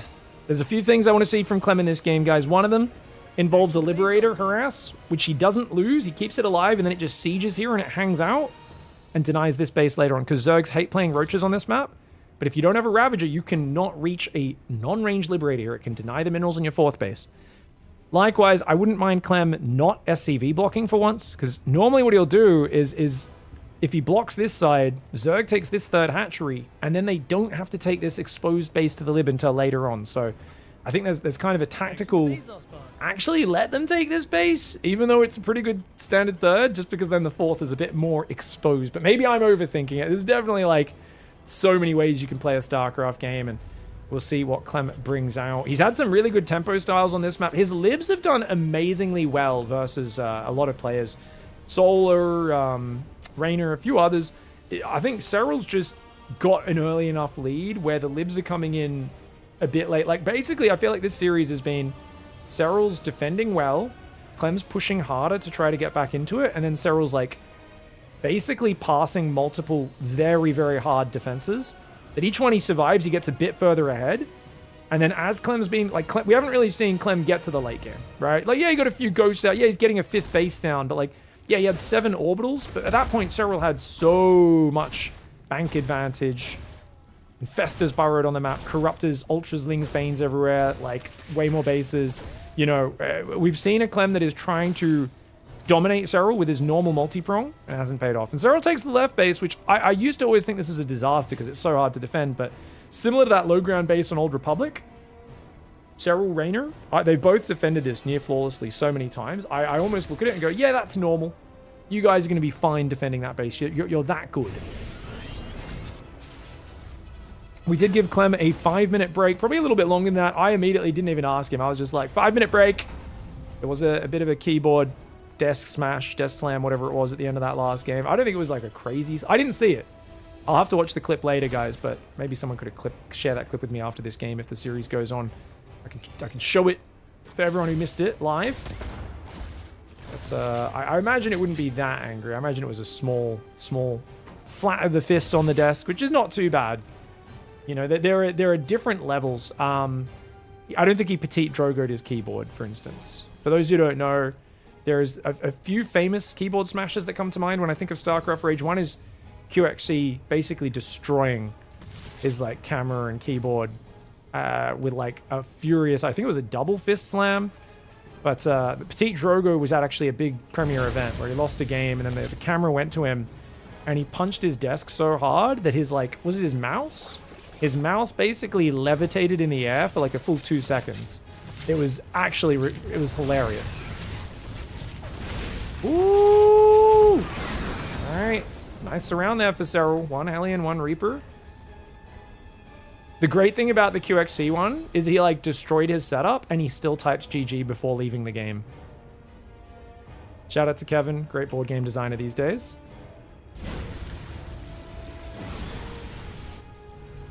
Three more barracks coming up. Hellions and Banshees on the way.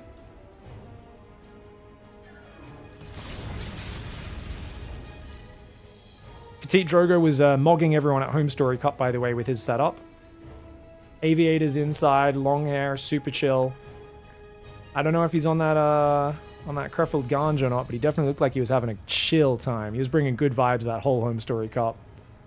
Drogo on the couch talking about going to the bakery. Big highlight. Hellions going to the right side. Banshee's coming down the left. So far, Serral's defense has been good, and he's got that quick fourth down. A deny on that would be really good. This gets pushed back. This is a Hellion Banshee, pretty standard play. I'm surprised Clem's not played any 2-1-1, guys. I feel like it's kind of surprising. He's done that so much recently. Did a lot against Raynor yesterday. We'll see how it goes. He might just be saying, let's play a bit more cool, calm, controlled. I think basically, like, the coaching advice for Clem would be, let's take 5% off our aggression and just hit our macro perfectly and just set up for our timing attacks a little bit smoother. Serral's not dying and straight up multitasking today. Let's make sure our timings and our macro are good, because I actually think Clem might be quite favored against Serral in late game. Wouldn't have said that a few years ago. Oh, that's bad. Banshee goes down for free. Hellions, think about rotating, but there's more than enough Zerglings here. Clem's wary to the threat, backs away.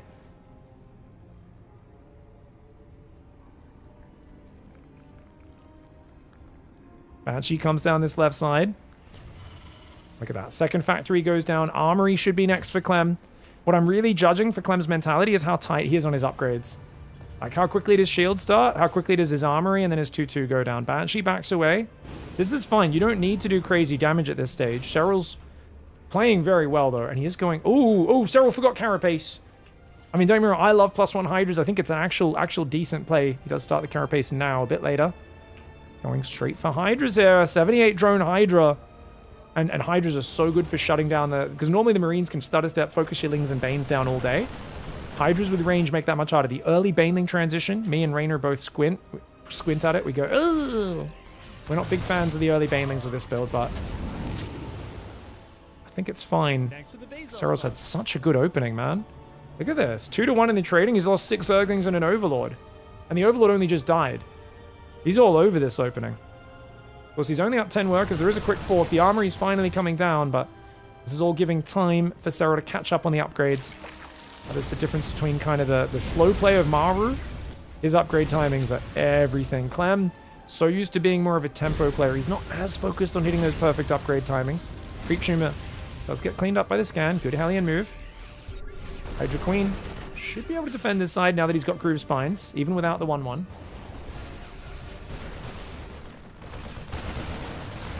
Serral's got himself a lead in this game, that's for sure. What can he do with it? If Clem's not headbutting, I don't know if he could do that much. 2-2 started. He'll maintain about a 40-second upgrade advantage, maybe 50 seconds on the attack over the armor of Zerg. With how quick you can start 3-3, he can maintain that upgrade advantage for a while. The creep has been contained a little bit. 6th base for Zerg, already on the way. Infestation Pit also. The Muscular Augments kicks in. So you got both Hydra upgrades. Range, soon Carapace as well. Could play full Maru, Mr. Clem. Will he opt for it? So we're not watching. That's uncharacteristic. I guess he was jumping on him at the front. It looks like he sniped a... that was a Hellion, right? No, he got a medevac. He did get a medevac there. Right side. How many Hydras have we lost? Nothing. 20 Zerglings only. This is interesting because the advice I would give is take 5% off your aggression. It feels like Clem's taken about 60% off of his aggression. You got to be careful about sitting back too much here and giving too much room to Serral as well. Because it feels like he's maybe lost a bit of confidence with the results from his previous games, and he's kind of going, oh, I don't feel confident going in here. And I mean, most of us say the moment your confidence is gone, you're dead in a StarCraft match. Especially for a guy like Clem, whose whole thing is shoving in and focusing units down. He's not miles behind, he's maxed out. He has upgrades. He's got combat shields, finally did get remembered. He's got 8 barracks here. Well, actually, no, it's only 7. Or is it? No, he just built 1 barracks early. And now he's going for it. Oh, this ramp is the no-go zone. Breaking the rock's really smart for Serral. It turns it from a no-go zone to a maybe if you flank, maybe. Hydraling in the top right will clean this up. Beautiful cleanup there for Serral. He should be getting rid of most of that. Medevac saves 1 Marine. Infestor's good fungal. I'd love to see Serral flank from this top right ramp as well. Ooh, he's going a little early as Serral, but he's going to have the numbers, I think. The Widow Mines are mostly firing backwards. The Banelings do get boom-boomed. That's a brilliant cleanup for Serral. Coming from 2 sides. Units lost tab is still dead even. Clem's push fighting there. +2 melee was quite delayed. But that's because he went... Actually, no, it wasn't. It's because he had to go +1 melee. Oh, perfect upgrade timing, actually, for Serral. He's already got triple upgrades. Carapace catching up. Lurkaden's coming in as well. Wow. Okay, Serral really in control of this game, dude. Is he going to 4-1 Clem? Nobody expected this. Nobody expected these results, but Serral's been getting angry. People in the internet, losers on the internet have been saying he's washed, and this is his reply. This is his reply. This is the resounding shut your mouth. We made the poster for this tournament. We specifically chose a photo of Serral with a finger over his lips because he was like, I can hear your dumb comments. I can hear your dumb comments. So-called fans, where the moment I lose 2 series, you call me out? You say, oh, I'm washed because I lost 2 series? Get out of here. Serral switching it on right now. He's in control of this game. Good Fungals, good Banes. Clem is in trouble right now. Serral's openings against Maru were stellar, but he wasn't able to close the games out. Here against Clem, an entirely different story. The Widow Mine shots are trying to keep him at bay, but Clem is vastly outnumbered. Only 25 Marines on the map and 8 Marauders. The Lurkers with the Infestors. That's not something you want to fight into, but he catches Serral. Oh, but Serral catches him! Fungal all over, and Clem not able to keep pace with Serral. It felt like he just couldn't get anything going in that last game. This base is not meant to be defensible. It is not meant to be something that is easy to do. And the Basilisk Zergs, Raynor and Serral, they are always surprising me with how well they can take these dodgy bases and lose no drones. Their Hellions can't find a way in because they got to rotate so far to go around. Every time they do, the Queens are there to greet them. The Overlords are spotting. He sees every alien rallying out. Just perfect defense. All around for Serral here. Got himself in an amazing position. He takes the 4-1 victory, and that is incredibly impressive. Right when a lot of players were calling him out, I was crossing my fingers Serral would have like a chance of making this a 4-3 or a 4-2. But there was part of me that like was like, oh, I don't know, Clem's been so unstoppable lately. But today, the matchup of the builds, the styles, and the way he just defended wave after wave, I really think I want to go back to Old Republic, taking both 5th bases at the same time and defending both of them through 5 minutes of constant 2-prong assault. That is a superhuman effort. Well played by Serral. Ooh, the pigsty is Serral's home turf. That is true. That is true. I think Serral's looking for his 4th championship, isn't he, guys? Is he 2 or 3-time champion? I think he's 3-time, isn't he? I think he won the 1st, the 3rd, and the 5th, I believe. And then there's like this will be his 3rd. Oh, no, he would have had 3, but Clem denied him, right? Not sure. Because Max Pax has won 1. Dark or Beyond? No, Beyond is 1. Max Pax, Beyond, and Clem are the other 3 champions.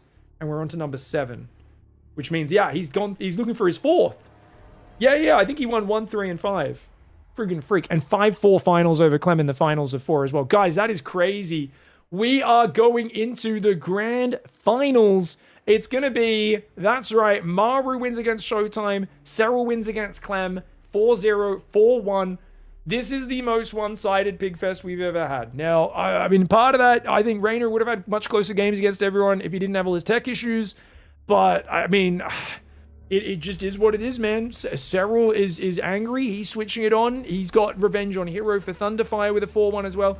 It's the most one-sided scoreline we've ever had. We've been blessed. We've had 7 of these tournaments, and the number of 4-3s, 5-4s, players down 0-2 in a best-of-5 comes back in reversals. We still had a lot of that in the group stage, and we've still had a good few series. But it is just crazy. It's the matchup of build orders and storylines of how those builds have broken their opponents down as a series has gone on that have really led to these matches. And now we have a rematch. Maru dominated Serral a few weeks ago in a big tournament finals. 4-0, right, guys? I think it was 4-0, yeah? And then he beat him 4-2 over here in this winners bracket match, where Serral dominated Maru in the opening 10 minutes for 2 games and could not kill him. And then, so Maru went up 3-0. Serral dragged it back. 1-2 games in a row. Maru managed to finish him off in the final one, 4-2. But it was a very competitive series, this one here. So the finals was 4-1. Okay, so Serral took map 1 on Tourmaline, didn't he? In that, it was at the Luli finals, one of the big online tournaments, $10,000. Serral took game 1, right? It was that really nail-biting macro game on Tourmaline, wasn't it? Yeah. So that was 4-1. This one was 4-2.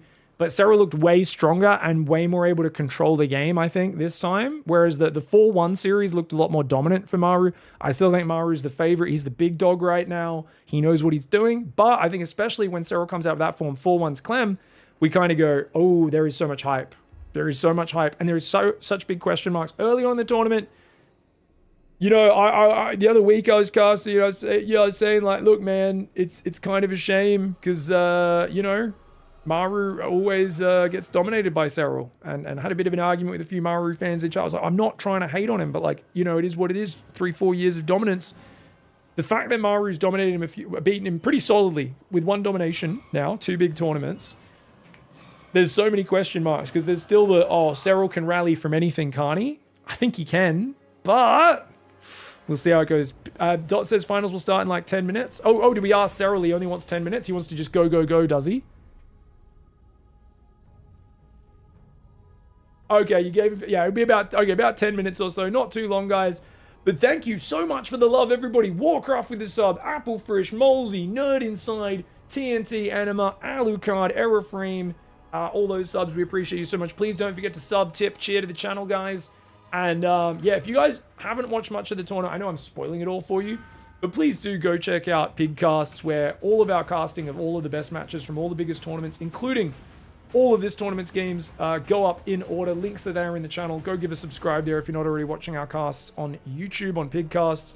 But yeah, thanks for hanging out. Let's play a highlight clip. I'm going to grab some hot water for the finals, get my throat all relaxed so I'm not dying in the midst of Maru refusing to die and defending 17 waves of Zerg. It's going to be awesome. The bit amount looks weird in the counter. The bit amount? Why is that? It says 94.69. Nice. Thank you, Alex. Good for pointing that out. We've also got clips of the Petite Penis commentary.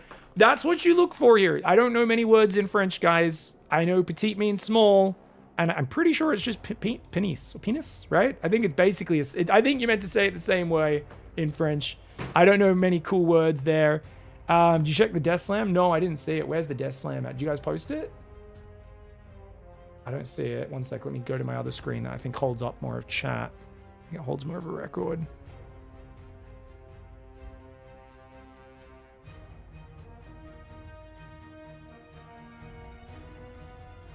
Did someone clip it?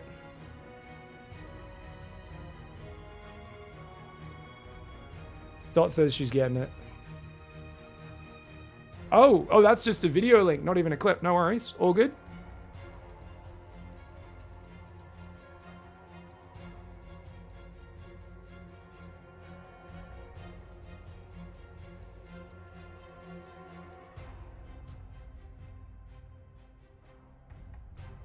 Yeah, fair enough. I mean, I feel that way too. What I liked about that one, though, is that he kind of was like, and then it came out. Like, it wasn't an instinct. It was actually like he thought more about the game for a few seconds, and then he was like, that deserves a friggin' table slam, man. Like, which is actually awesome. We love seeing that passion, man. I love it. I've punched my table many times.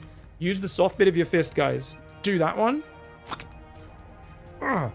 StarCraft is a game where you're trying to play piano while the other person is trying to hit your hands with a hammer. This is the best way I can describe it for people who've never played at a really high level. You're trying to adapt like to a jazz music with like a band around you, and they're treating you like, why are you struggling to play? But they can't see. He's an invisible guy with a hammer, and he's trying to break your fingers. So you're trying to like keep up with the rest of the band and play the song. And like the head of the band is the guy from what's the drumming movie? Whiplash. You've got fucking, what's his name, Simmons or whatever there. J.K. Simmons or whatever his name is there. And he's like, what the fuck's wrong with you, idiot? And you're just like, there's an invisible guy trying to break my finger. And that's like top level StarCraft. And when it goes well, you're like, I am a god. Heck yeah. I dodged all the hammer strikes and managed to play the song. And then when things don't go wrong, you think you're doing well. And then bam, the hammer like breaks one of your fingers. And then it's so hard to like get back in control and do it. But yeah, man. Thank you very much for the love, guys. I hope that gives you some perspective. There is no hate on Clem. Purely, we love to see that passion. It sucks to see him lose this, but you know he's going to be motivated to friggin' smash in the next few tournaments. And that's awesome for him. Yeah, if you got, yeah, that clip was in there. We'll be back in a sec, guys. Marine Split Challenge. See you guys in a few minutes. Grand Finals, Maru versus Serral. Coming right up. Best of 9. That's right, guys. None of this best of 6 stuff. Only best of 69. We'll be right back. So we basically just play until you lose a round, and then the run's over. Real simple. Good luck, man. Pure manual control and over 100 ping. We are giving you the ultimate challenge. Yeah, I mean, I feel like level 1 I can just aim when it would be fine. My marine split is not that good these days. Whenever I play off-race, I just camp with ghosts. Probably gonna die immediately.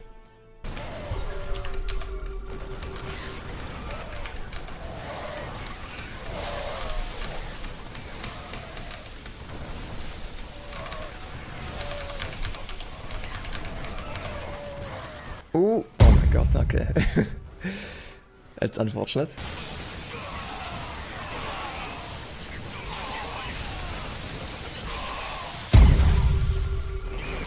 All right, GG.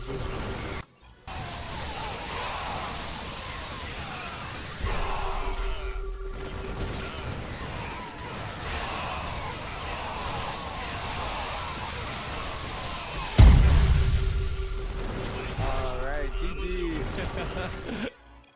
So hard. It's so hard.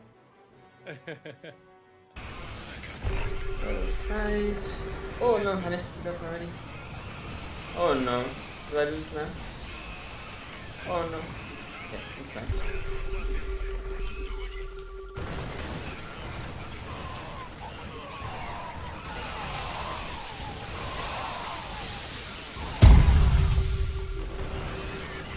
Okay, hello.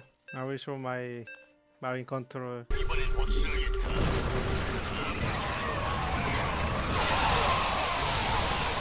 Hmm?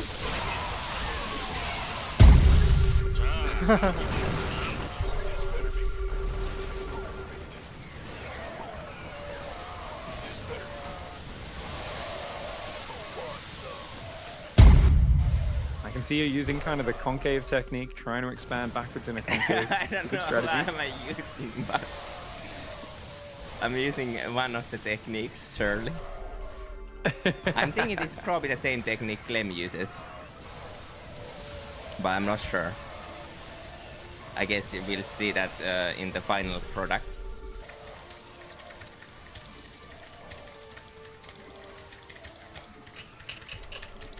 We're reaching the limit, I think. Ah, I messed up! I'm dead. GG. Level 7.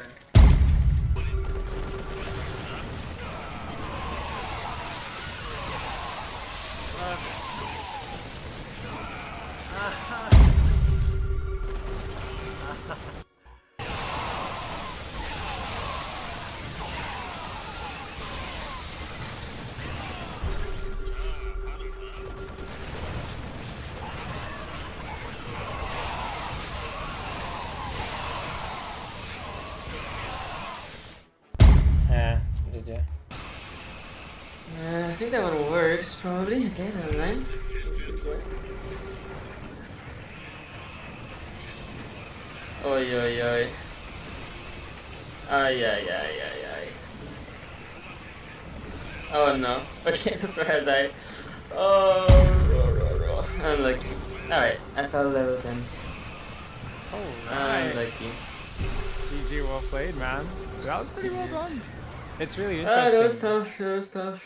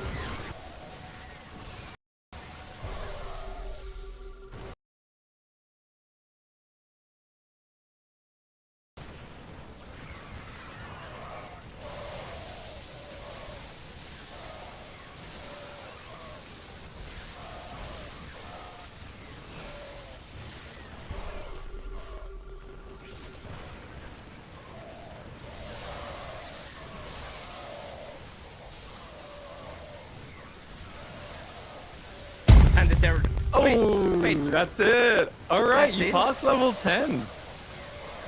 Yeah, That's it. Well done. That was a really good, one. mate. That was good.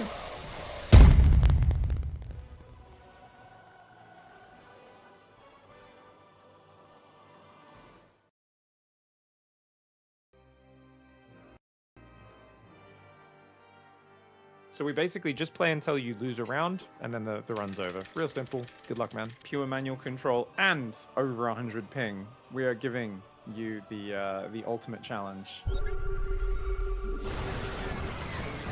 Yeah, I mean, I feel like level 1 I can just aim when it would be fine. My marine split is not that good these days. Whenever I play off-race, I just camp with ghosts. Probably gonna die immediately.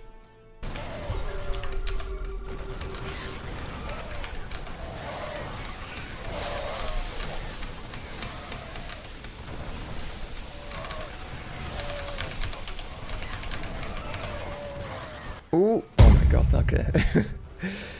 That's unfortunate.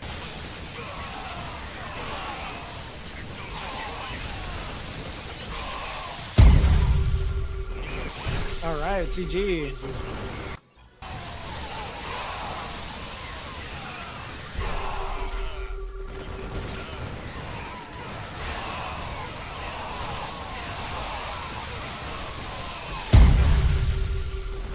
All right, GG.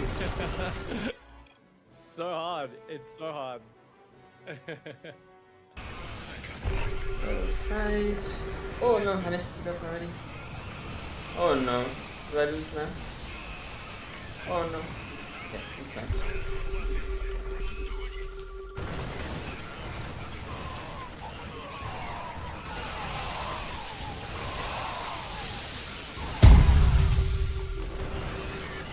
Okay, hello. I will show my marine control.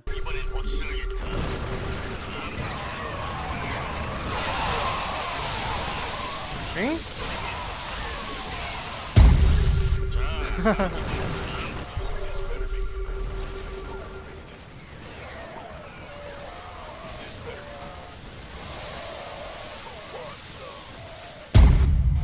I can see you using kind of the concave technique, trying to expand backwards in a concave. I It's a don't good know strategy. what am I using, but I'm using one of the techniques, surely. I'm thinking this is probably the same technique Clem uses, but I'm not sure. I guess we'll see that in the final product.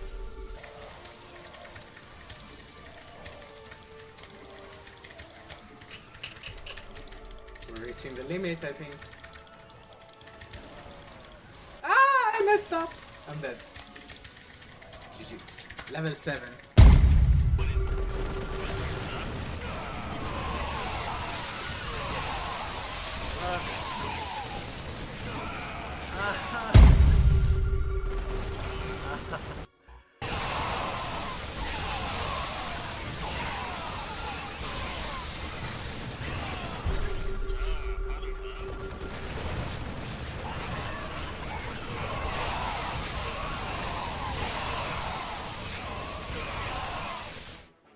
Yeah, GG. I think that one works probably. Okay, never mind. Let's keep going. Oi, oi, oi. Ay, ay, ay, ay, ay. Oh no. Okay, that's where I died. Oh, unlucky. Alright, I fell level 10. Unlucky. GG, well played, man. That was pretty well done. It's really Ah, interesting. that was tough.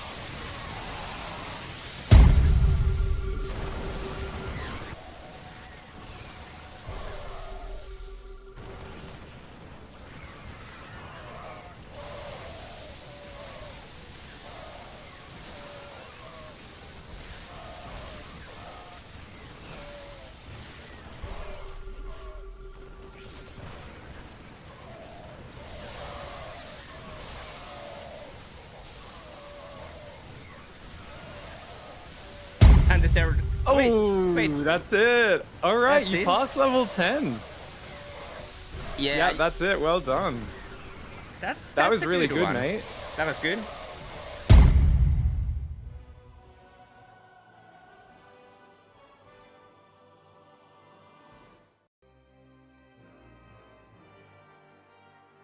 So we basically just play until you lose a round, and then the run's over. Real simple. Good luck, man. Pure manual control and over 100 ping. We are giving you the ultimate challenge. And we're back. Grand finals time. Dot says she's excited. She's like, oh, get to go back to a normal sleep schedule after this. Gonna be wild. Hope you guys are doing good. Serral, that was good. The standards are higher when it's Serral, guys. Yeah, the two winners of the Marine Split Challenge are in the finals. That's true. Yeah, Marine Split Challenge is the game that actually decides who the best players are. They're both in the finals. That's so funny. So red.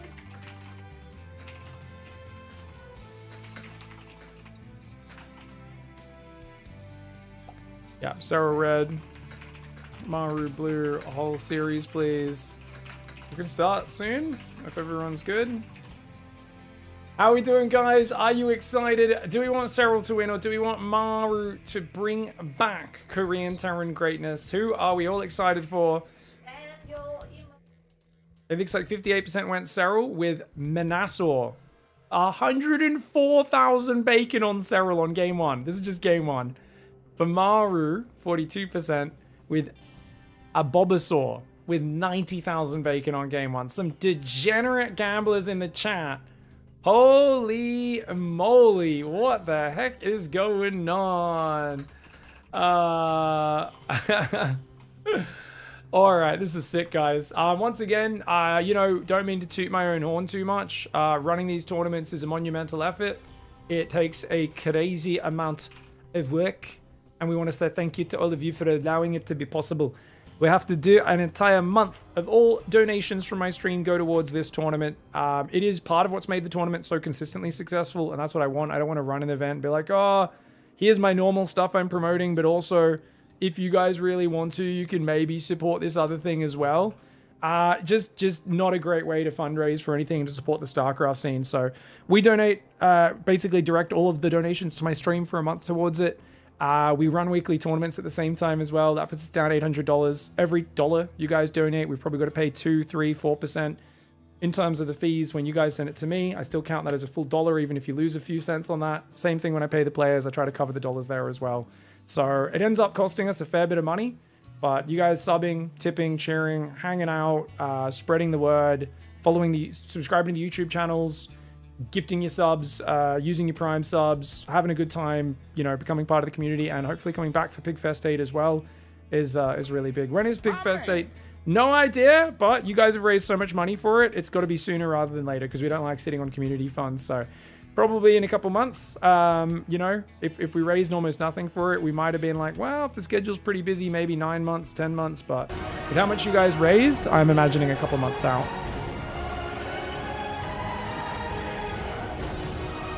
Oh, shit. Thank you so much, Grunfeldbach. $50 reduce. Thanks for the tournament. Not even dollar reduce, they're American Bald Eagle dollars. Straight to the prize pool. Thank you so much for your love, mate. Ankerpun with the €5 super chat. Gotta leave for work. See you next night shift. Hey, have a good one, Ankerpun. Hopefully you can catch the finals VOD later. Nissa Vakovius. Hi, thanks for all the good games. Thank you, Nissa Vakovius, as well with the $27.68 USD. Appreciate the support. And yeah, thank you so much, guys. The content is and will always stay free. It is basically if you guys appreciate it, hopefully some generous fuckers who have done really well off crypto or this or that in their life are able to help out. But it's also all the little guys dropping $5, dropping a sub, dropping a Prime sub. That all adds up. So thank you so much for everyone getting on there, dropping your subs. Finals is about to start. Players have given me the ready. Funk has also said he's ready. So thankfully, the Petit Penis crew, as I'm now going to call them, are ready to go. I think we're good. Okay, good to go. Ready up again. Do we have the map order? I haven't read it to you guys. Dot, what? You'll post it, Dot? Dot will post it in the chat. Oh, no, wait. I have to walk my dog. Oh, shit. Sorry. Guys, Maladoto XVITV needs to walk their dog. Everyone, stand down. Stand down, everybody. Maladetto needs to walk their dog. What's your dog's name? Can they maybe wait just a couple of hours till this final? Best of 9 final. Maybe. Guys, Alter 4. Stop the countdown. How much bacon did someone want to bet Maru does a 2-Rex? Oh, you think he's going to proxy Rex game 1? Yeah, it's Taito. I don't think he will on Taito. If it was Ruby Rock, I think you'd be onto something. All right, I'll start my recording. Let's go. All right, guys. We've got Serral in the top left side of the map, representing Basilisk. It's the grand finals of PiGFest 7. What a crazy tournament it's been. And these two players, honestly, kind of hype killers. They keep ruining all of their opponents in brutally one-sided fashion. But to see them here in the finals facing off each other makes this ever more exciting. Some of the best form they've ever been in. I mean, we're talking about a Serral who really switched it on against Clem, against Hero, and has knocked out such a hard bracket of opponents. But also there's a problem. Serral lost to Maru already in this tournament. He lost to him a few weeks before that as well. Maru has forgotten how to lose in ZVT. Now, this is a best of 9, even though Maru did not lose a series. The difference is Maru got to skip around. Serral had to beat Clem to get to this finals. That was his price for having lost that previous series to Maru, 4-2.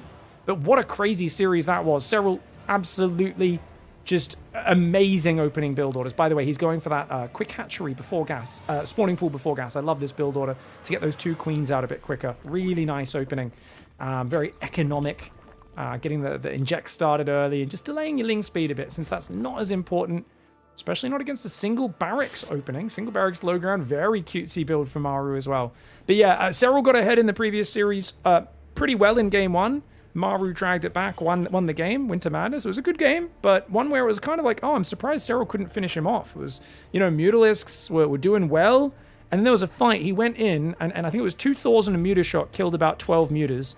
Lings and Banes tried to attack around a corner, onto a bunch of tanks, and just got blasted, and suddenly Maru took control. Game 2 of their previous series, Serral comes out with an amazing Ravager Ling attack, absolutely wallops the greedy mech build, puts Maru down to about 15 workers. Serral's up to 4 base not too long after. Looks like it should be game over. Maru proceeds to make one of the most epic mech comebacks we have ever seen.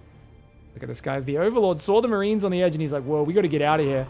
Maru was hoping the Overlord would already be there on the pillar, and he could have got it. But I think he's going to make it to the safety of this secondary pillar there. There's a baby pylon. Little green crystal there. He should be able to make it to that safety. Let's go, Pig. This is where if Maru was a real Chad, guys, he'd put 1 Marine here, 1 Marine there, and then he'd do a scan, and he'd kill it for 225 minerals. Super worth it. Not really. But it would be funny to watch. Zerglings come in. He confirms the quick factory on the natural. And that 3rd command center hidden. This disguises your build order really well, but it is traditionally very weak to kind of Ravager Ling attacks and Bane busts because your production is exposed on the low ground. Whereas normally Terran relies on pulling back up this main base ramp in order to defend a lot of attacks. Double Hellion starts at 308. Pretty quick Hellions. I think we're going to see double eBay after, though. It's just going to be the... Maru is so gross. It's like beautiful, disgusting, It's so fast. This is so fast, this engineering base, man. Maru loves these quick upgrades. This is such a greedy build because he's got a low ground wall off and no Banshees, no second barracks. He dies to a stiff breeze. Literally, if Serral accidentally sneezes on him, Maru will break his neck with this build order. But this is how you play the opponent. You gamble, you're on the Zerg's map pick, right? I think he's basically like, Serral's got the map first, Taito, best Zerg map. He's going to have the best Terran map next. He's going to take chances here. He's like, oh, you're not going to waste your best map on an all-in. You're going to play something else. Now, it looks like Serral could either be going quick Hydras, which he did against Clem, we saw on Tourmaline, or it's Mutas. But this does look very similar to those 2 builds. This looks like a Spire, right? 200 gas right as the lair finishes. Drone is there. Indeed it is. Hellions poke in, get themselves a creep tumor. Greedy builds like this, Not something I'd advise against a Zerg that all-ins a lot. Against a Serral on his map pick, great choice. Great choice for Maru. He's going to get away with it. Second and third barracks goes down. Factory with the tech lab. He's going to be able to build siege tanks if he feels he needs them. Only 2 mineral lines full. Serral's first Mutalisks will have a bit of a window to do damage. I do like that Serral's now confirmed what's happening. Even without seeing the engineering bay, I think he should have a pretty good idea of what's going on. Just having, I mean, he studies his opponents more than any other Zerg. And there's only one thing you're thinking about in this matchup. As a Zerg, when you're playing Maru right now, there's 2 things that he does. Outside, well, 3. Proxy Barracks is the third. But the first one is Mech, and the second one, and it's almost always really quick double armory, so it's either, is it Mech with really quick upgrades, or is it Bio with super fast double engineering bay? It's almost always one of those 2 things, or it's a Proxy Barracks. Maru doesn't play very many middle-of-the-road builds. I say that, he's probably going to mix one in here because it's a best of 9, and he's very aware that he needs to make the opponent afraid of all the options that he has in order to keep them on their toes. Stim will be ready for the Mutalisk. 7 Mutas are on the way, so he will have Stim Marines, but his reactor's not done yet, so without any turrets building or anything like that, Maru really has no idea what's going on. The Mutas could go in and get quite a few SCVs, especially if he drops some mules on that third base. Zergling's ready as well. Don't think he can bust in unless the tank gets sniped by the Mutas, though. Third base is there as well. Fourth base quite delayed. It looked like he was going to take it earlier. I think it was really good he sent the drone out, so the Hellion saw it. He probably thinks that fourth is already finishing for Serral soon. He has no idea about these Mutalisks. Let's go to Maru's camera. Maru's about to see them come in. You can see he's just doing his macro, and oh no! The Mutas are here! Quickly pulls the SCVs. He very instantly swaps some, throws some turrets down. The Marines do stim. Serral already pulls a weak Mutalist back, and you can see Maru scrambling. Builds a turret there. He's going back to mining with a mule.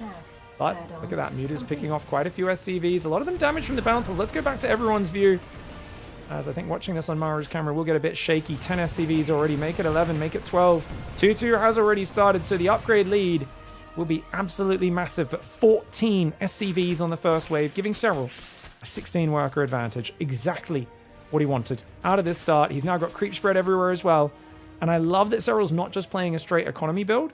This is like, it's a decent economy, but with pretty damn quick tech. It's a nice, balanced, best of both worlds build. He did need to get some damage. But now he finds himself in a very solid spot. 72 workers are up. You can see he's droning the fourth. Double upgrades quite far behind, but because you've got map control, you get really good creep. And if you have massive creep and plenty of speed banes, you can always defend a Terran who's got better upgrades than you. The problem is if the Terran's in your face, pushing that creep back, the Banelings are nowhere near as effective. Overseer in the back. Oh, nice contaminate to slow down the +2 weapons. Serral's been so good at these contaminates today, hasn't he? That to Clem as well when he did his Hydra timing on him. Gold base goes down first. Now you guys know my philosophy.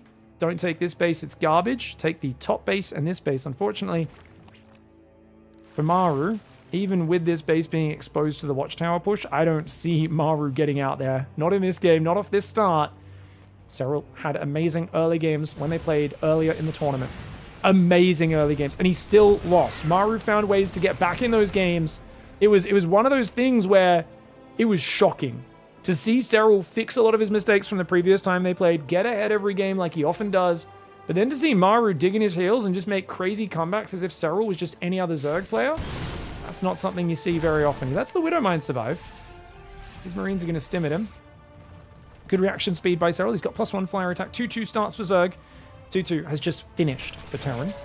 No 3-3 starting just yet. There's no 4th command center. Maru has got 8 barracks, and it looks like he wants to go for an all-in. He's down overall supply massively. Army supply is slightly ahead for Maru. I think counter-attacking is the best play here. Serral's going to see this push coming now.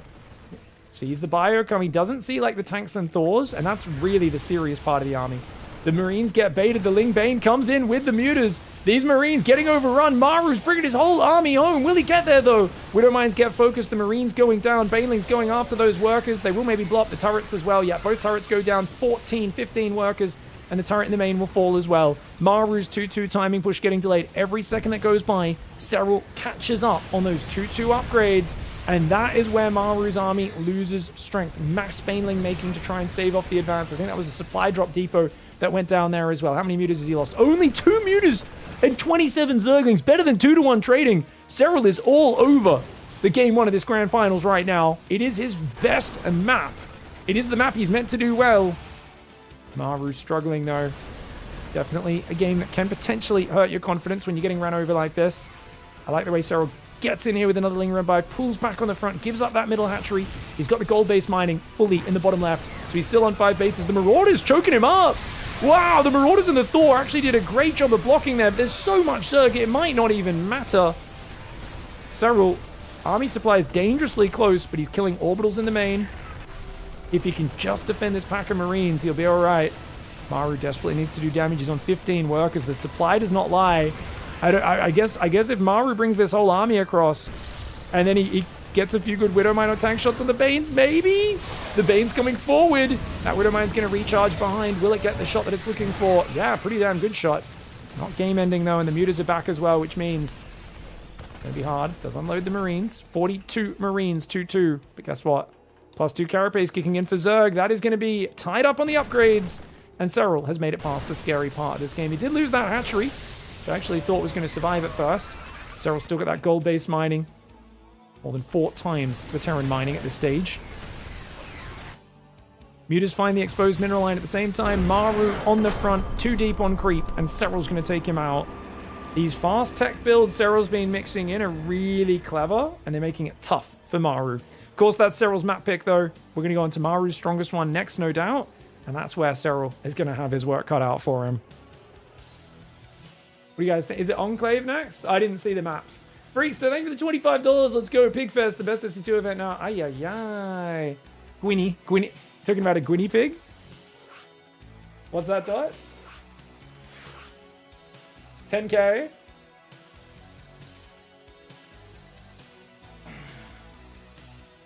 $10,000 feet. For those of you who like foot fetishes, this is one of my favorite maps. 10,000 feet. Some would say too many. Who needs 10,000? That's crazy. I don't care how into it you are. It's weird.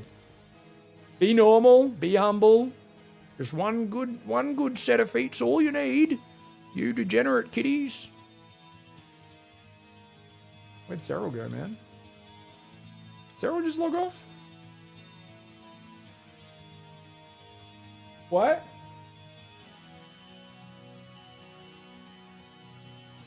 Yeah, that was Central. That was Serral's server. This is gonna be Korean server now. I think Serral might have just gone offline. Oh, he's in menus. All right, we'll shoot him an invite. He thought it was a best of 1. He's like, I got it! PiGFest champion! Oats at midnight. Thank you for the Prime Gaming sub, dude. How do the server choices work? We flip a coin. Maru picked heads, and he lost. It was tails. So we start on Serral's map server. That's it. And it just alternates. Yeah. All right. Serral says go, go. Go, go. Question mark. Serral red, Maru blue. That is correct. Maru says go, go. Let's do it, guys. Let's do it. Oh, Serral needs to prep for his 2v2 tournament with Uthermal. When's that start, guys?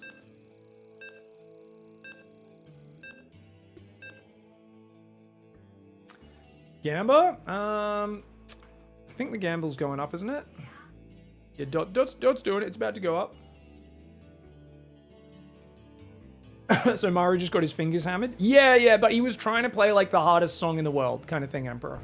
You know, playing your opponent's best map. And now it's Serral's turn to try and play like the thing where like they're like only 3 people in the world have ever been able to play that song. You know, it's like it's kind of like that. So, you know, if you aim high and you fail, have you really failed? Thanks for the Bezos box. Still had a good shot, you know. Showy Showtime, thanks for the 2-month resub, yo. All right, guys. Serral in the top left side of the map goes for that early extractor trick, but he skips the Overlord. No, he doesn't. His Overlord was like a second late there. Serral slipping on his builds. Maru at the bottom right side of the map for Vitality. Vitality against Basilisk, a rivalry we have seen going on and on for quite a few years. Through the former iteration of Vitality as well. Back when they were on side previously. Hatchery goes up on the natural nice and fast. So he's doing 15 hatchery after Overlord into 17 pool before gas each game, right, guys? Or is he doing... Yeah, so one more drone starts, and then he's going to do... This is the new a laser slash sort of build, guys. If you guys... all the Zerg nerds that watch streamers while I'm asleep, the European streamers who usually finish their stream when as I'm waking up. Well, not to be fair, sort of doesn't. He's in Korea, but still. They've been studying this build. So this spawning pool, normally spawning pool goes down like a minute 14. This one's like 7-8 seconds earlier, which means your queens can start a fair bit faster.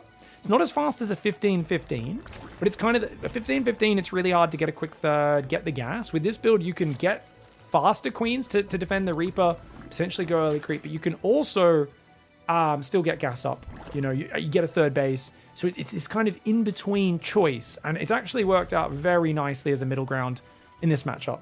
Now, Maru, not as big of a fan of blocking his opponent's third. You'll notice Clem was always over there trying to block Serral's third, get in his face.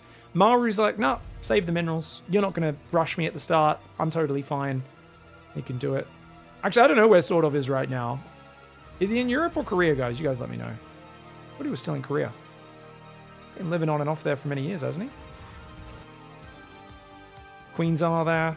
Reaper's coming across the map. Single gas factory. And then does the second gas go down? Nope.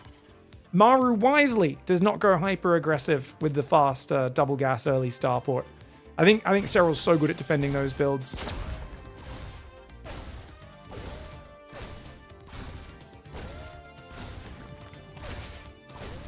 Good spore trick. See that queen? She's like 5-6 seconds later. That Reaper's so much more annoying. Good defense. This is 10,000 feet, guys. It's Maru's best map pick. We are onto the US West server. Better server for him. Lair starts up very early. That lair timing, to me, looks like a Nidus. Doesn't have to be, though. Richron goes down. Serral could do some nasty off of this. Queen and 2 Zerglings on the high ground. Maru runs away. I really enjoy this map, even though late game gets really bad for Zerg, because you don't get many bases above the Terran. These 2 middle bases, pretty untenable. But it's also got nice tank pushes behind this base that are hard to deal with. I don't know, I just enjoy it as a Zerg, and I feel like Serral plays this map very well. To me, it looks now like it's just a roach speed push, but takes a third hatchery. I don't think he went ling speed, did he? No. There's a build kind of like this where Shin and Solar do it, where they make ling speed, and then they just do a 2-base roach shove. But because they've showed ling speed, Terrans always have their guard down, thinking, oh, no one goes 2-base roach after going ling speed. That doesn't make any sense, so it's kind of like a little trick build. But this one's a bit more chill. 3 roaches are building. The Hellions getting focused. Evo. Nice Evo block. Beautiful defense there by Serral. Gets himself a Hellion for just a little bit of mining time. He's happy with that. He's a third commencer. He's going to make an Overseer to go check, what are you doing here, Maru? And we see it's 3cc, 2-on-1. Second and third gas goes down because, of course, he wants to go... Oh, he's even taking a 4th gas. That's a very early 4th gas. I guess the 3rd gas may be slightly delayed. I mean, we know he wants to make quick upgrades, so it's probably the only reason why. I don't think he pivots off stim drop into, like, the old TY battlecruiser all-in. 2-1-1 into 2 or 3 starport BC. I think that's a build order you're going to see in this grand finals. That's usually the sort of cheese that's a madman's choice. Maru goes for the double engineering bay, as expected. Swaps over the starport for the medevac. The Overseer dying's nice. That means these upgrades won't be getting hit by that Contaminate that's been so useful recently. And it is actually just really fast 1-1 upgrades. And he's just droning his third. Wow. Serral's got some really interesting build orders, doesn't he, guys? He's going to go 5 gas. I wonder if he takes the middle base or does he take the top right? Could always mine the minerals out, go to the left as well. It is an option.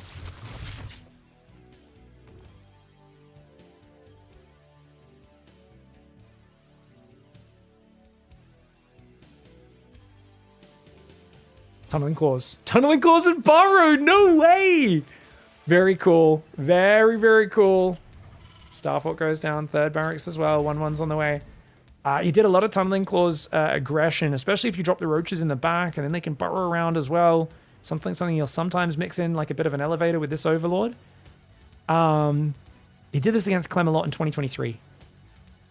It was like hitting that point where it felt like Clem was so good at defending run bys and regular counterattacks, and Serral got really creative with burrowed roaches for a few big tournaments.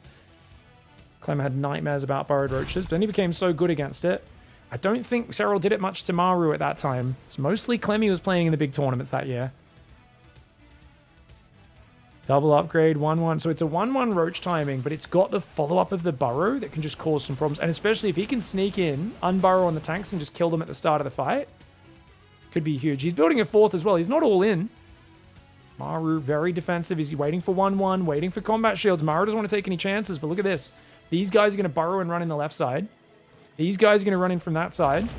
Burrow is done. Tunneling claws 7 seconds out. He's got roaches on the front as well. So when the army runs back to defend, these roaches are going to run in the front and kill the tanks.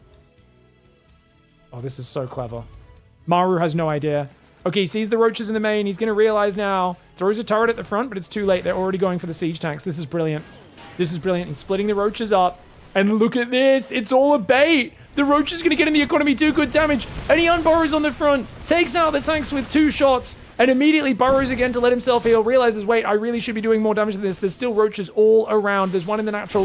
A few in the back of the main base as well. These SCVs go down. The bio comes out to fight. But that is a brilliant move for Serral. And there's no scans. He's already used his scans. There's only like 1 left. Serral gets 23 workers. An amazing opening for Serral. 2 games in a row, he's gone fast, 2 base tech. And he's done a really cute timing that Maru didn't expect. You might be wondering, why didn't Maru expect? Well, number one, he's so passive. He's sitting at home, so he doesn't have any ways of getting info because he's been so greedy and he doesn't want to give these openings. But because Serral's so creative in how he attacks, it's not just a frontal shove. He catches him off guard, and now Maru realizes he's got to dig deep. He goes across the map with a quad drop. Serral single roach in the main, picks off a few SCVs here. Does get trapped behind there. These 2 roaches, of course, know there's a tank and some bio nearby Serral. Don't think he spotted this drop, did he? He's got quite a few roaches. Many are still burrowed, though. That roach gets scanned, but even the scans going down is not good. Costs him a lot. This command center tried to block, and he realizes there's roaches there because it didn't land at first. Roaches, I believe, have all unburrowed here. And Maru, oh, that's a good move. Hatchery snipes and picks up. Loses a bit of bio, so it's not a free move by any means. Clever move. Oh, the drop goes in the main again. Oh, he's so annoying. I think Serral just wants you to use all your scans here. No mules for you, buddy. Bit slow to split. I think he does lose them all. Oh no, he's going to force another scan. Wow. That's kind of amazing, isn't it? 2 scans, 450 minerals of potential mining going down. Maru and just 53 workers. Serral swaps to Banelings. He goes 5 Ravagers here. He's still got 28 Roaches, which I do think he'd love to get rid of. Losing his 4th is a bummer. He will start a 5th. And I think Serral's just gonna go for a massive timing. Should be transferring workers out of this main as well. Great minds think alike. What can I say, guys? Me and Serral on the same wavelength today. You know, just a couple of Zergs here, just thinking about transferring drones. That's what we do. 2-2's halfway done. Tanks are building off just the 1 factory. Maru needs to dig in his heels, turtle it up. 4th command center into 2nd factory is a good call. +2 melee and adrenal glands on the way. Vipers will be massive, though. Serral's going to come in with 3 Vipers, spam Blinding Clouds, and bust this from 2 sides. There's going to be Ravager, Roachling Bane from here and from here. Problem for Serral, got 28 Roaches. If Maru gets enough tanks, enough bio, and especially if he has some Marines and turrets that maybe focus down 1 or 2 of the Vipers, I don't think Serral can break him. Necessarily. It's not 100%. The supply advantage is maybe Serral should go soon, because he's already maxed. Maybe Serral should have kept attacking. I mean, the army is so small for Maru. What's he got? I guess he's picked up triple drop there, double drop there, and that's why he's so vulnerable. There's no Spire here, though. So the problem with no Spire is he has to use the Parabomb to deal with this. Where are the Vipers? Oh, don't kill your gas, mate. Serral? Oh! Serral! Sucks off. He sucks onto 1 gas, then he starts stealing energy off the other. Should be able to keep those alive. Double drop on the right, triple drop on the left. Some units are on the right, but Serral's pulling his whole army. He can't be lazy. He's miles ahead, but you don't want to throw this lead away. Parasitic Bomb goes down. Maru going to redrop some of those units. It does fall to the Queen. If he ran away immediately, I thought he might keep it alive. Roaches are on the right. Stumbles into these Marines. Serral's taking a long time to make a potentially game-winning play. And that worries me. He's letting Maru get to late game, and this is classic kind of previous series Serral, he's been maxed for like 2 minutes and he's done nothing with it. He needs to do something now. Can he break through? It's a lot of tanks, but they're in a bad position. These guys need to pull away. He's going to try and siege him there, but the bio very far away from defending this. Roach Ravager tries to come forward. He's going to take out 2 tanks and just pull back, realizing he can't break that. Serral finally builds a Spire and a Hydra Den. The Hydra Den for me is very interesting. I think he wants to lurk in the main. It would not be my first choice, though. Borrowed Zergling didn't quite block this base. A little unfortunate on the positioning there for Serral. Oh, he's going to buy all the sensor towers. Maru immediately starts a sensor tower next to that one, just slightly further. So I think it is out of range. Serral giving Maru time. If you believe Serral is just a god tier player who always wins late game, which is definitely classic Serral, this is no problem. He's going to win anyway. He's just looking for efficient fights. We always talk about how Serral, if he thinks a fight's inefficient, he almost always errs on the side of caution and progresses to the next stage of the game instead of throwing armies away. It's an advantage in a lot of situations. Sometimes it's a disadvantage. When you're as far as ahead as I think he was, he may have just been able to do a 2-pronged A move with just Roach Ravager Zergling. Maybe Banes as well. These command centers are exposed. Serral doesn't want to give too much time. Maru kills a hatchery on the left side, and Serral's going to go for it. Big blinding clouds on those siege tanks. Planetary taking out a few of these Zerglings, but that Planetary gets blasted. Biles will take out the tanks. Oh, only one of them, actually. I think Serral could have kept fighting there. Honestly, I feel like he could have just stood and fought, right? But that's classic Serral pulling away in that situation. The double drop from the right side does come home. The problem with these engagements is Serral's trading his Ling Bane, and a lot of his Roaches survive, yet they're the bad units you want to get rid of. Serral wants to deny this base. If he can keep him on 3 base, he will win. Serral's on 5-6 now with that left base. Now up. 87 workers, this one as well. He's got 1 more Viper coming in, so he's lost 2 of them. Greatest Spire coming in. Broodlord swap, usually a checkmate in these sorts of games, because your opponent's just barely surviving with siege tanks. Maru, he's got a Knuckle down. +3 attack, couldn't even afford +3 armor. He's making vehicle plating for his libs and his tanks to be a little bit tankier. Still trying to build 4 command centers. How many command centers did he lose, guys? It was 1 and a Planetary. Not too bad. Cancelled most of them. Units lost tab. Yeah, dead even. Very close. Ooh, I like this. Roachling drop in the main. He's like, what's the best way to get rid of this garbage? Let's go. Does lose a full drop, though. Those 2 turrets are going to pay their dues. Gets a few of these overlords down nicely. Roaches are going to trade out. Top left side, Marines will get pushed back. This side, going to go with Ling Bane again, but he's got to send the Lings in front so the Banes can click that Planetary. Bit of a derpy trade, maybe, but... Oh, as long as you kill the Planetary. You're going to kill the Planetary, bro? Okay. If you could detonate like 30 Banes there and kill all 3 command centers, it would have been the best. Maru gets another hatchery snipe on the right. Maru diving into the main. Vipers are there with the queens. That will go down. Maru's desperately trying to keep Serral off of his back. He needs that 4th base to get up and start mining. It's really, really hard. Serral's multitasking's on point. Those are only changelings in the base. Those are not real Marines. As long as he leaves like 10 Zerglings there, sporing the queen, should be able to keep that drop pinned. You can see now the army's a bit better for Serral. Just the 5 Ravagers, no Roaches. It's mostly Ling Bane, which is really good for rolling over these sorts of positions. Maru's going to try to stretch out to a 5th. This right side, what's he got? A few tanks, a few libs. Turrets went down. Oh, I love that Maru replaced these. If he didn't replace those, that'd be annoying. But if the Overlords go around the right side, it would be a bit better. The Reddit point one's going to die instantly. No, it's not. The yellow boy tanks for it. 1 Overlord goes down. The other ones will survive. A lot of Lings in that main base causing trouble. Pick off the turret, so he opens up the chance for another drop as well. Big army on the left wants to deny this Planetary. I'd love if half of his army came from this side and tried to clear these tanks as well, but of course he doesn't know the position. We do. This is Serral's vision. He's going to come from that left side. Watch out for the Widowmines now joining the charge. 1 Widowmine got a massive shot. Drops a few Biles, takes out a tank. A few snipes on the Overseers. One of those goes down. Lings are burrowed in the main. Maru's struggling to get up a 5th base. There's 8 Ghosts, 2 Vikings, 10 Marines. I think a Broodlord swap's still good here.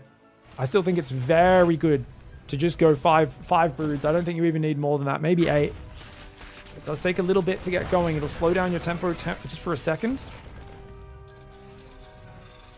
He's going to burrow there.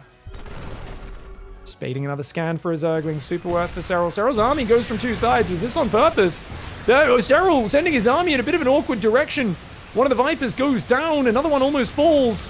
But he does get a few SCVs, a few tanks, a couple turrets. Really wants that sensor tower. Grab 1 or 2 extra SCVs before those Zerglings go down. Serral's going to remax on Zerglings, building yet another Viper. Wants to have at least 2, if not 3 Vipers at all times. Ling's going to go for the drop again, but the turrets have been replaced. Maru playing Survival Simulator right now. And I think Serral's given him a bit too much room. I really feel there should have been more urgency in this game to finish Maru off. I mean, it was an amazing opening. Beautiful roach timing. Serral's still in a very much winning position. But the aura of Maru is affecting even me, who can see how far behind he is. He's only on 5 orbitals. He needs a good fight, does Maru, and he hasn't really found it. He's only ahead slightly in the resources. These sort of Ling run bys are pretty much free. Lings get into the base. Vikings over there as well. Good clean up. Can he defend this side, though? This is a hard angle to attack for Serral. Maru doesn't have much of his army here, though. It's a few ghosts, a few tanks, and a few libs. Banelings blow up the planetary, 11 SCVs. A lot of tanks and libs survive, which always feels awkward there. He absolutely needs to find a way through. Is it ever worth building Corruptors in a game where your opponent's only got 2 libs, 2 Vikings, 3 medevacs? Probably not. Probably not. Especially when you've still got Ravagers, right? He's still got 5 Ravagers, so they should be able to deal with those libs. +2 air attack. It hurts me to say that. I know that the regulars are going, what are you talking about, Pig? You love Corruptors. You think they're always good. Yeah, there are situations. Chat says Revengers. What the hell is a Revenger, chat? Serral comes in, snipes a bunch of the missile torrents. I mean, there's a chasm between the banks of the 2 players right now as Serral gets another 18 workers. Maru needed to pull those away much quicker. Lings are burrowing, forcing these as well. You guys wish that Zerg had Defilers from StarCraft 1? Yeah, me too, guys, to go with the Zealot Archon, yeah. Nidus, double Nidus in the main. You need a few more units to stop this. He's there. Very, very stressful, though, is this situation. Oh, Changelings are actually taking Widowmine hits. That's kind of hilarious. Lings are coming in from all sides. Serral really trying to just jam Lings from every angle. I love it. I feel like he's remembering. There was a question in the interview the other day from Twitch chat, and they said, why don't we see you trying out multitask Maru more, like, come in from every angle? And really just keep spamming drops and Niduses and this and that? Did he rebuild the Ghost Academy? Oh, he lost the Ghost Academy! No, he started rebuilding it only now. Wait, did he think he was building Ghost this whole time? Maybe. Lingbane Ravager Viper doing well. Oh, beautiful hold position micro to disable the Widowmine shot. Second Widowmine does land, but units lost have way too close for Maru's comfort. He's coming in right now. Blinding Clouds across the front. Biles on the libs. One of the libs does take big damage. The other one goes down. Lings on the front clear that mineral line at the same time. The Ravagers are staying. He wants to get rid of that lib, and he finally does. Still 3 Ravagers survive. Only down 4,000 of units lost. That's amazing for Zerg, man. Very few people feel comfortable letting Maru get this deep in the game, playing this slow and methodically, but as always, efficiency comes first. Any other Zerg, even if they would have won the game quicker, they would have done it with a much bigger gap up here in that units lost tab. And I think Serral's just allergic to throwing units away inefficiently. Serral's missing the Lurker upgrade, says chat. Yeah, he's made both Hydra upgrades and he's added 10 Hydras now. What's that about? Is that just to try and... I guess that's to kill the tanks. Just to have something that adds some generic range damage to his army. Just to, like, kill the spread out siege tanks a bit easier with your Zerglings. Yeah, why not? Why not? It's not a bad move. There's no mass lib. I think a few Hydras mixed in with your Lings does really good because he's struggling to just kill the spread out tanks right now. Just having Lings and Hydras together can kill that much quicker. The Ravagers abusing this ledge. Serral's so good at that. Another Sensitar has to get rebuilt there. That one does go down. Air armor coming in for Serral.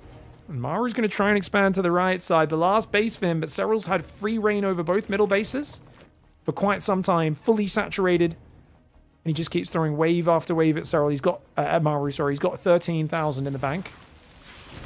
Kills that Widowmine before it can fire. Ling's trying to do the spready. Here we go. Blinding Clouds on a bunch of these tanks. The numbers of Zerg are vast, but a lot of Marauders reinforced from the left side. Files landing on tanks, but not quite killing them. And Hydras, as nice as they are, is a little bit of support. Oh man, Maru's going to counterpush. Maru has a bigger army supply. You need a lot of Lings and Banes to defend this army right now. He doesn't want to make too many Banes because that gives Maru time to maybe snipe the hatch. Chases him. He's going to get... Ooh, a couple Marauders and Ghosts. Juicy. Every kill is valuable for the Zerg now as 2 Infestors do get added. So it's 2 Vipers, 2 Infestors, Massling Bane, and just 10 Hydras, 6 Queens, or 5 Hydras now. I guess he lost half of them. Serral struggling in late game. This is classic Serral, guys. I still think he could have won the game earlier, but at this point, he's doing it perfectly. Now that he's let Maru get to this spot, he's just so efficient. Look at that. No support. Only 2 Widow Mines for the Lings. The Lings kill a bunch of tanks, bunch of SCVs. They get the turrets and the gas as the infrastructure. And at the same time, Maru tries to push the right side. That's mostly Banelings now in a big blob, though. Marauders and tanks pretty scary against that. Serral will lose this base, but he's killing one of Maru's and clearing tanks deeper into that defensive position at the same time. These Lings can get in that mineral line and do so much. Oh, that's huge. Serral happy to give up that middle base, man. Happy to give that up. Yeah, so for those who don't know, I've been calling... does anyone in chat remember my name when I watch enough Serral in late game? What do I call him? I've been calling him it for years. It's the Sandpaper Zerg.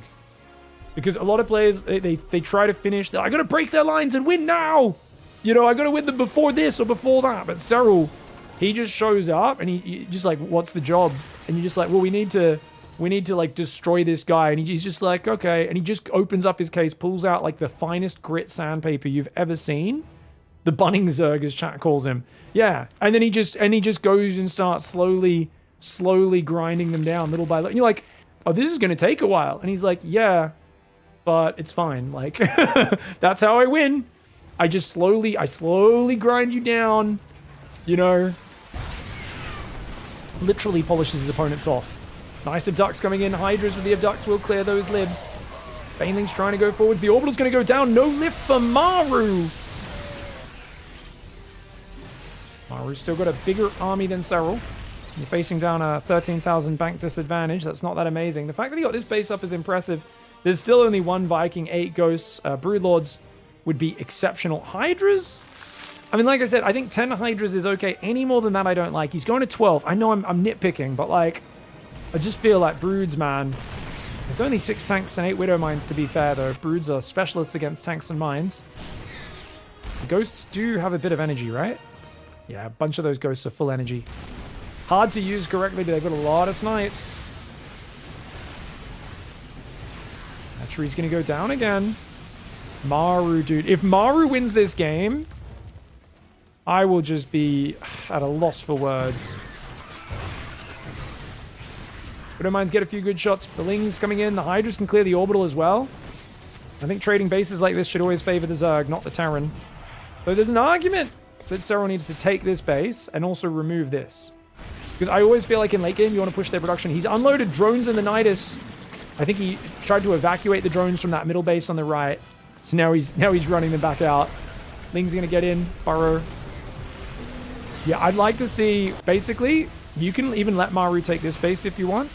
But to punish that, you want to run in this side and get into his production constantly. I want to see Lings running in this side to siege him.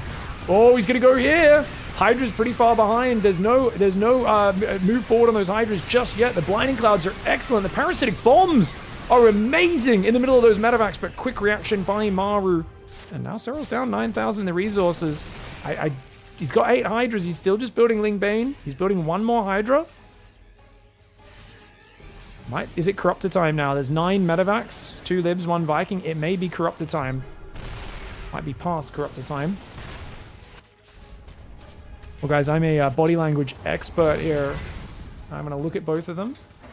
Serral right now has the, oh god, why did I let it go this late on 10,000 feet? Look on his face. Some deep breaths coming in. Maru's like, I understand the assignment. I've been here 43,000 times. Just stay chill. Keep expanding 1 base at a time. Defend 43,000 waves of Zerg. Essentially, he's got to Rocky Balboa it. He's just got to get punched in the face so much that his opponent gets tired and then he can win. Maru's biggest strength is his ability to absorb the Zerg brain damage that's coming his way with these armies just overwhelming. He's just got to survive. If he can survive long enough, Serral will gas out.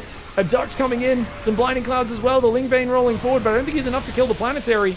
And he pulls back there. A few of the tanks do survive. There are Lurkers in the base, though. He's finally got the Lurkers. These Lurkers do not have upgrades, guys. These are 8-range Lurkers.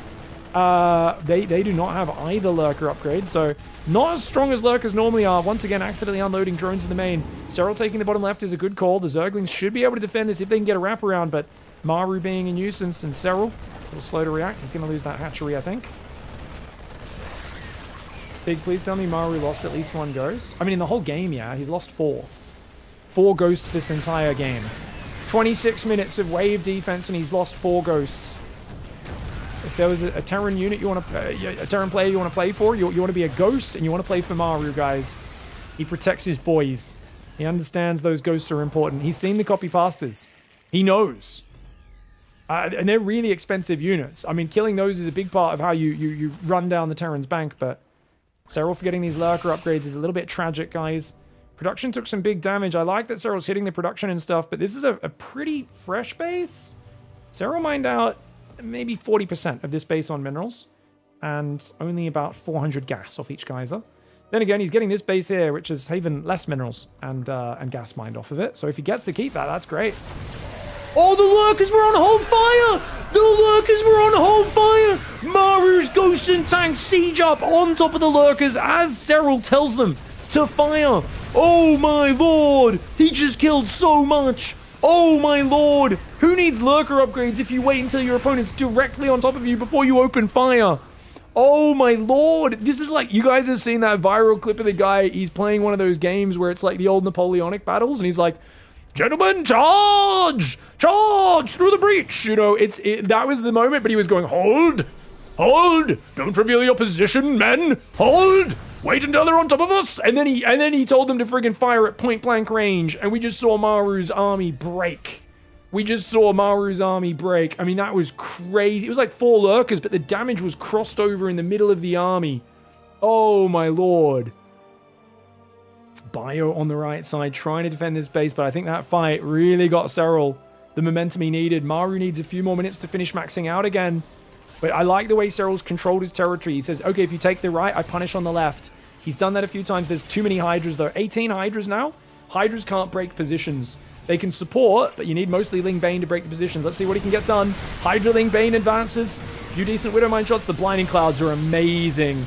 Oh, the Blinding Clouds do it. The Planetary did not repair there. And that's going to be, I think, the game-winning battle. Look at how much he's killed. I don't think Maru can hang on. The Ghost still microing backwards. Maru. I cannot believe Maru survived 29 minutes. This man was dead much earlier in this game. Serral got him with the Tunneling Claw Roach build. And yet, Maru has hung in here. He has survived. He's made Serral sweat and work for it. But it is interesting to see Serral kind of with that grit, that determination. And also not just that, it's the attitude of saying, I will still beat you in the late game. Just to hurt your confidence and grow my confidence. Even though if Maru's thinking straight and if his coaches are thinking straight, they should be putting their heads together after this game and going, like, you were miles behind from the opening. That's all this is. He's caught you with a sneaky Muta build, now a sneaky Roach build. The fact you made it this close is actually a mental win. Viper's coming in. He gets EMP'd. A parasitic bomb on those medevacs would have been game-ending, but I think the Hydra count might be game-ending anyway. He gets 2 of the medevacs. The medevacs fly over the Spore. The Giga Chad Spore kills one of them.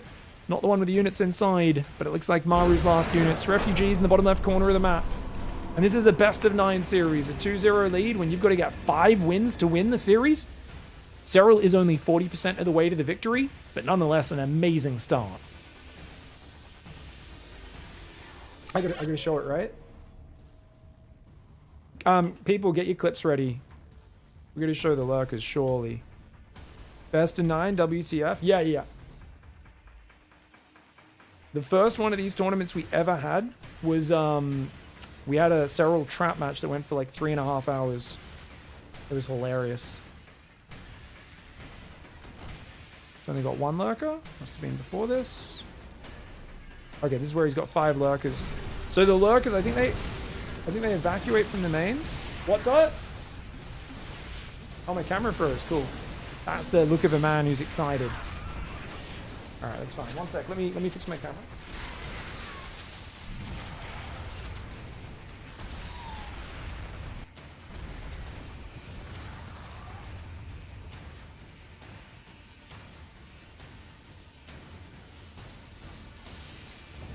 Should have probably deactivated it like I normally do there.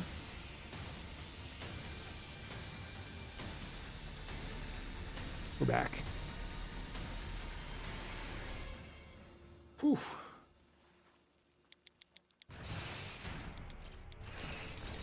Alright guys, let's show you. So the changelings saw the army coming. Maru kills them. Oh my god. Hold! Hold! Hold! Fire!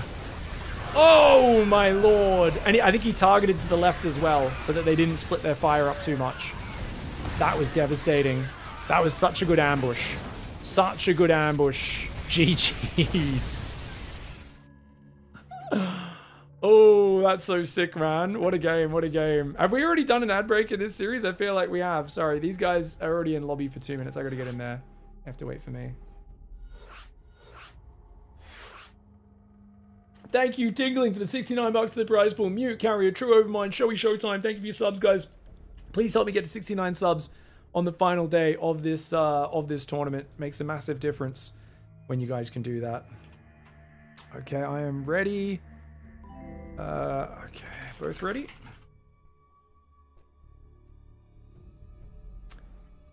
Todd says 3,000 people watching on Twitch. Very nice. And 1,250 on YouTube. Very, very awesome. Not to mention all the other languages as well. I know the French guys have had massive viewers. Let's do it. I don't think DTs can hold fire. Can they, Jeff Jubilant? Ghosts have a button to holster their rifle. Lurkers have a button to hold fire. I don't think the Terran ones can. I mean, the Ghost can, but I don't think the Banshee or the DT can. I think those will just attack things. You can hold position the DT out of range of stuff because it's melee. Where's the normal English channel? Oh, I gave him a blowy so he would let me do it. I was like, no competition. I want the normies watching as well. They're gonna have to watch my degenerate commentary. I know they don't want to, but we're gonna force them to watch. And he's like, nah, they really rely on my commentary. And I was like, what can I do for you, man? What can I do for you? Yeah. So it's just a bit of bribery, you know, normal stuff. Nothing weird, guys. Nothing weird. All right, guys. Serral for Basilisk in the bottom right side of the map. Up 2-0, going for an Overlord. And Maru in the top left. Now, to be fair, Maru was quite far behind. Serral's got him with 2 of these cheeky, quick tech builds. 1 sneaky Muta, 1 sneaky Roach. How does Maru adapt and adjust? This is a map where the last 2 times he played Serral, he proxy barracks on this map. And you know what? He's not going to do it 3 times in a row. Serral played pool first last time, went for 6 Zerglings blind. And that was obviously really good for him. Still struggled because he lost 2 Overlords to the Marines. But this time he's just confidently expanding, going for that. You can see the hatchery went down there on 45 seconds. So nice, quick hatchery. And it's going to be an 18 gas, 17 pool standard build order. Of course, he's, you know, doesn't know if there's 2 racks Reaper or this or that happening. And actually, he did have a safety. Maru's always proxy barracks on this side somewhere, so he sent his first Overlord not to go across the map to check the right side, and the second Overlord checks the left. I remember Sue used to never scout with his Overlord across the map, because he'd played Maru and MVP and these guys so much back in the day. Sue would never send his Overlords across the map. It's just, they both just look for proxy Marine. And then like 5 minutes into the game, his opponent could have gone like 3 command centers. They could have done a 1 base all in their main. He doesn't know because his Overlord never gets over there, but Sue had a pretty good win percentage against proxy barracks because of that specific adjustment. And Serral wisely makes that adjustment here against Amaru, who's been spamming proxy barracks on this map. Now, look at that, guys. We just saw Serral rotate his camera. I think he wants to go 3rd here, 4th here, 5th there, 6th there. You can see the red marker. He's jumping between his camera locations. Maybe he takes this one first and then expands to the top, but it looks like he wants to take that top side of the map. So I don't think Serral's keen on this base at all. I think he's like, that's probably, I don't know. We'll see. We'll see. I think he might be thinking of skipping that.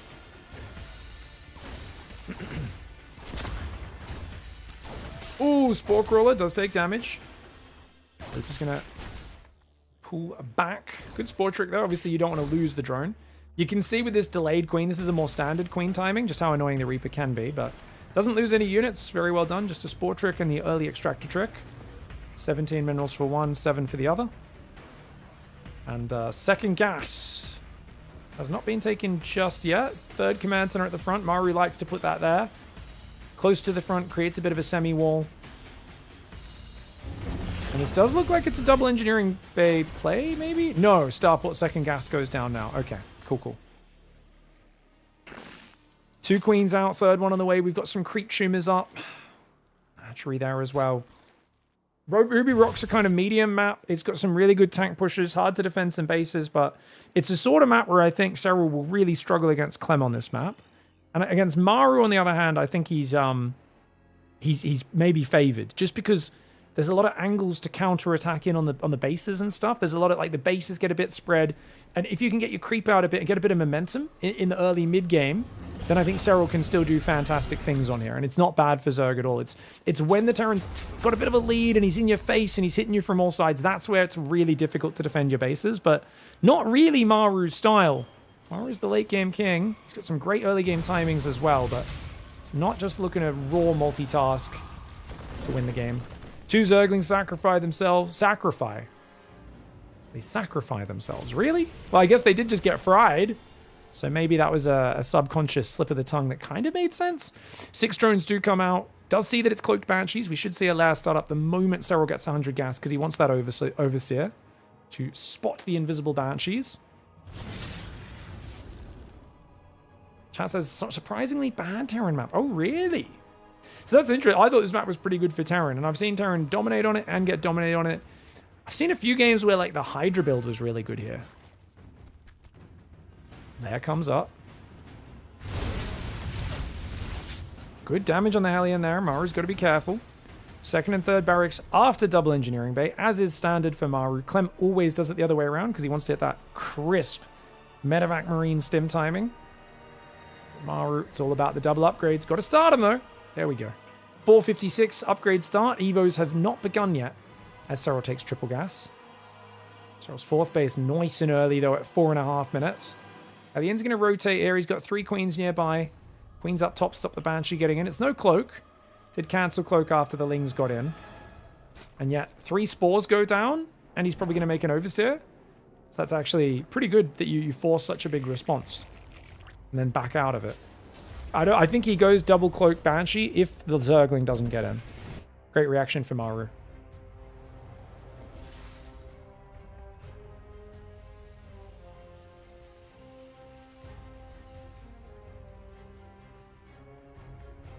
This map's just a smidge too open, so the Zerg fights are just a bit better than on other maps. Okay, interesting feedback from the Terran players in the chat. Infestation Pit, double Evo, Bailey Nest on the way. Yeah, because I was surprised when so many Zergs and Terrans were a bit neutral about this map. These rocks are going to go down. Tearing the rocks down is so important on these maps, like these ones here as well. Opening these paths up, really good for Zerg. So the fact that Serral's got so much control this early, I think he feels pretty happy with where he's at. His upgrades, of course, are about 1.5 minutes behind, but with the quick infestation pit... Oh, my lord, 616 Hive? What is that? Sorry, guys, we're going to give Serral a yellow card, but with a very stern warning. It will very quickly be advanced to a red card.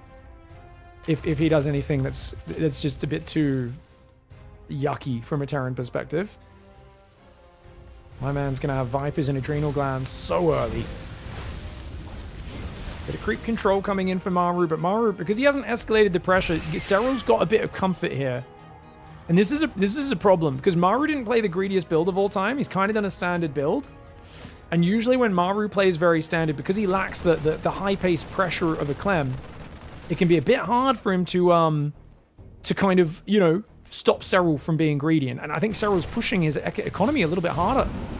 80 drones, Hive, 5th base in the bottom, macro hatch. Very nice play here for Serral. And the creep control alone is getting to this midpoint of the map. It's spreading to the corners as well. And it's good that he's got a Banshee there. At least this stops Serral from spreading right now. He pulls it out of vision, hoping to bait Serral into spreading so he can snipe the tumors. The queens are moving down to secure it.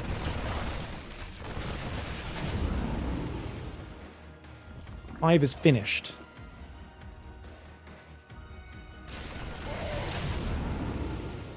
Bit of a lag spike there. Hope that doesn't happen again. We'll see how we go. Dropping the top side. 2 Vipers on the way. No Adrenal Glands just yet. Serral's got his Hive so early. There we go. It does start now. His Hive's so early, he doesn't have the gas to do that much with it. Those 2 Vipers, they take a while to get their energy, so good to get them out early. Alien's getting overrun by the Zerglings. Only 3 left. More rocks getting taken down, and I love that the Lingbane's forward on the map. Maru's trying to get a 4th. He's got 8 barracks, Drilling Claws on the way as well. Oh, man. 4 more Overlords are building for Serral. 5th base in the south. It's now mining. It's just Lingbane Viper. That's all Serral's doing. There's not a lot of like depth to it in terms of, oh, then he's going to go Broods, then he's going to go Ultras, and he's going to go Lurkers. It's like, yeah, eventually he will, but right now, looking at this supply, if Maru doesn't hold the Marine key down, he's just going to die. And this is a big thing that we saw in the previous series. I was pointing out that Serral was being so defensive in games where Maru, he builds 2 sensor towers, a 5th command center, often a 6th command center, and his barracks are just idle. There, he finally queues up a few Marines and Marauders, but notice only 1 Marine out of each reactor. He's nowhere near maxed. This is Maru's big weakness, is he's so greedy going to late game, and he often relies on Serral not attacking. But I think when these Marines finish, I don't think, look, 6th command center, 7th command center is going to go down, more turrets, more sensor towers, more upgrades. You're at 168 supply. If Serral were to hit him with a maxed army right now, I do think Maru would be in big trouble. Serral's quite passive though, and he might miss the window where this supply advantage exists. He's going to go for the Ling drop in the main again, trying to be quite technical this Serral. Widow Mines could be a problem. Yeah, the Widow Mines have been defused. No Overseer there to clean them up. Oh, there it is. Widow Mines get cleaned up. Banshee's going to get pushed away. Serral wants to shove this base in the south. It's barely defended. There's a handful of units there. He's got a big mobile stack there, which he's going to try and go into his main. There are a few turrets. He sees the Overlord. Serral's actually not loaded up. So he stims his bio back into the main. If Serral just rolls over now, maybe he can get in there. But keep in mind, Widow Mines tank set up. Oh, the bio army was on move command. Part of it was. The Baneling's going to take out that planetary. Blinding Cloud, pretty juicy. But overall, a good hold, I think, for Maru. Maru did not lose much there. That was actually quite good. Gonna pull everything out of his main base now. Just building more turrets to make sure it's pretty hard to commit to that. This base will get denied. Serral, I think he's missed a window, guys. I think he's missed the window. Now, don't get me wrong. Good bank, good mining, good creep spread. He's got Ultra Cavern coming in, Nidus Worm. There's no Ghost just yet. Maru's kind of rebuilding commands and is landing a new 4th in the north. Abduct would have been nice there. 5 Queens do good damage. You could have maybe double abducted one. Ling's Bane's going to roll over this position. Double Parabomb goes on the Medivac. It's going to get some damage on those over time. The Vipers will run in and die, though. Sloppy on the Viper control. Don't see that from Serral every day. Maru with some really good targeting. Saw that a lot of his army was dying, and he said, well, at least take the Vipers with you. Oh, sorry, wrong hotkey there. Units lost 4,000 in favor of Maru. Lingbane tries to run in the north. Clears the Widow Mine, runs away. It's a good pullback. 2 more Vipers are building. Maru. These bases are a little bit spread out as they go. Serral's going to be able to do this sort of wave offense for a while. He's on much higher economy this game. That does mean he'll have a bit of a smaller army. Oh, a massively smaller army. You know what, guys? Serral's got 10 queens compared to, I think, 5 in the late game of the last one. 5 or 6. So that's about 10 less supply he has in the army. And he's up about, what, 10, 15 workers? So it's 25 or so army supply at max that he has less than what he did in the last game. And Maru is in a much better position. He's maxed in a more stable spot. Bio coming south. Maru, a bit slow to react there. No stim to start with. Jeez, it's a lot of medevacs, though. Okay, pure Zergling cannot take that. You need some other damage there. It's just Ling Bane, and he's struggling to kill the Marauders, man, without any range damage to go on top of those Zerglings. That hatchery gets cancelled, or killed, I should say. This hatchery's going to get killed as well. That one gets cancelled at the last fraction of a second. The Spire's finally coming in, but Serral taking a long time to do anything with the nice opening that he had in this game. And one has to wonder, should he have gone for Lurkinitis? Should he have committed to the Lingbane Viper timing earlier? Those Vipers out for minutes. Oh, Widow Mines are scary. Nice Blinding Clouds. Very good Blinding Clouds. Things will clear forwards. Going to take out this base, but the SCVs evacuate. One command center gets cancelled. The Planetary does get blown up. Can't escape with that. Baneling's blowing up siege tanks. Not the smoothest. Serral keeping him on 4 base, which is in of itself somewhat of a victory. If you got some Zerglings in this base during that, I think he could have caused a lot more chaos.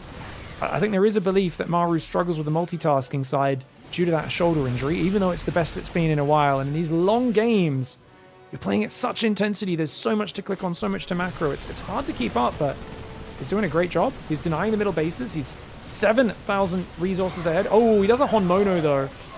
That's like 1,000 resources or more of bio to kill a 300 mineral hatchery. I mean, it denies the mining there for now, so maybe he can keep denying it for the rest of the game, but cost for cost, not great.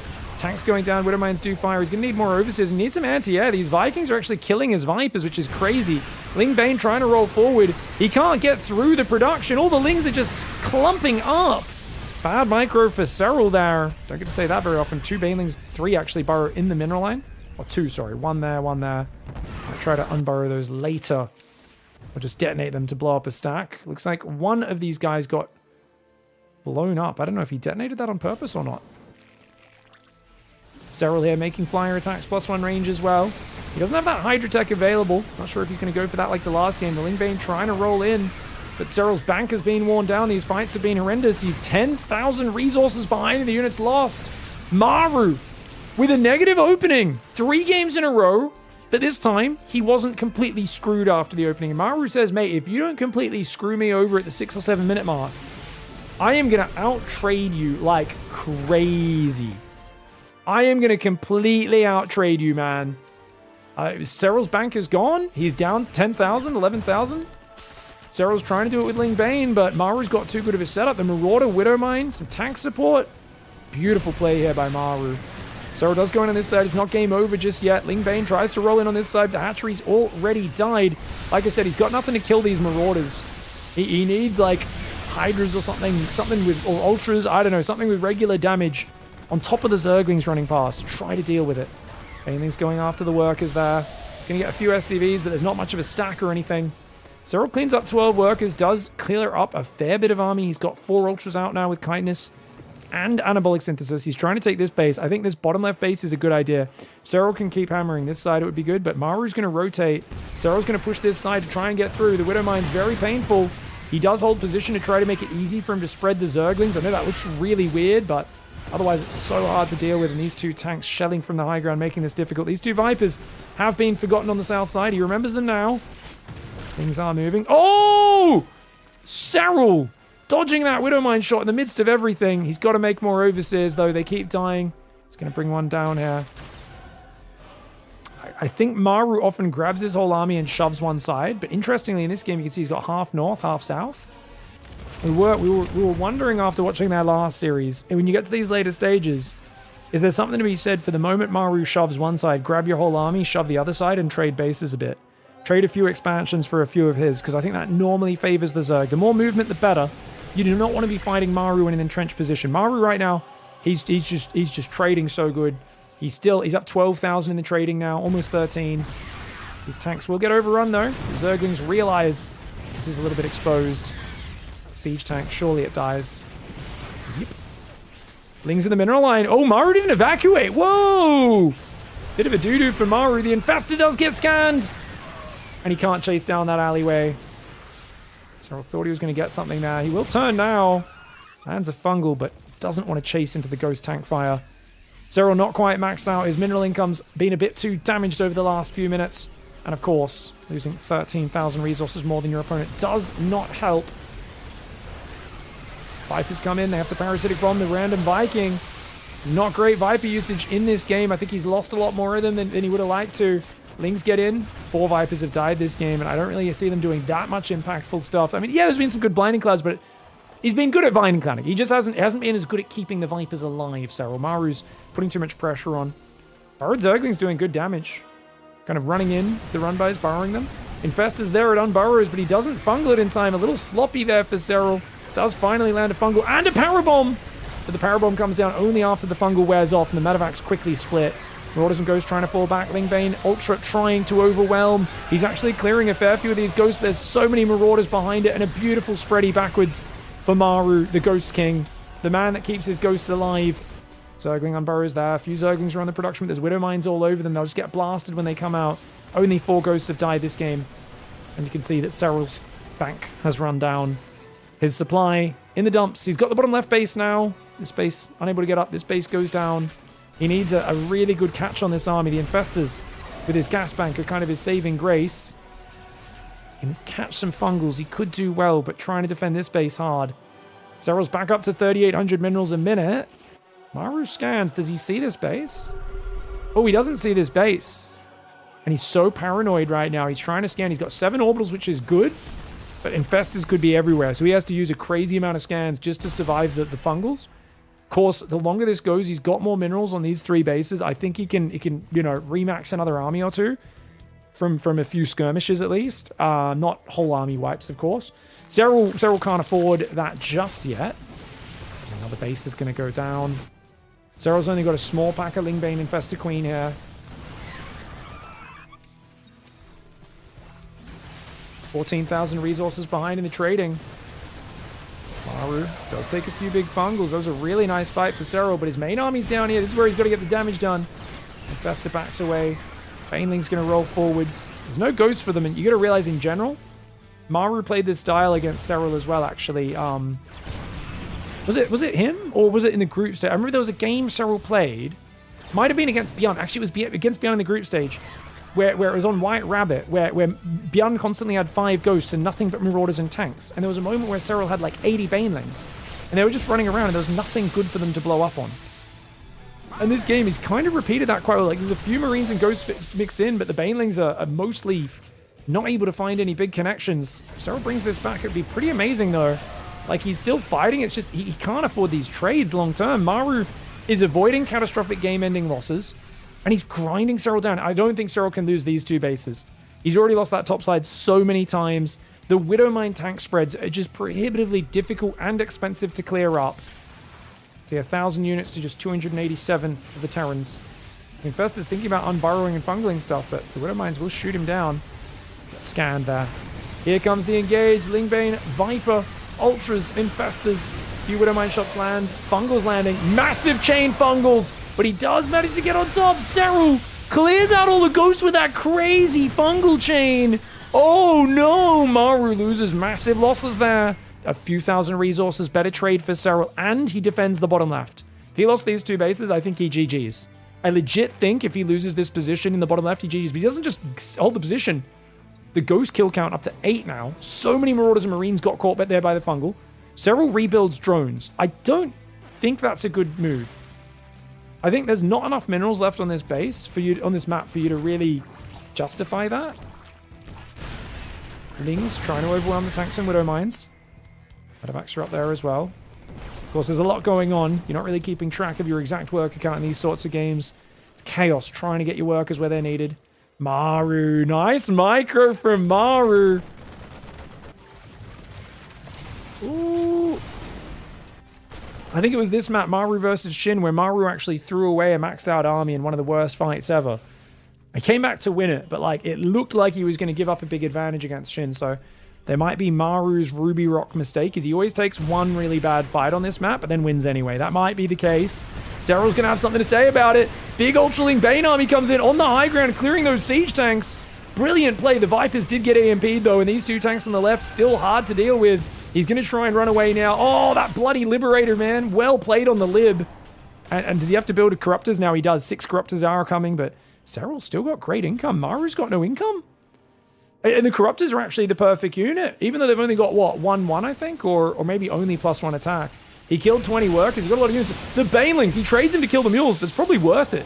Serral's like, no, I got to get in with my next wave. Like, I'm going to overwhelm with my next wave. I know mules are technically free long-term. This is not a long-term game. This is a right-now game. Lings on the left side, deny there. He's going to get on top of that siege tank. He even unburrows, gets the Widowmine before it can fire. He can pull to the left, intercept the rally a little bit, maybe catch a Marauder. Enough Marauders to deal with that. But we'll force a scan out of Maru. Doesn't want to use it. So those Lings could pop up later and do well. 6 Corruptors are now out, and it's going to be go time. There's so many Widowmines. There's spready. Attacking around this corner is not good for Serral. I think he's got to split the army like he did on the previous one. There we go. He's going to do it, guys. Corruptor Viper to lead the charge. Ooh, here we go. The Viper's going in front. He lands himself one good Blinding Cloud, and then both Vipers get blasted by Widowmines. The Infestor almost in fungal range, but not quite. Ultra's chasing through. He might have been able to chase through that choke point, but he decides not to. Maru's got to be careful about chasing. That guy could turn on a dime and fungal you. You've got to be careful of those fungals, man. The Lib's going to go down. Nice snipes there for Serral. The Corruptors coming in clutch in the late game of this. The Command Center did not lift off. Great catch from the chat. The Vipers got hammered. That's 6 Vipers down in this game. But does Serral need them when he's now up 50 supply? Well, the army's still massive for Maru. If Maru can find an excellent engagement, there's a chance. But he needs mining. And of course, his last minerals are running out. A couple Zerglings here will stop him muling this base, which Serral really should be on top of. That hatchery gets killed, not cancelled. 300 minerals down the drain. He's lost 9 hatcheries in this game to the 5 command centers of Terran. Serral's got an immense amount of Ultraling Bane. 4 Corruptors to try and catch some of these Medivacs. Trying to build more Infestors as well. And he's going to go for it. It's potentially the final wave of this game. Maru was withstanding wave after wave. Serral was miles ahead in the earlier stages, or pretty ahead at least. But Maru was out trading him, smashing him fight after fight. But Serral does not let him take an expansion past his initial 5 base. And he gets to the corners. Even though Serral's lost 9 bases, he loses 1, he rebuilds it. He loses it, he rebuilds it. And finally, he landed that amazing double fungal down in the left, which we will show a rewind of at the end of this game. This is crazy, man. I thought Maru had him dead to rights. Serral was in so much trouble, but now he's only down 15,000 in the trading, so he's actually closing that gap steadily. And that is something that is so hard for a Terran on 5 base to deal with. He's got to be massively out trading the Zerg. The fungal from the low ground catches him. There's no escape. The Corruptors did get distracted by the command center. Serral needs to bring those over. The Medivac's trying to escape. Some of these Medivacs will go down. Another fungal goes in. The Ling Bane rolling forward. The Ultras have been getting sniped down. Amazing micro for Maru, but it is just not enough.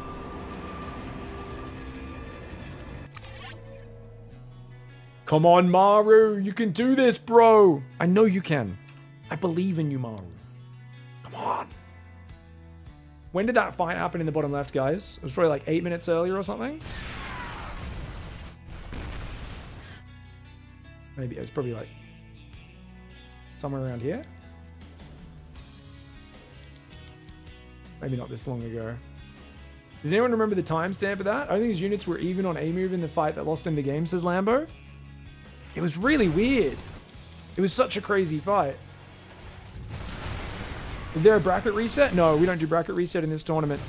You might say, well, how is that fair? I agree to a certain extent. In the past, as a player, I used to not like it, but Serral had to beat Clem. That was his punishment for losing to Maru. Yeah. That was always a match to see if you want to skip the round and get straight to the semis. That's how the format works.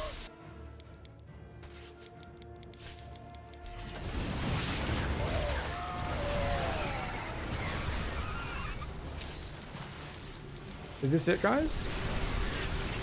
Alright, guys, here's the fight. I think this is it. Oh, the blinding cloud, so his units moved forward. And then they got caught by fungal. The blinding cloud, so they all walked forward for a second. And just got fungal there. Oh, that is brutal, man. Because, like, Maru's got a giant army, but he doesn't have too many tanks or mines here. You know what? All of his 6 setup is here. And he didn't have many Widow mines. Normally he has so many more Widow mines, but he didn't have enough on this side, and he just wasn't set up yet. He was just, and he unburrows those mines, which is maybe good, but they end up firing on the Overseer anyway. Not on the Ling Bane. Oh, that is a massive turnaround in this fight. GG, well played. Woo! Alright, guys, we are going to play a quick 3-minute break. Let the players know. Quick break, everyone. 4 to 5 minutes. 4 to 5 minute breaks. Break, everyone. Thank you for patience. All right. And I'll make sure we do the colors. Serral red. Maru blue, so that they're ready. Yeah, come on, Maru. You can do it. Guys, send Maru your energy. And we'll be back in just a minute. Oh, it's a lot of zealots coming in from Zaun. The battery overcharge on the natural just gets disengaged from. Great. Why does every picture of Serral look like he's Queenie big died sad boy? Said Jock House. It's just well, actually an old photographer of mine. Oh, he used to take a lot of photos of me, but actually my photographer I had a resting bitch face. So it's just that's just I always normally look like a little bit of sadness in my eyes. I mean, I had no. Usually, aren't all my images around the same. That's just my usual face, isn't it? That's just like the esports pose. They want you to be a bit mad. I mean, I don't look that sad in that. Do I? Watching Clem play TVT is like having to go to the dentist. Oh no. It's like having to watch me play TVT. Oh no. Oh. This guy definitely hates my TVT.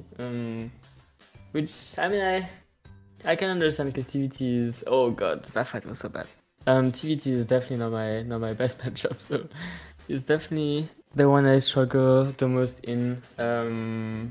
That one is very funny though. He's like having to go to the dentist. He puts it in a funny way. Love Raynor, but he needs new hairstyle. I mean, my hairstyle was pretty sick back then. This is when I just dyed my hair blonde. I liked it. You don't like it, sucks to be you, but I liked it. Many people liked it. My girlfriend liked it, which is more important than you liking it. I'm sorry. This here Marine sucks balls. What you got those goes for and absolutely 0 snipes on the brute lord, so maybe 10 to 15 Vikings. Try something, Jesus. Nah, I mean my late game isn't the best, but if I try something like that, I think I would lose a little bit harder. Vikings against Zerg aren't that good. To be honest, I don't see like backseat gaming as like an like negative comment or whatever.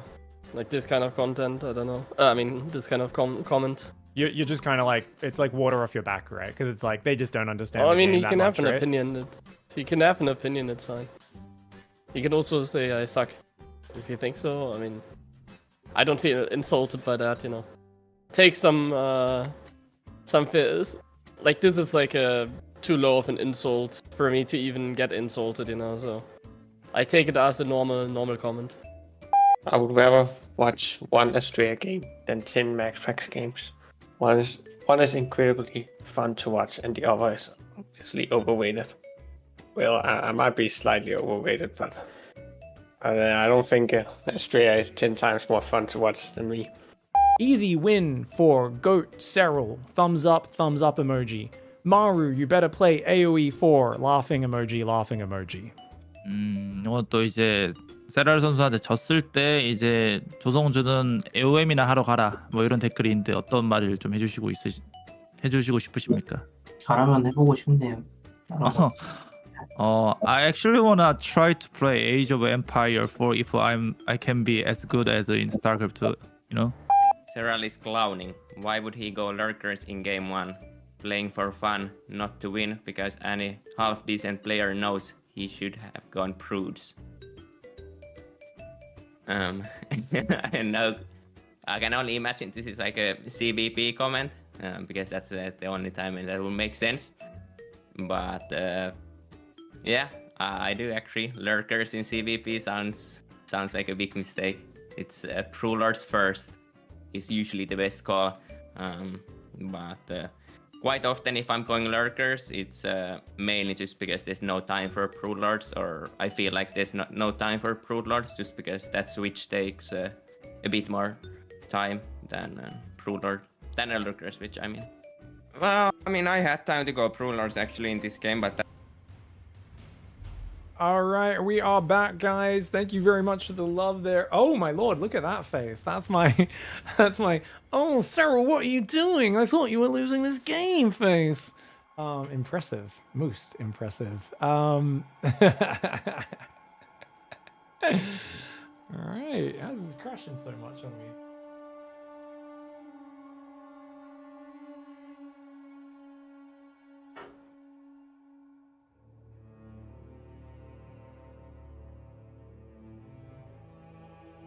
Silly camera. What are we doing?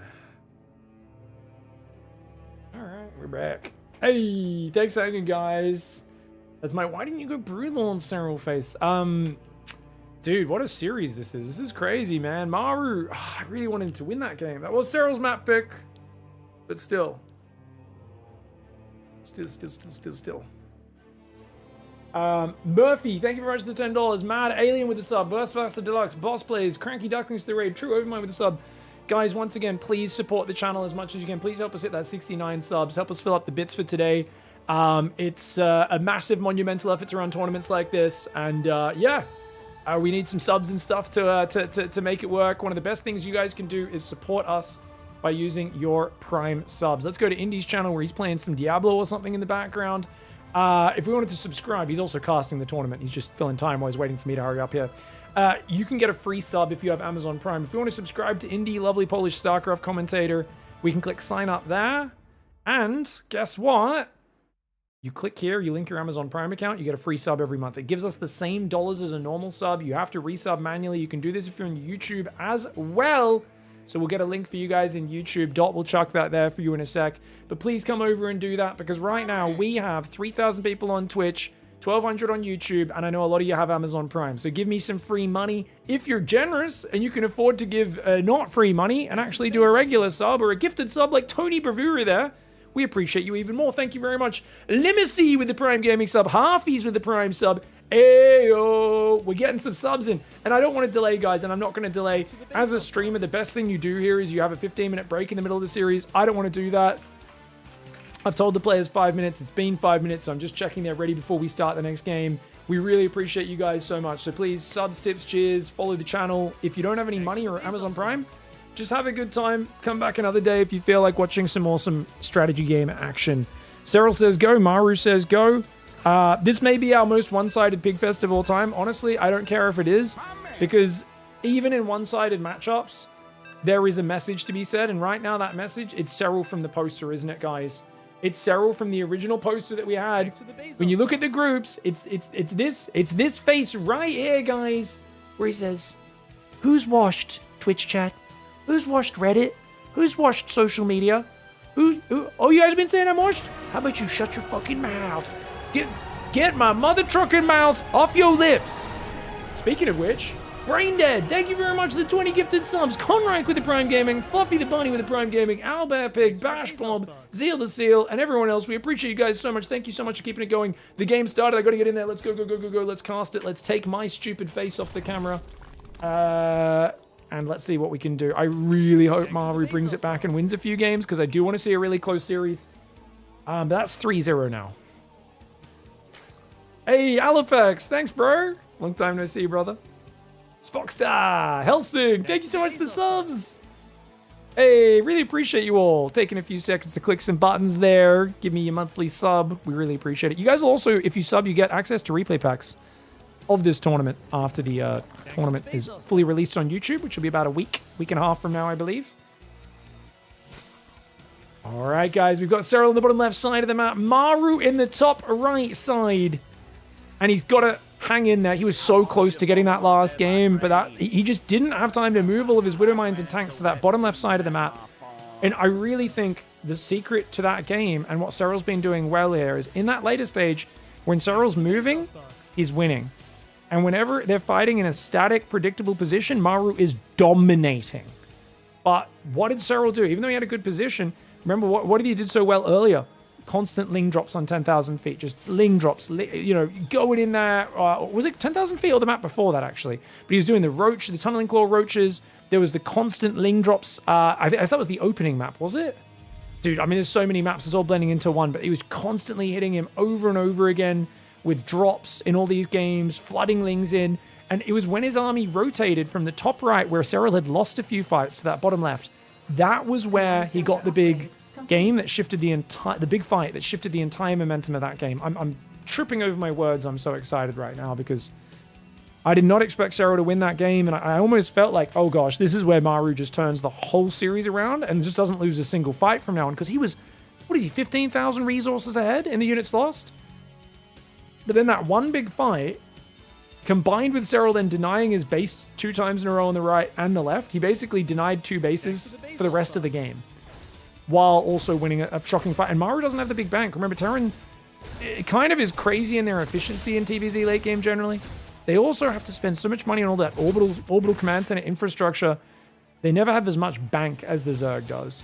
So they're a bit more fragile. You can't afford to be taking a big throwaway of your army like that, especially on a map like Ruby Rock, where those 2 expansions he was fighting for in the top right and the bottom left are a little bit exposed. That being said, we're going on to White Rabbit, and this match is Maru's dream. These side bases, oh god. Good luck mining these out, Serral. Good luck, because Maru from this base can easily siege down this base. This one as well, nearly impossible to defend from Maru sieging his way forward. So late game, this map gets pretty bad for Zerg. That being said, there are some moments where Zergs have found some good damage. I think this was the map where Serral kept ling dropping, or Rainer, whoever it was But the problem on this map is the Ling drop gets spotted going past this base. So the Terran has so much time to respond.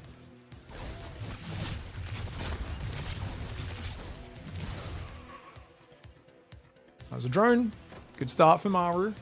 That's what we need, Maru. It's a Ling flood. Oh me, oh my. Oh me, oh my. Oh, the Hellions are rallied out front. Oh no. Oh no. But wait, he sends them home. Okay, Maru in a very defensive posture. Did he realize? Did he see Lings popping or something, guys? Maru's so defensive right now, it's like he knows. Very cautious play. He sees some Lings. Oh, I think he's well aware. And he will not be getting surprised in this game. Oh, as I say it, he saw the Lings on the map, but he still gets ambushed. I looked away because I was like, oh, I just got to go check what he's doing at home for half a second. That was a mistake. I mean, to be fair, 2 Hellions and a Reaper is actually not bad because Serral's committed to 20 Zerglings, which has delayed 10 of his drones coming out. Maru smiled, did he? Nice. And losing 2 Hellions and a Reaper is not what Serral's looking for there. Serral wants the SCV kills. He wants to disrupt the build order. Maru's still got 1-1 started at 4 minutes 40. Evo Chambers just now started for Serral. Double Evo for him as well. Wants to try and keep up on these upgrades. Serral needs 5 games to get this going.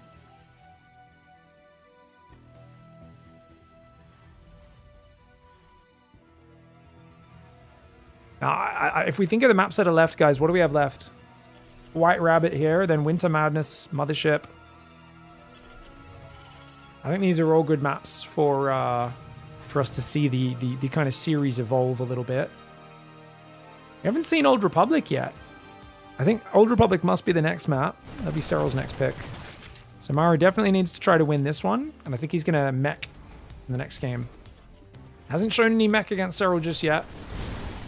Plenty of aliens at home. These Lings not finding any angles, but Serral droning back up to 65 drones at 5 minutes 40, despite the Zerglings not finding economic damage.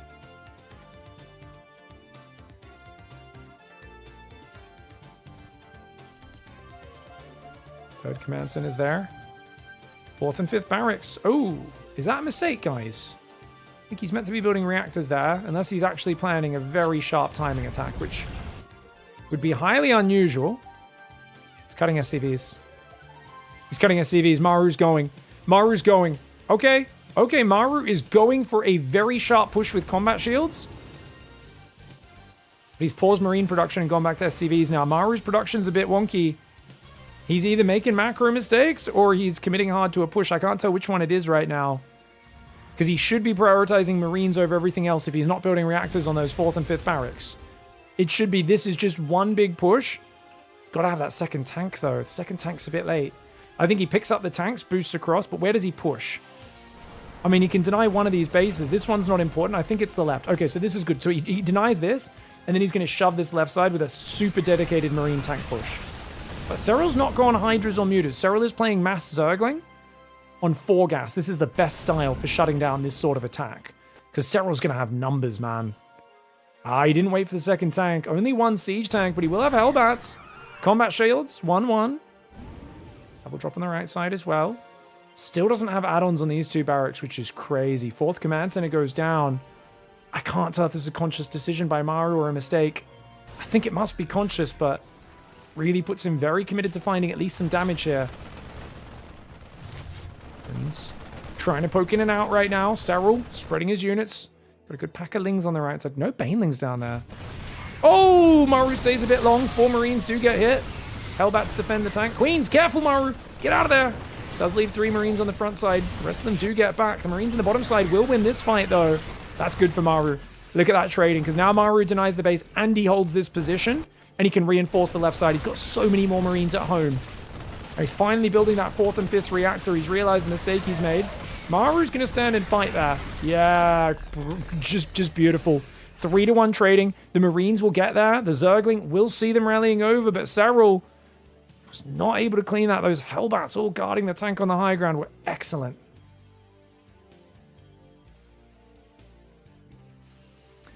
Second factory, 4th command center, 3 more barracks coming up. Double drop's going to move south. Serral needs to defend this 4th base. He can't be giving this one up. He's building a new 5th in the middle. He needs 4 bases to be competitive here with Maru. Cleans up a bit, tries to push the Medivacs back. The Hellbats now come forward. The Queen standing and fighting is crazy. Lings get in. Gets 1 siege tank, but cleaned up. 1 siege tank, not enough for that. Oh, Maru shoves! Oh, Maru shoves! I think he thought Serral kind of had his pants down a little bit more, but Serral, his pants were up. He was waiting. It was a trap. Still good hot pickup. Saves a lot of those Marines. One of the Hellbats. Serral's going to counterattack again. Serral is stuck on 76 workers, massing Ling Bane, fighting into this terrible tank spot. Chadhammer, she's got 24 kills. The fact that Chadhammer has held that position is a disaster. Serral needs to overwhelm this position. I think he should just bring these units in a flank and get rid of this. The Queens are doing a good job of trying to make it okay, but another tank does arrive. Lings will clean it up. Baneling's trying to get on top. Massive Baneling hit. Big counterattack rolls in. He's got his tank sieged in the natural, though. The Banelings are going to just blow up the depots, overwhelm the tank. Massive move for Serral. If Serral can hold it at the same time, maybe, just maybe, he can make some magic happen. The Marines are heavily damaged. The Banelings look for the connects, and the Medivacs! The Medivacs won in position! Maru screws up there, and he's gonna force Chadhammer out. She's got 51 kills. Maru picks up Sergeant Chadhammer. He's gonna get her out. She's on 51 kills. But Maru should have boosted his Medivacs quicker. His Medivacs were nowhere near the Marines, and the Banelings got on top. If you're gonna micro to the corner, rather than down the ramp, you have to move the Medivacs. Maru could have moved his Marines down the ramp or moved his Medivacs. Either would have been fine. That was a blunder. And it was, I mean, it's a stressful moment, right? Because he was getting hit at home. But that was a really costly mistake. If he still had that position, I think Serral's screwed. As it is, Serral now has a chance. He's got a bit of map control. He could respread creep, try to establish his 6th base down here. And with 3-2 upgrades and adrenal glands. And wait, did he forget Carapace? Oh, man, Serral was fighting without +2 Carapace. Oh, no, that is bad. Both players making a few mistakes in this game, guys. Ooh, I mean, it's a best-of-9 finals at the end of a grueling tournament. And you expect nothing less when you're playing at this level. No one plays perfect because you're playing against other guys. We were giving the analogy earlier that playing this game at the highest levels is a lot like trying to play jazz piano and adapting to the ever-flowing, changing music of a band playing with you.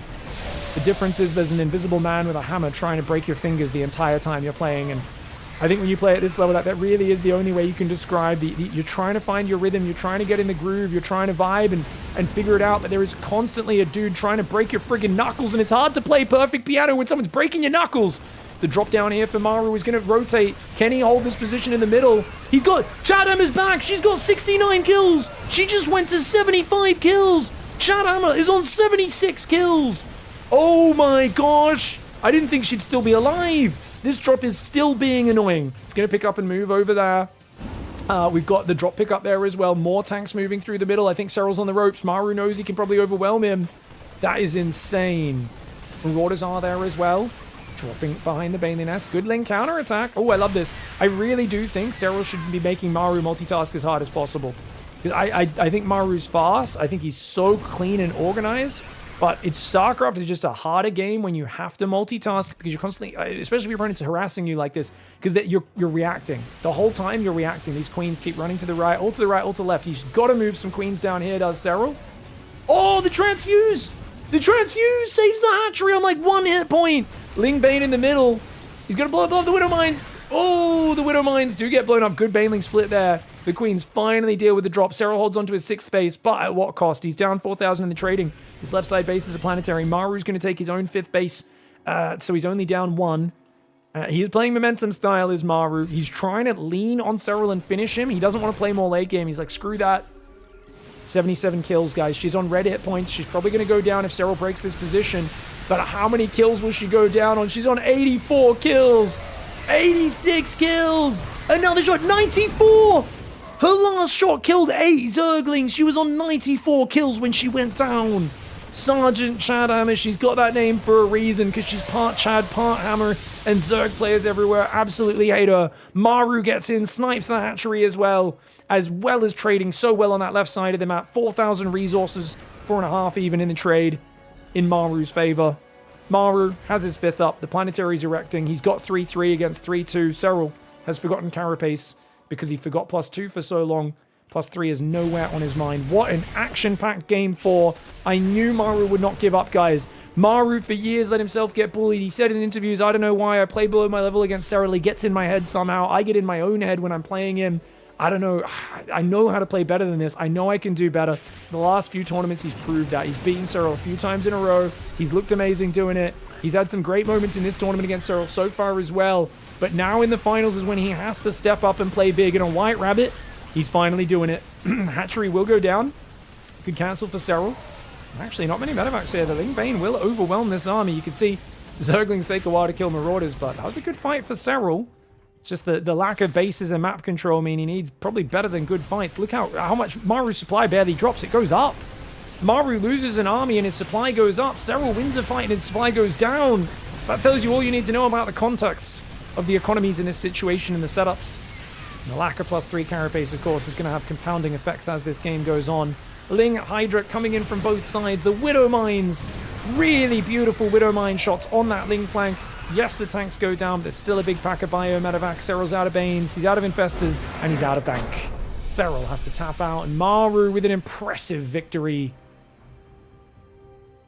Whoo, was that 84, did I say, guys, when she died? That was crazy. She was on the left, she got saved, went to the middle, got like another 20, 30 kills, then went to the left, 94? Oh my god. The fact that Maru kept her alive in like, she was in 3 different major protracted engagements. Damn it, that's crazy. For those who are wondering, how do I choose which tank is Chadhammer? The one in the most obnoxious position. So in a very passive standard game, she's the one that just sits above the 3rd base, and every time a Ling run by comes in, she just kills like 10, 15 Zerglings. But if there's a push where there's one tank that's in the hardest to get to spot for the opponent, that's always Sergeant Chadhammer. Value Hammer, as you guys call her. Yeah, and a good number of those would have been Banelings as well, hey. Oh, man. You should get Chathammer to moderate this chat. Oh, no! I mean, it's hard to keep up with so many people. Please no balance whining, guys. I know I was really bad and negative yesterday with just how I was commentating. I slept really poorly. I was kind of upset about Raynor struggling so much because I love watching Raynor games. I was sad he couldn't play his best.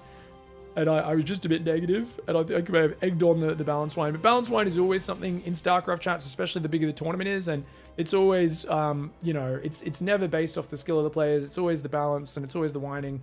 And yeah, we just have a general no balance whining rule. So you guys can discuss units and go, damn, that's powerful. That seems like, that strat seems OP.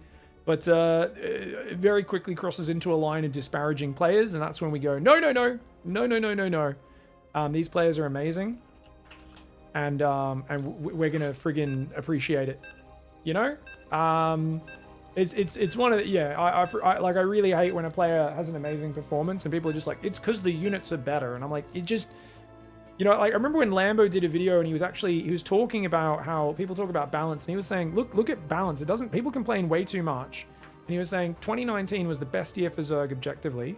And Lambo, he's like, I had my worst results that year. And if you look at who wins the tournaments, it was the same guys who would like this, the results were almost all the same at the top from the year before and the year after, even though balance was really different in these different years. And you know, that's StarCraft. It's so much player skill, even when balance is an issue and game design is an issue. And it's kind of good to have those discussions. People way overestimate it. Where like every time their player loses, it's imbalanced. Every time their player wins, it's not imbalanced, and it just creates a bad vibe. So I guess to the people who are going to keep going, well, how do you know it's balance wine? How's it this? No, I have a right to talk about this. Kindly STFU. And yeah, thank you for hanging out and being so passionate. Most people are chill. There's just a few vocal people who try to drag the chat down. Thank you, Real Badger with the sub, Tyler Bows, Red Panda Man, Philly Cheese, the $5 as well. Really appreciate the support, guys. All right, guys. Game 5. Serral in the top left of Winter Madness. Will Maru abuse the Liberator spot? I feel like we haven't seen it in all of PiGFest. No one's flown a lib behind this base and sieged it up. But because Maru doesn't block the 3rd, I don't think Serral's going to take this base like he did against Clem, who always blocks him. I think he'll take this 3rd, take that 4th, and we'll see if Maru does the Beyond move. Beyond did it against Serral in, I believe it was the Luli Cup. It's one of the big online ones a few weeks ago, where he did lib harass in the main base at about 4.5 minutes, standard lib harass, and then he just sieged it here. And then 2 minutes later, when Serral's 4th finished and he transferred drones, the lib just came out of the fog that Serral had forgotten there was a lib there. And it came in and sieged up and denied his mining. And then his Marine held that, ran in and won the game. But yeah, Serral was not looking happy that game. Surprised we haven't seen anyone do it since then. No one's really playing Ravages to snipe it down with Biles this time. Oh, yeah. Thank you very much for supporting the tournament, guys. We are so far funded on PiGFest 8. This is actually amazing. We appreciate you guys. Reaper going forward.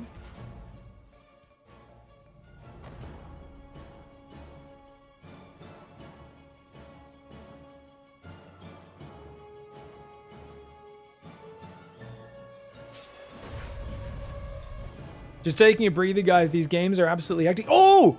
Guys, even though he's not blocked, he doesn't want to deal with the lib. Serral is so smart. Serral's like, if I can defend that third base from Clem's Hellion harassment, I can defend it from Maru's. And he's going to expand to the right. And that gets your creep into the middle of the map a bit earlier as well. And allows you to expand to that top right a bit easier. It's actually, it's harder to defend early. The fact that Serral goes straight for this third is such a smart adaptation. I feel like so many Zergs will keep taking this third and this fourth on the left and then going, ah, the Liberator's BS. Serral makes the adaptation wisely.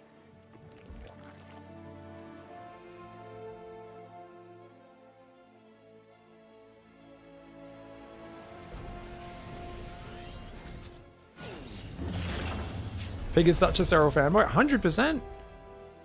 There are so many players who've had better macro than anyone else.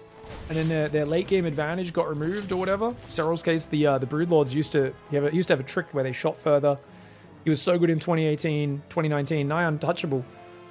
And then he actually did the flash.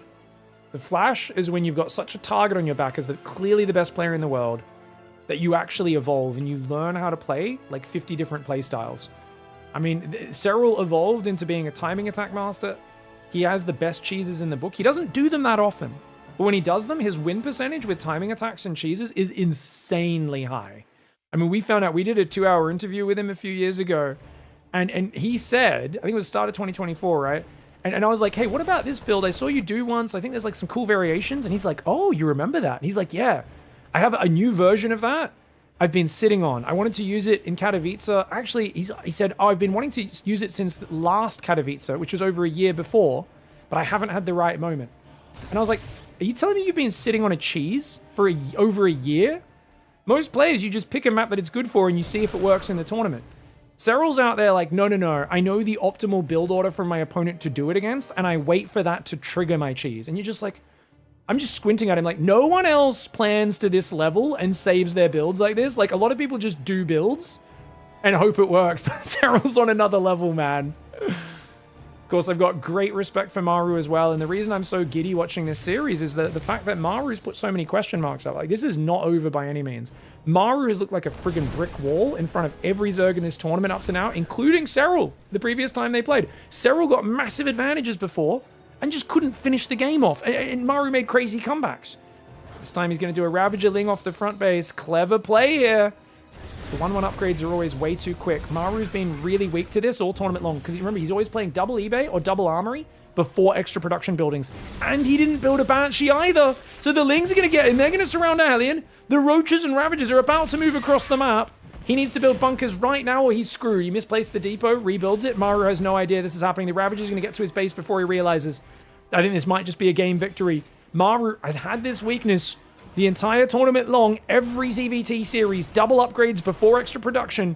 If he doesn't play Banshee, which he almost never does, he is vulnerable to a Ravager Ling or a Bane Bust, and that's what Serral's going to pull out. 3 drones went down to the lib. The Alien's going to counterattack, but this is the real thing. Maru has no units at home, and this is the strategic thing. I didn't mention this to Serral at all in our interviews, but I've been thinking in the back of my head, surely a guy who every single time goes double armory if he's playing mech, or he goes double eBay. If he doesn't have 2 Banshees to defend, what's he got? 5 Marines, 7 Hellions, a Viking, a Lib, and a Reaper. Almost 6 minutes into the game. This double engineering bay is not standard, and it's not just because the upgrades people like to be aggressive like Clem, it's also because you actually have a good pack of Marines with stim finishing at this point if you play the 3 racks before the double engineering bay. But Maru's greed gets punished, and Serral takes a 4-1 lead.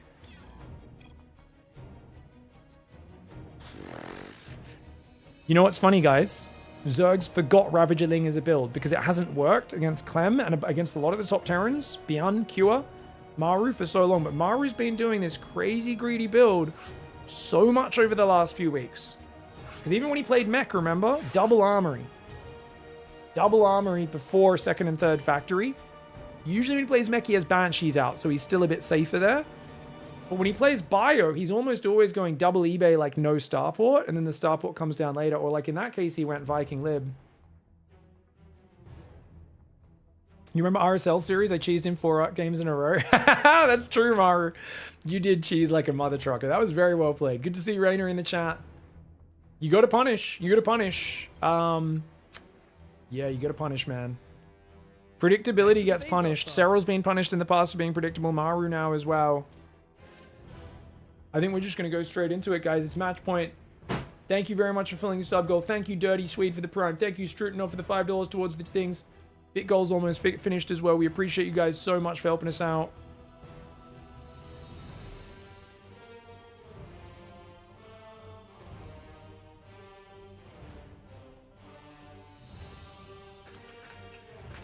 Yeah, we can absolutely have break. They both say go, though. I think we're going to go into it. I think it's Tourmaline next, and it's just one of these things. Going. These players know, I'd always tell them, you guys can ask for a break at any point when there's a short game like that. I try to give like 30 seconds to a minute there in the lobby. I don't want to like rush them into the next game. I want to make sure they've got a little bit of time to process. But if they're like go, then I just chill and wait. They've often already typed go, not realizing I'm not in the lobby because I'm still looking at the previous replay. And often they're like, come on, go, man, hurry up. So, I'd like to remind you all that Zergs are smelly and gross. They're also very moist. They're dank, some would say, Sector. Like, you look, there's a lot of steam coming out of orifices on the buildings. So, very moist as well. Got to remember all of your different adjectives. Get your predictions in, guys. Also, don't forget to vote for which player has the cutest pet. Exclamation mark cutest pet. Really important things to focus on as we go into the potential game-winning round.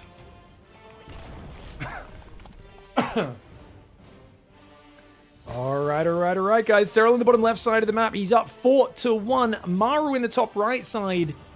And he's out of points here, man.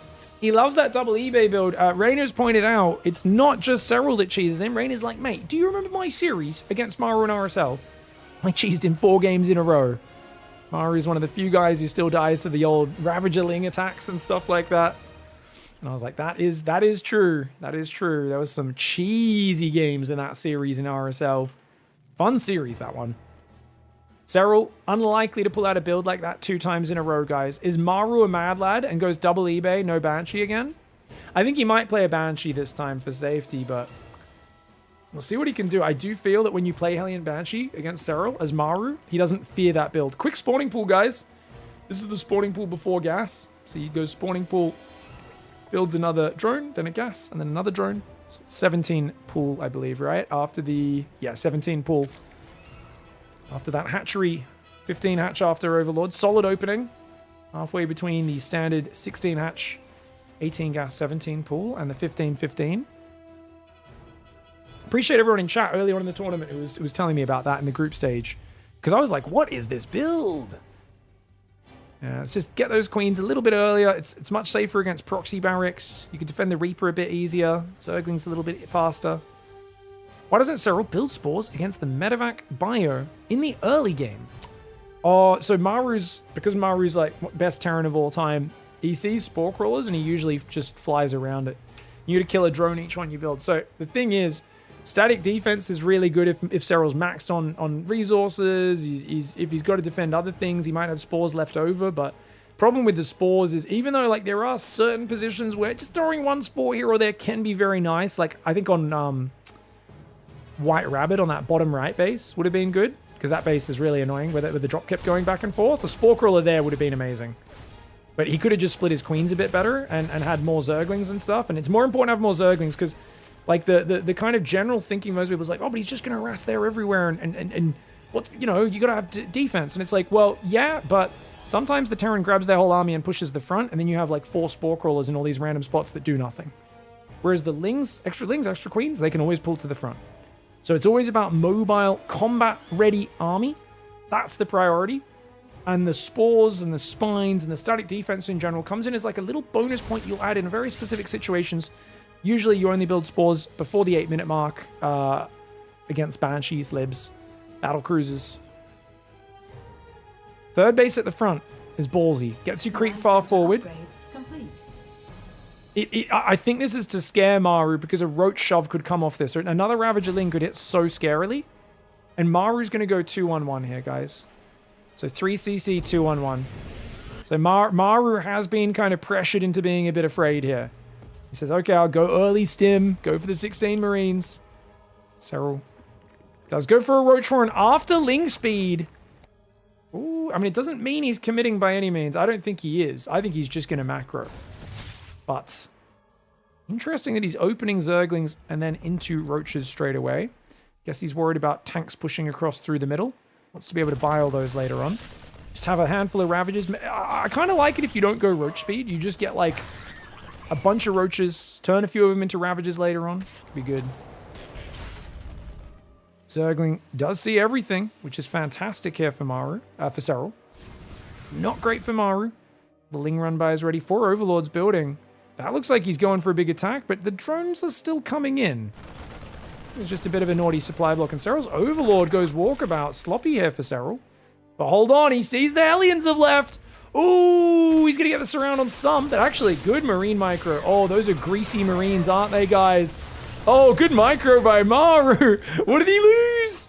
He lost like, what, 2 SCVs, two Marines for like 10 Zerglings. A lot of units got damaged, almost none died. Great hold for Maru. He's got double mana. And that's big, because you don't want to be losing Marines when you're doing a 2-on-1 here. Single Evo, drones coming in. Aliens dancing around. They want to slow down the creep wherever possible. Just to follow up to this Maru. Yeah, double upgrades, pretty standard. 4th gas coming in. It's the early +1 weapons. It's going to be a little bit quicker than the Carapace, which should start. I guess Serral feels so worried about the 2-on-1 that he's actually making 10 Roaches before Carapace. Serral looks a little paranoid with this middle base. I don't think he's in a bad position or anything. He just looks a little paranoid. You know, he's made Ling speed and like 14 Zerglings. Now he's got to make 10 Roaches, 6 Queens. 4th base is very vulnerable on that left side. This creep shroom is huge, though. That'll get this creep out far enough to defend it.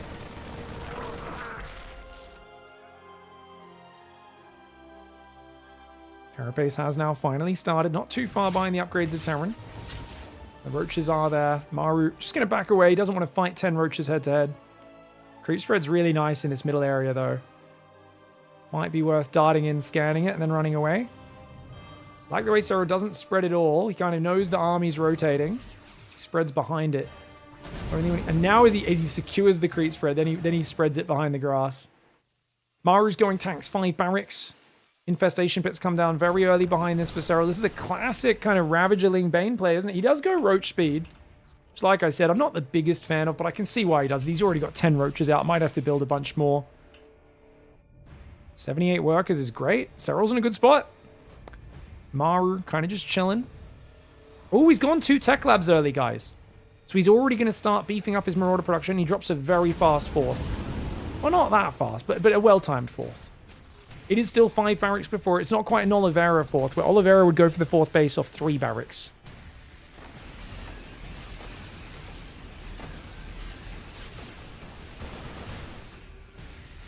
It's good to see the finals. There's kind of the least technical issues out of the entire tournament. Serral just needs this one game, but I really want Maru to just hang on. The problem is, remember, even the series where Serral had his most dominant loss to Maru recently, Game 1 was a epic macro game here on Tourmaline, and actually Serral won the epic macro game because Maru could not defend the corners. Every time he moved out to the corners, the Ultra Ling Bane, the Corruptors would roll in and clean him up in these relatively open areas. And Maru couldn't quite keep up with him. It was very close. Like, it was a nail-biting late game, but that does bode well for Serral.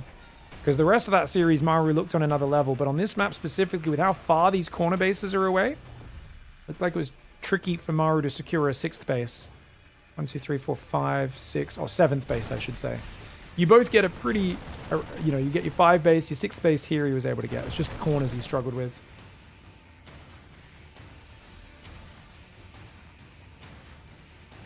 Three Vipers already coming in, Adrenal Glands as well. Terran's trying to get 3 more barracks and Drilling Claws. Maru's going to go cement this middle position. It really feels like Maru's not confident dancing on the map, though. I think what I'm sensing as this series goes on is kind of old school Maru versus Serral, where it just feels like Maru's hitting max and he's so far behind every game. Like he's not able to keep pace with Serral early on. And that means Serral might be able to just run over him. Good pickups. Didn't lose as much as he could have there. Oh, 3 Overlords. That's a juicy find.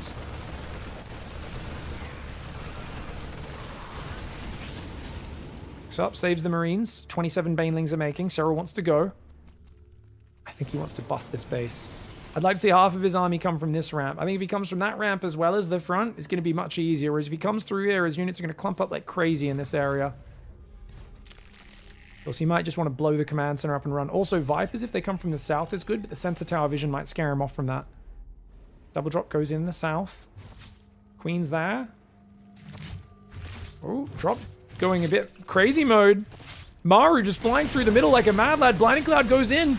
Command Center cancels the upgrade. Blinding Cloud's on the Marines. The Marines run into the Banelings. The Banelings are a bit clumped here. Ooh, the Banelings blowing up some of these Widow Mines. A great Widow Mine on some of those Banes. The Roaches and Ravagers coming from behind. The tanks getting overrun. A brilliant engagement here for Serral. Maru caught massing Command Centers when he wasn't maxed out. It's a classic mistake. Same one he was making in Dallas a few years ago. And he's been doing it this whole tournament as well. Serral has realized he does not max out on bio production. And I think his barracks were idle. I wasn't paying close attention. I'll check in the replay after, but I think his barracks were idle because he was building a bunch of command centers there. And that is very expensive to do when you're not maxed out. Just have 2 command centers floating around. He had to cancel one. Maru has to just max out on bio. A lot of his barracks aren't producing right now. He's got to get those Marines on the field. I know Marines aren't the best long-term unit, but they're good enough to hold on against this army. And that's all Maru needs to do. He's the king of the late game. He should not be floating to the right side. The middle base is the best base for him. He cannot defend the right side. That'll give Serral an easy attack angle. Serral may have been breaking down his confidence a little bit here. Maru needs to believe in what he can do. What we know he can do. Things coming forward. The Widow Mine's getting some decent shots on those Zerglings. Not really, though. Actually, really good splits by Serral. That Widow Mine gonna land. Blinding Cloud on the bio is crazy. Oh, man. He only saves 3 medevacs worth of units. Maru getting overrun there. Widow Mine's got a few shots, but trying to expand to that side. A little bit crazy there for Maru. And you can just see way too much Zerg on the dance floor. Serral eats a few of his own biles there. Over eager to close the gap with the Terran. Drop some biles. Good dodge. Ooh, 1 Marine still gets hit, as do 2 medevacs. Serral spends a lot of units, though. Units lost tab close to even. And Serral's already mining the top right corner. Zerglings here creep on the doorstep of Terran. And Maru, I think his confidence is just, his meter is kind of run down here. And Serral reasserting dominance after so many big losses recently that have had the fan base doubting him. But it feels like it's just been a process of him adjusting to this patch, this version of the game. And who's lagging? It's not me. Both players look frustrated. They will continue playing here. I think Bane Roach doing what they can. Spires on the way. Ultra Cavern as well. This base on the right side chilling. But not for long. Maru is going to have to defend an avalanche of Banelings. 40 Banelings, 90 Zerglings, 2 Ravagers, 3 Roaches, and of course, the 3 Vipers that are juiced to the gills, ready to blind their opponents with a green miasma of cloudy, bloody, blinding cloud. That's a sentence. Vipers coming in. Serral wants to finish this game right here, right now. Blinding clouds are abundant. Oh, that Widow Mine took out 15 Banes. Another good Widow Mine. Maru digs in his heels. He says, not just yet. But he does lose the command center in the process on that 4th base. And that is all Serral needed. Serral now taking Maru's 4th or 5th base is normally what this one is. Maru committing to this right side. I don't like it. I think the middle base is better. I think this right side base is a trap. I always see Hero take this base.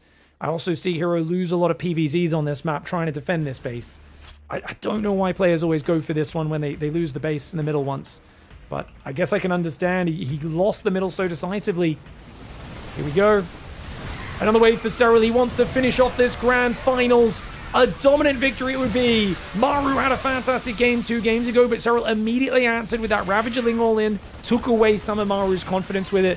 And Maru actually gets a good fight there.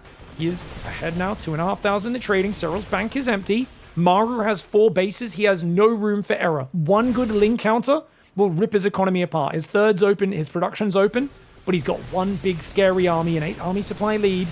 Going deep on creep is dangerous though. He's very deep on creep. The Bane's coming in. There's not many Widow Mines. The Bane's getting on top of the Marauders and the Marines. I don't think there is enough Terran to hold on. The Zerg Remax is vicious. One Ravager dies to his own corrosive bile. The next ones will land on the Liberator, but there's only 2 available, not a third. This Liberator does survive. I think Serral should give this base up and Ling counter. He's mining up here, but I think he feels like any fight on creep should be good enough at this stage of the game. We'll see if that is indeed the case. Triple Bile will land on the Liberator on the left side. Widow Mines getting cleaned up here. Some of them do survive as the Overseers do chase a bit too far past, splitting Zerglings to defuse those Widow Mines. Maru knew he could not play a much longer game. He doesn't have the economy. He doesn't have the infrastructure. With even upgrades, 3-3 and Adrenal, Serral is able to overwhelm, push him back to his side of the map, and a moment of fear for the Zerg fans. Serral comes out on top. The Finnish rejoice. And that was a very, very dominant grand finals of StarCraft for Serral. Ooh, hard series for Maru, but it just felt like these games got less and less competitive in the later stages as they went on. I mean, I thought like there was that game that was so good before on was it White Rabbit? What was it? It was White Rabbit, right? Where he beat Serral?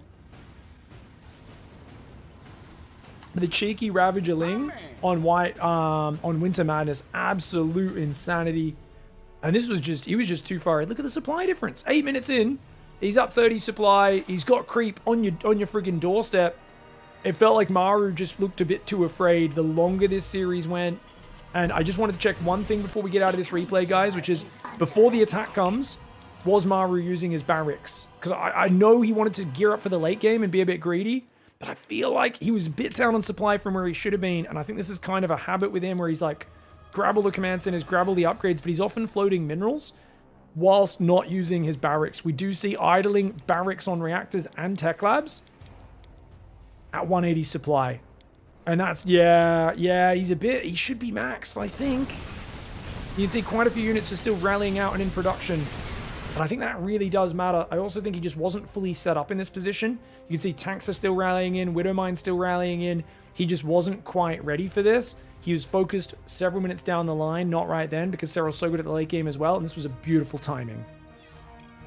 Hot diddly damn, guys! Woo!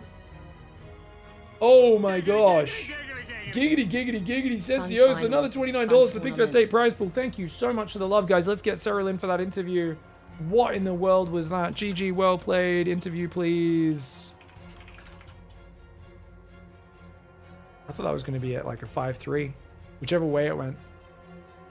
But no. Please interview the GOAT so he can tell us how poorly he was playing. Oh, that's the plan, guys. That is the plan. That is the plan. Oh ho. Serral. Yo, GG, well played. Interview, please. All right, what a legend, man. He's so good at StarCraft. Absolute legend. While waiting for him, what did you think of Salsa Tequila? I haven't listened to Salsa Tequila yet. Salsa Tequila. I think I can listen to this on stream. In 2016 by Anders Nielsen, and the lyrics are Burrito gasolina, dale, salsa tequila, corazon cerveza, muy bueno, salsa tequila. No way, is that actually the lyrics? That's like, that is like my French. Fromage, petit panis, baguette, baguette fromage, You know, that's like my French, man. I don't think I can make a song with that. That's crazy. Serral's taking a poo, I think, guys. We'll get him on in a minute. He hasn't responded just yet. Hopefully he gets on. No, he says, let's go. Sorry, he was responding on Discord, not on the other one.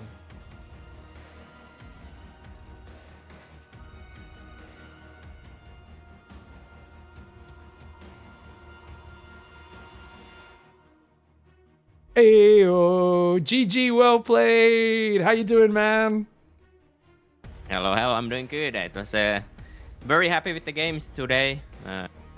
Beat two of the players who have been beating me recently. Well, Clem for a very long time, but Maru in the last 2 weeks. So that's always an amazing feeling there. And taking down Hero 2 days ago as well, all in very dominant fashion. I mean, talk about a run through the bracket. Obviously, Maru got you in the upper bracket, kind of, can you skip to the semifinals match? But then Hero 2 days ago, 4-1. Clem today, that was 4-1 as well, right? That was super one-sided as well. You just had such good builds. And then 5-1 as well, which a combined scoreline, I'm not good at math, chat will figure it out, it's like 13 wins and 3 losses or something. That's crazy. Oh, is it? Well, I mean, it's a good score for sure, considering the players I faced. I feel like it was like it was some of the top players absolutely here, so it's no slouch by any means. And yeah, like I said, wasn't exactly expecting to win after losing to Maru already in the earlier match, then getting Clem, knowing yesterday that I have to play Clem today. Yeah, but I kind of was just wiping out a little bit today, playing some builds that I don't really play too often nowadays, and just going a bit crazy, but it worked out pretty nicely. I really did like that. I mean, obviously the finals was epic, but even going back to the semis, I loved the Hydralisk timing on Tourmaline, where it felt like you were cosplaying as a Terran, you know? Like, you're like, oh, and my upgrades finish, and I go for this little timing attack, and I have a bit worse economy. And if it just felt like normally it's Terran hitting you with 1-1, stim and shields finished, and your Carapace isn't quite ready, and your Bane speed's not quite ready, and you're like, oh god, and you're trying to buy time as a Zerg. But instead it was him with no 1-1, no combat shields, and you just absolutely rolled him. That was a sick timing. Can you tell me about that build? Yeah, I had that build for a while already. Shin actually plays very similar builds, so I wasn't necessarily too sure how well it works, to be honest, because I think Clem has already played against it. But Shin does it a little bit different. I don't think he has the Carapace there, and I think the Carapace adds actually quite a lot there, since I feel like the thing with that time is that if I without combat shield, it's very hard for the Terran. Like, that's kind of a deal breaker there. But like, he wasn't even close to having it. I'm not sure if we forgot it, but I was gonna contaminate that for sure. But he hadn't even started it by the time I got there, so that was that. But yeah, that build, I mean, the 2-base Hydra isn't the best, but somehow it works, I feel like. But somehow it works. Well, I mean, that's how you started the series with such momentum against Maru. He was doing the greediest build of all time, and bam, sneaky mutas, come in. It's a really beautiful build. Your Overseer's contaminating things, because the advantage of these quick tech builds is you want to scout so early with the Overseer to make sure you're doing the right thing, and then it always has energy at a really nice timing to pair up with your attack. And then going into Tunneling Claw Roaches with the drops as well in the game after that. I mean, were you planning from the start to do those 2 games back to back? Was it based off the maps, or was it because the first game was so successful you were just vibing and just went with it? Well, to be honest, like, I wasn't planning the first game to go 2-base move. That was like last second lobby decision, I was sitting at the lobby and I was like, this might be good, and my plan was to do it on second game, to do some sort of 2-base roach build. I wasn't sure which one I was gonna do. I have a bunch of them, so I was gonna do one of them definitely there always. And yeah, that build, I also played that build against Clem at Home Story Cup. It went pretty awful. I lost the first Alien run by yourself, but I kind of still tried to play it, and it was actually pretty nice. I ended up losing it pretty one-sidedly, but yeah, I think that build's actually pretty good. They never expect you to just throw out the roaches and come to the front as well while I'm behind with like 4-4 roaches. So it's a nice build, definitely. And I actually was surprised the game lasted so much longer after the start, but I think my follow-up was a bit sloppy. Like, I could have easily just like insta-inf bit there and get hype like maybe a minute faster, and then my first Viper timing is a minute faster, and it might make a big difference. But of course, also losing the 4th base, right, that also hindered me. I love seeing you drop the main so much, though. It was like every time his turrets just finished rebuilding and there's another Ling drop killing them, and then it was just over and over relentless in that main. It was just, I think it was cool. It did feel like there was a few more moments where you were trying to press the tempo a bit more with the multi-prong and the drops and the Ling run buys. Was that just a big focus? If Maru was getting to late game, stay super active with Zerglings and just keep probing him and forcing him to multitask and looking for openings? Of course, yeah. I mean, that's always the plan, right? Like you're just trying to look for any opening, and he never really got like a good turret line in his main. He didn't really get a sensor tower. I think he was a bit poor for a lot of the games, so it just makes sense to keep pressuring. I also had I went Hydras and Spire right instead of Ultras that game, so I was kind of thinking that it might be a good time to go like 8 True Lords, like Hydralin Bane 8 True Lord timing as well. But I felt like just without the True Lords, I having so much success, I didn't really want to risk it too much because you make the True Lords and it can go really well or really bad. So it's such a like can be devastating mistake to go for them sometimes. So I ended up never making them, but that was kind of one of the ideas I had in that game, definitely. Yeah, I mean that's cool. I was thinking the same thing. There was a few moments I was like, oh, could Broodlords finish it? But you were doing so well with the Zerglings, just working that main base, coming in from the left constantly, and it felt like a big secret to your success was just the high movement rate, because it feels like whenever Maru has time to set up a fight just right and like an area is entrenched, things can go just disgustingly efficient for him. If we think of Ruby Rock, for instance, I think we saw the best example where he had this tank ledge in the top of the map with like tanks across 2 ledges with so many Widow Mines spread on that north side, and you'd taken a few fights there, and he was up 15,000, maybe 16,000 in the unit trading. And then there was a moment you quickly rotated down to the bottom left again with your whole army, and this was where his army tried to move down there, but he didn't quite have the setup. He had a lot of the tanks and Widow Mines were still in the top. He hadn't quite spread his units. You just jumped on him.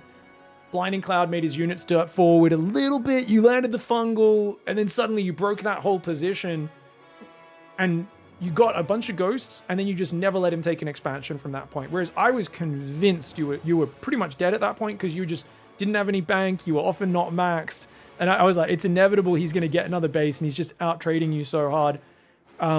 Were you surprised that you were able to bring that back? Did you feel like you were deep in the red at that point? To be honest, I felt like most of the game I was in control, but after the game I realized that wasn't actually the case. He was a lot richer than I thought for most of it. So while playing the game, I actually wasn't too worried. Like there's this one moment when I like started struggling to max out, and he kind of had his 5 base setup back, even though they were like half orbitals and that kind of stuff. So it was a pretty weak location. But that's when I was a little bit worried, definitely. But I did some. I kind of gave up too many bases at different situations or different times for sure. I kind of always, just like you said, like I tried to move around a lot. But what ended up happening is that I always kind of was like watching with the changelings or whatever that his army is now there. Then I went with everything to the other side. But that's like the beginner mistake that you always need to leave like 20 supply. So like 2 medivacs don't just kill your bases on the other side. So that happened a little bit. I think that's more than 2 medivacs, maybe like half of his army killing my stuff. But having anything there to slow him down or get some good trades would be very nice always. But yeah, definitely after I kind of was a bit broke, I was a bit worried. And it seems like I only won because that one really good fight on like the 9 o'clock base where I got like a big fungal. If without that, it would have been probably a pretty hard match or a game. Yeah, it was freaking cool to watch, man. Just the movement and everything. And I think there was 9 hatcheries you'd lost in that game as the game started turning in your favor. But yeah, that's bad. Yeah, it's inefficient. But the doggedness to keep rebuilding was actually really good. And it was kind of just cool. I think like the finding your rhythm in the chaos was very well done. I mean, there was a few funny moments where, you know, you guys are playing so fast, no one can play perfectly, where like you'd be evacuating drones on 10,000 feet, but you'd be nidusing Zerglings into his base at the same time. So like drones would be popping out in his main, and you'd be like, "Oh boys, get back in the Nidus worm." And then actually later on in 10,000 feet, you went for lurkers. Specifically just to be annoying with Nidus worms. You did forget to get any lurker upgrades, by the way. But, oh man, did they pay off big. You cleared some buildings in the main, you ran them away, loaded them in the Nidus, and you went to the other side. Were you expecting to get this sort of lurker ambush on Maru? To be honest, I was a little bit expecting it, like, you know, like 10 seconds before it happened. Like, I was sure he was not gonna scan. Like, he didn't have he didn't have the resources to scan, I felt like, and I was definitely thinking it's gonna work.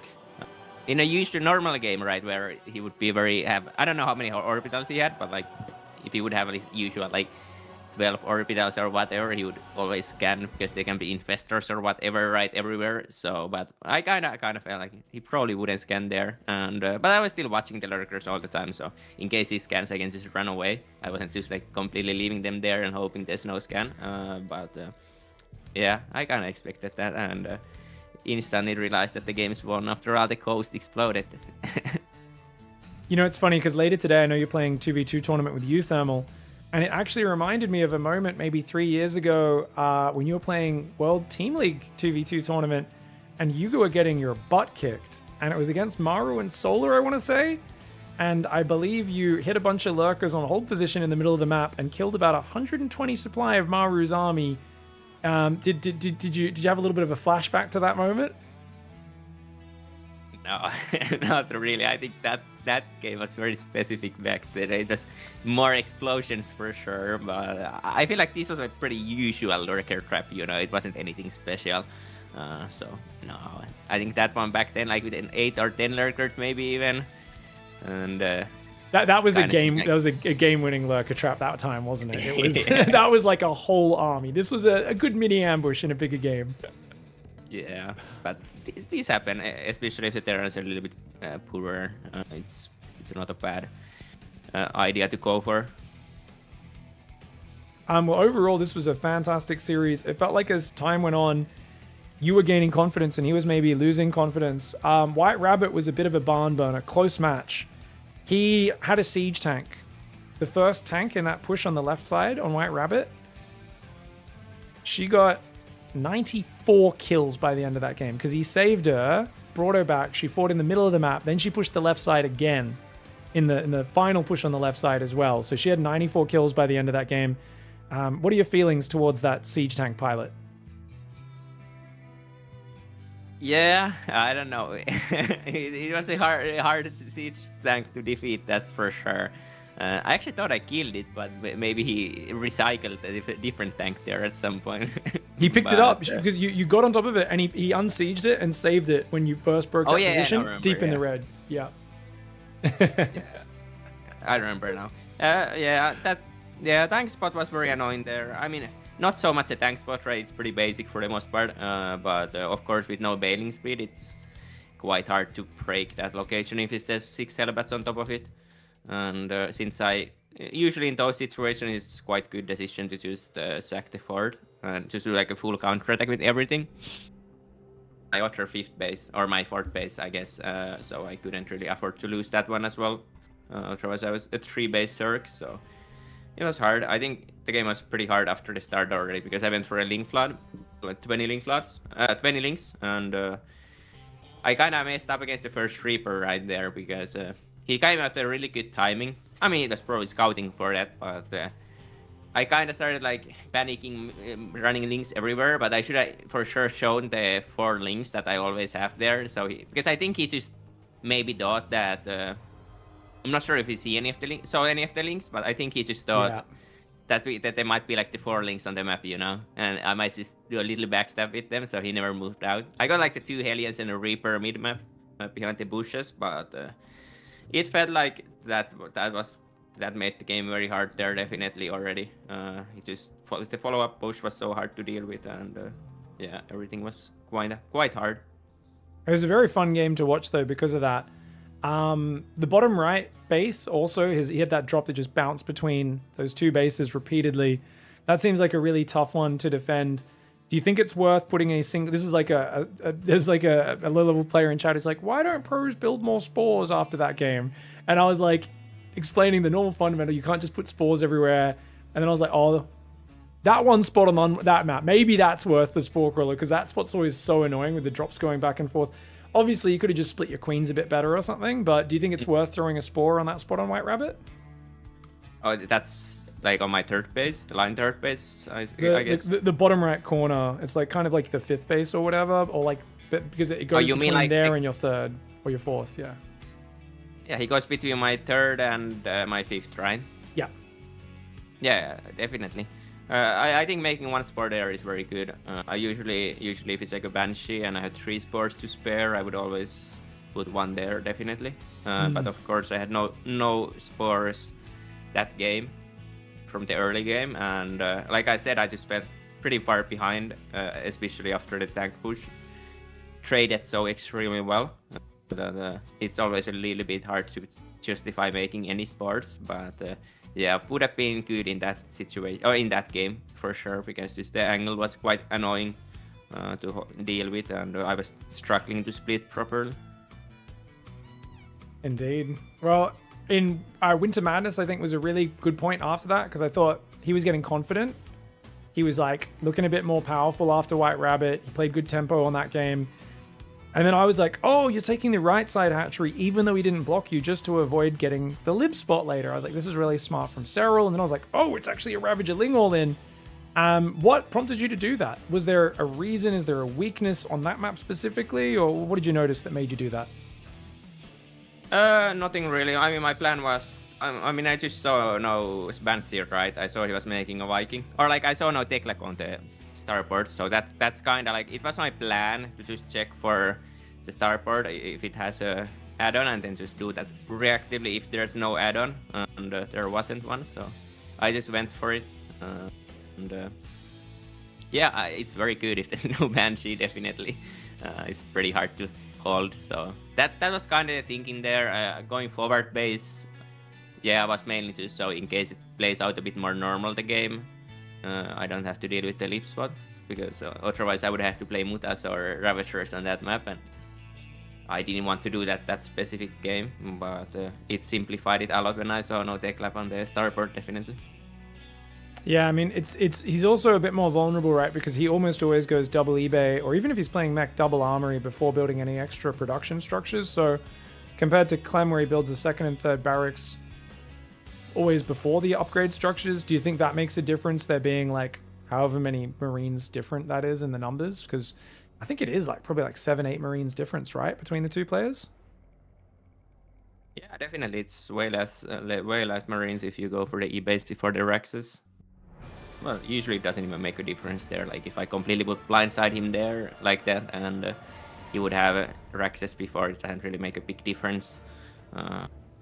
Maybe if we scout it early and had some time to respond, then that could make a difference for sure. Nice. Dude, this is awesome. Thank you so much for playing such an epic tournament. Glad to see you kind of just get really into form in all the matchups. I don't think I ever saw you you drop, you never had any big ZVZ losses anyway, but you had a few tournaments where you fell out. Some of the fans are going, oh, wow, Serral dropped the occasional series, which is very rare. And I think it's been such a joy because, we saw Maru manage to beat you earlier in the tournament. We saw you have moments of real strength, moments of struggle. And then to go against Hero throwing those weird hero builds at you, shut that down. Clem, who's just impossible to play against in that matchup, to have such a dominant scoreline there, really impressive. And then, of course, to get revenge on Maru, only letting him take one map in a best of 9 is crazy. This has been a real joy to watch. You seem to have, as always, a fantastic handle on the game, and massive congrats. I think this is your 4th pigsty, right? I'm pretty sure. I think you've won number 1, 3, and 5, and now 7. Do you just win every odd number? What the hell? Yeah, I think that's the case. It's too boring if I would win all of them, so I have to skip always one in between. What a nice guy. He's just like, all right, we'll let you guys win one. Sick, man. Absolutely awesome. This was so much fun. I hope you have fun playing the 2v2 tournament later as well. And yeah, once again, just thanks for being a legend of the game, sharing so much of your thought process as well, giving us a bit of a peek behind the curtains of the decision making.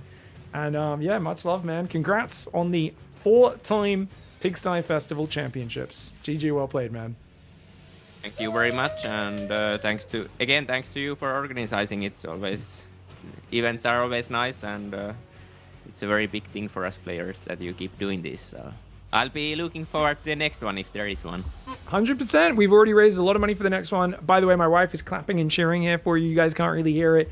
Everyone in chat, spam your emojis. This is the moment to clap. There was already a reaction at the end of the game, but let's do another one. This is our...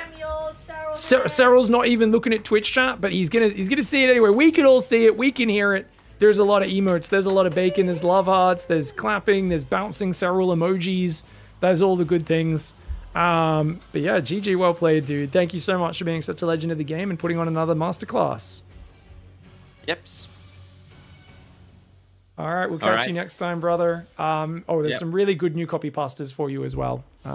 So it's going to be fun What does to that see mean? those from.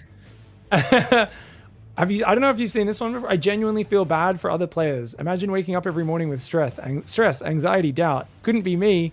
I go to sleep peacefully every night knowing my favorite player is the undisputed, intergalactic, timeline-dominating, balance patch-proof GOAT of all time.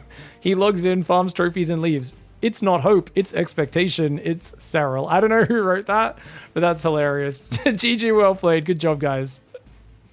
Yeah, too many difficult words for me. You know, I couldn't really understand any of it, but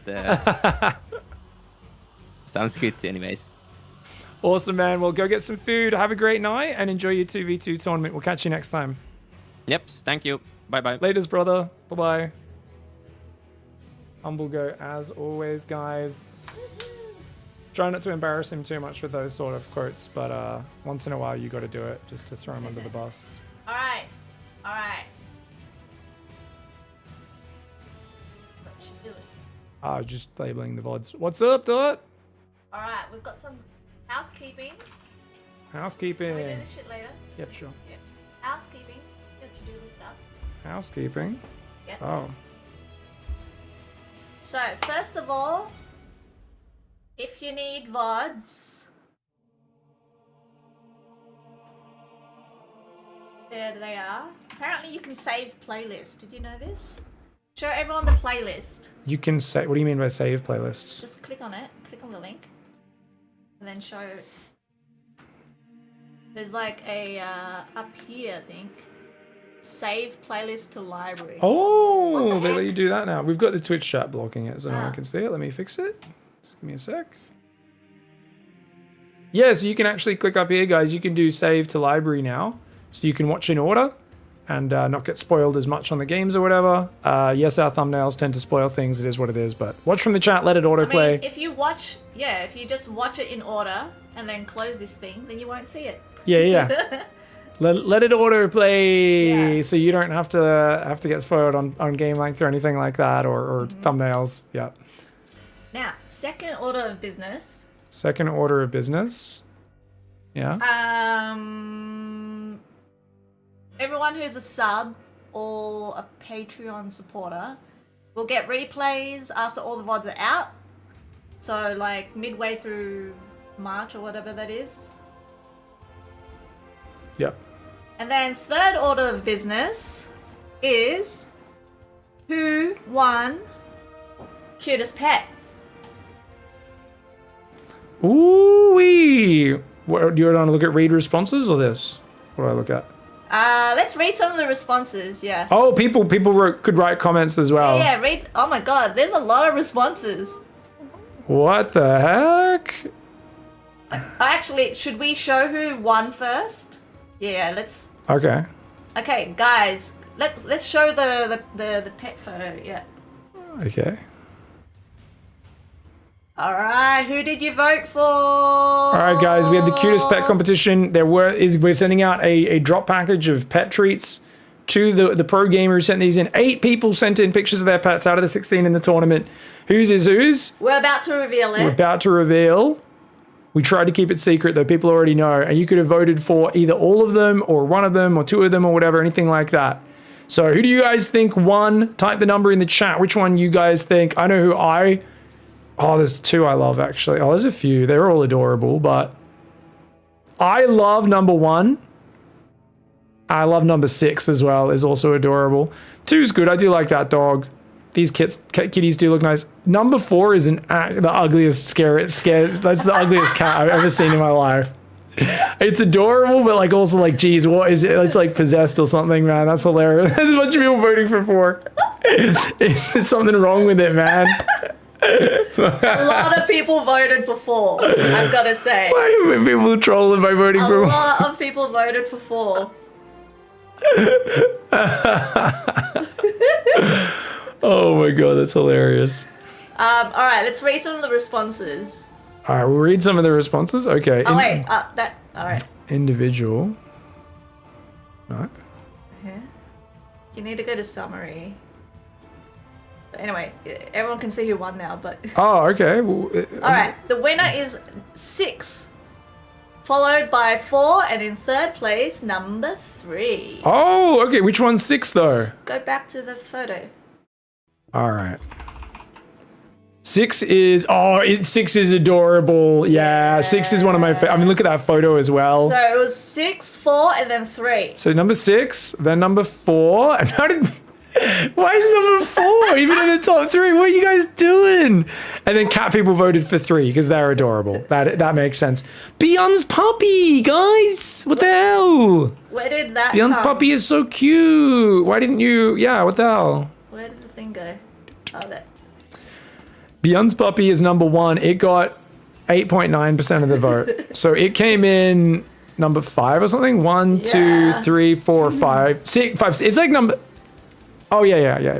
Yeah. Okay. All right. No. But some of the responses were hilarious. Wait, where did it go? I don't know. There used to be responses down here.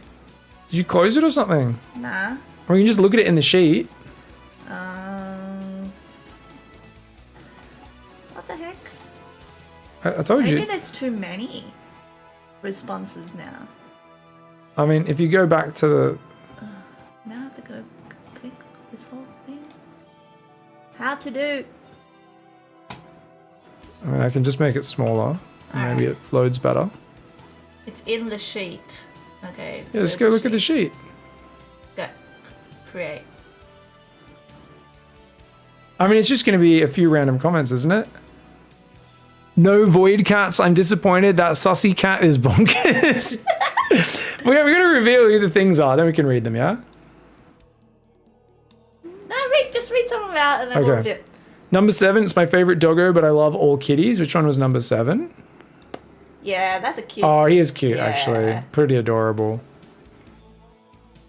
The dogs have absolutely nothing going on in their heads. Just look at their faces. Not cute, just dumb. Oh, this is one of those people who is literally, like, they don't even realize they're a peon for their pet cat. This is like, you know, guys know how certain cat people are so mind controlled? They're like, humans are terrible, dogs are terrible. I love cleaning up my cat's shit all day. They're like cleaning my cat's shit while it looks at me like, you friggin' idiot. Like, you know they have like cats that hate them, right? You know, like people have those really snotty cats, but they like love them and simp for them anyway. That's that person. I love cats and dogs equally. I will clean up cat shit, but I won't simp for them. Some of them are dickheads. Like 50% of cats are dickheads. 50% are lovely, 50% are dickheads. Let's be real. Let's be honest about this. Cat crowd for the win. I fucking love cats. Wait, wasn't there only 2 cats though? Was there a third picture of cats? There was 2. So they voted for one doggo as well. One doggo. Beyond's... This person knew it was Björn's dog. Yeah.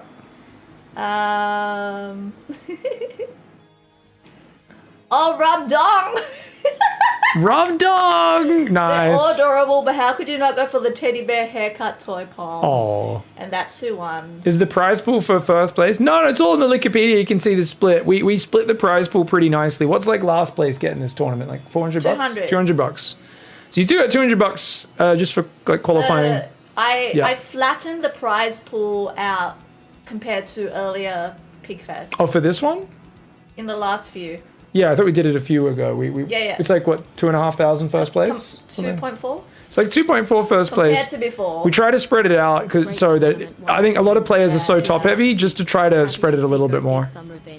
Thank you so much, Rufio, for the $15 to the PiGFest 8 prize pool. All right. Now,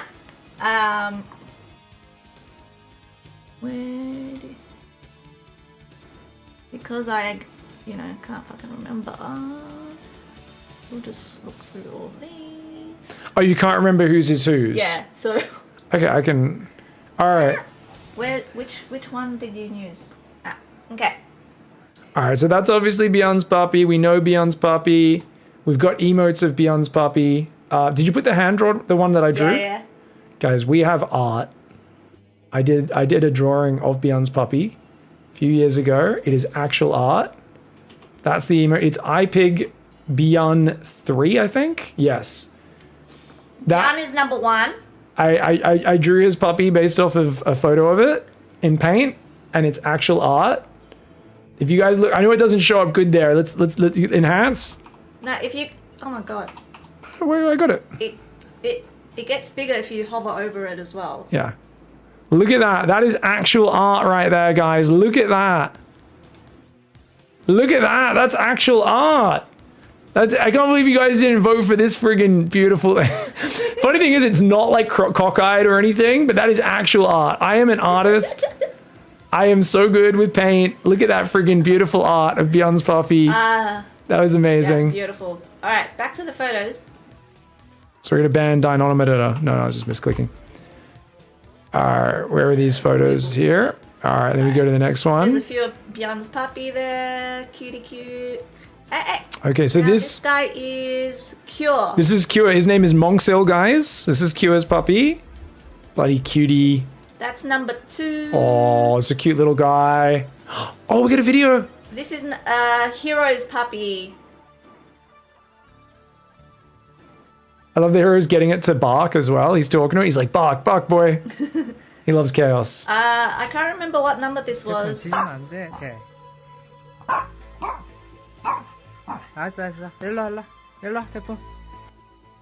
Good boy. Go back to the thing. Go back to the thing. That one was number 8. Oh, number 8 and number 2 look the same. Right, guys? Yeah, there's a... Number 8 and number 2 are like identical. And that's number 3. Oh, Percival's these are kitties. Percival's kitties. There's a kitty. It looked like this guy, this tuxedo outside today. I gave him a bit of a pat. Yeah. On the way back. He was kind of friendly. Kind of brushed on me. Then instantly realized I didn't have food and was kind of like, eh. He let me like barely pat him. Okay, this is just. No, keep going. All right. Oh, this is Rainer's pets, guys. Oh, so Rainer's one was this little guy. Yeah, Rainer was number 7. Arya, Triss, and Shiro. Oh, cute. Oh, they're bloody adorable. They're so cute. Oh, such a good photo, eh? Yeah. So adorable. Is he in a hedge or is he lying down flat or is he in a hedge? I'm trying to... No, I think it's just grass and like, you know, some sort of... It kind of looks like some sort of ground cover. he's in a hedge, you know what I mean? Seems like he's burrowed, Zerg style, yeah. What is this? Why isn't it loading? I don't know. Okay. We'll skip that one. This is Shin's doggy called Nuri. I'm just... You're so slack, stop laughing. I mean, this... Look at it. Look at this little outfit. It looks so dull. He's got clothes on. He's got a little bow tie. He's got a little. Is this Christmas? It's got like a little pouch, a little bell and stuff. Oh my god, the camera. Perfect camera timing. That's actually it. We're not gonna reset the camera, guys. That camera's staying like that. All right, just keep it like that. It's gonna stay like that.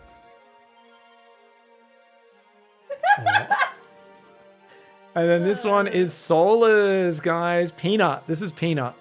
This is number 7. This is the one who won, right? Yeah. Yeah, this is the winner, guys. No, I'm not. Peanut. There's a part of me that's like, did he rig the votes? There's part of me that's like, is that an inflatable toy? It doesn't even look like a living creature, right? It's so cute. I swear to God, just a few days ago, the number 4 cat was winning by a lot. Oh, really? And now all of a sudden, Solar's one has won. Oh. And he's the one who was really keen for the prize. Vote rigging. It is adorable. It is very cute. Oh, it's my date as a bib. Oh, it's so cute. Oh my god. Have you heard this?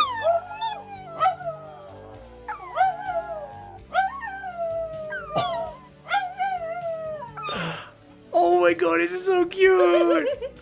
It's so cute. Oh. What other dog's there? There's another dog in the background. Yeah. He's like, he knows his other dog isn't as cute, so he went for the best option of winning. And this guy is young Yakov's cat. He has Timothy and Malloy. I'm not sure which one's which. I There's forget. that photo. Yep. It looks so angry. Look at it. It's just like, what the fuck? What the fuck are you looking at? What are you fucking looking at, man? Look at it.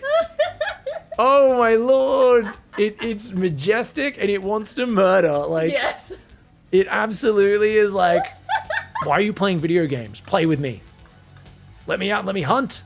Let me out. I guess that's Malloy, and Timothy is the other one. I think they're mother and daughter or something, right? What did he say? I think maybe Timothy is his son or something. Yeah, like or I some- can't remember what he said. Yeah. Hold on.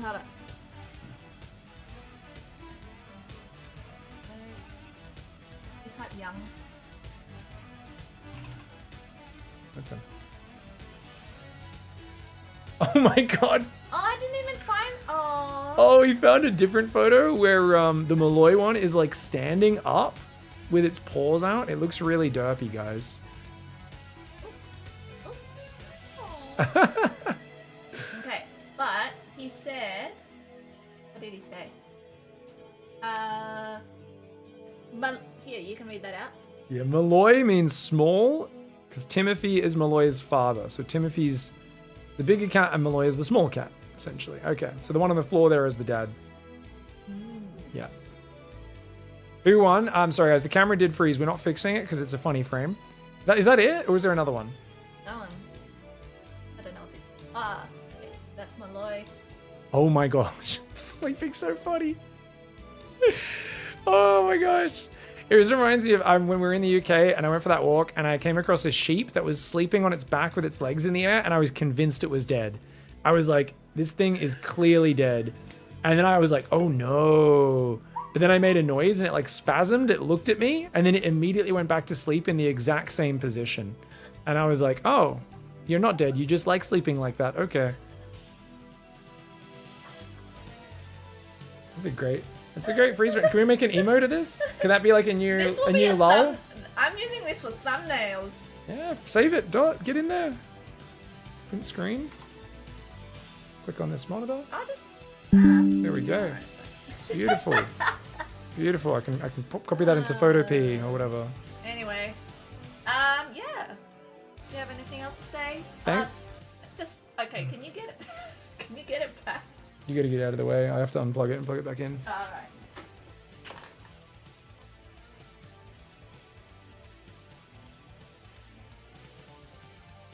Maybe I should just try a different USB. That's a USB 3.2.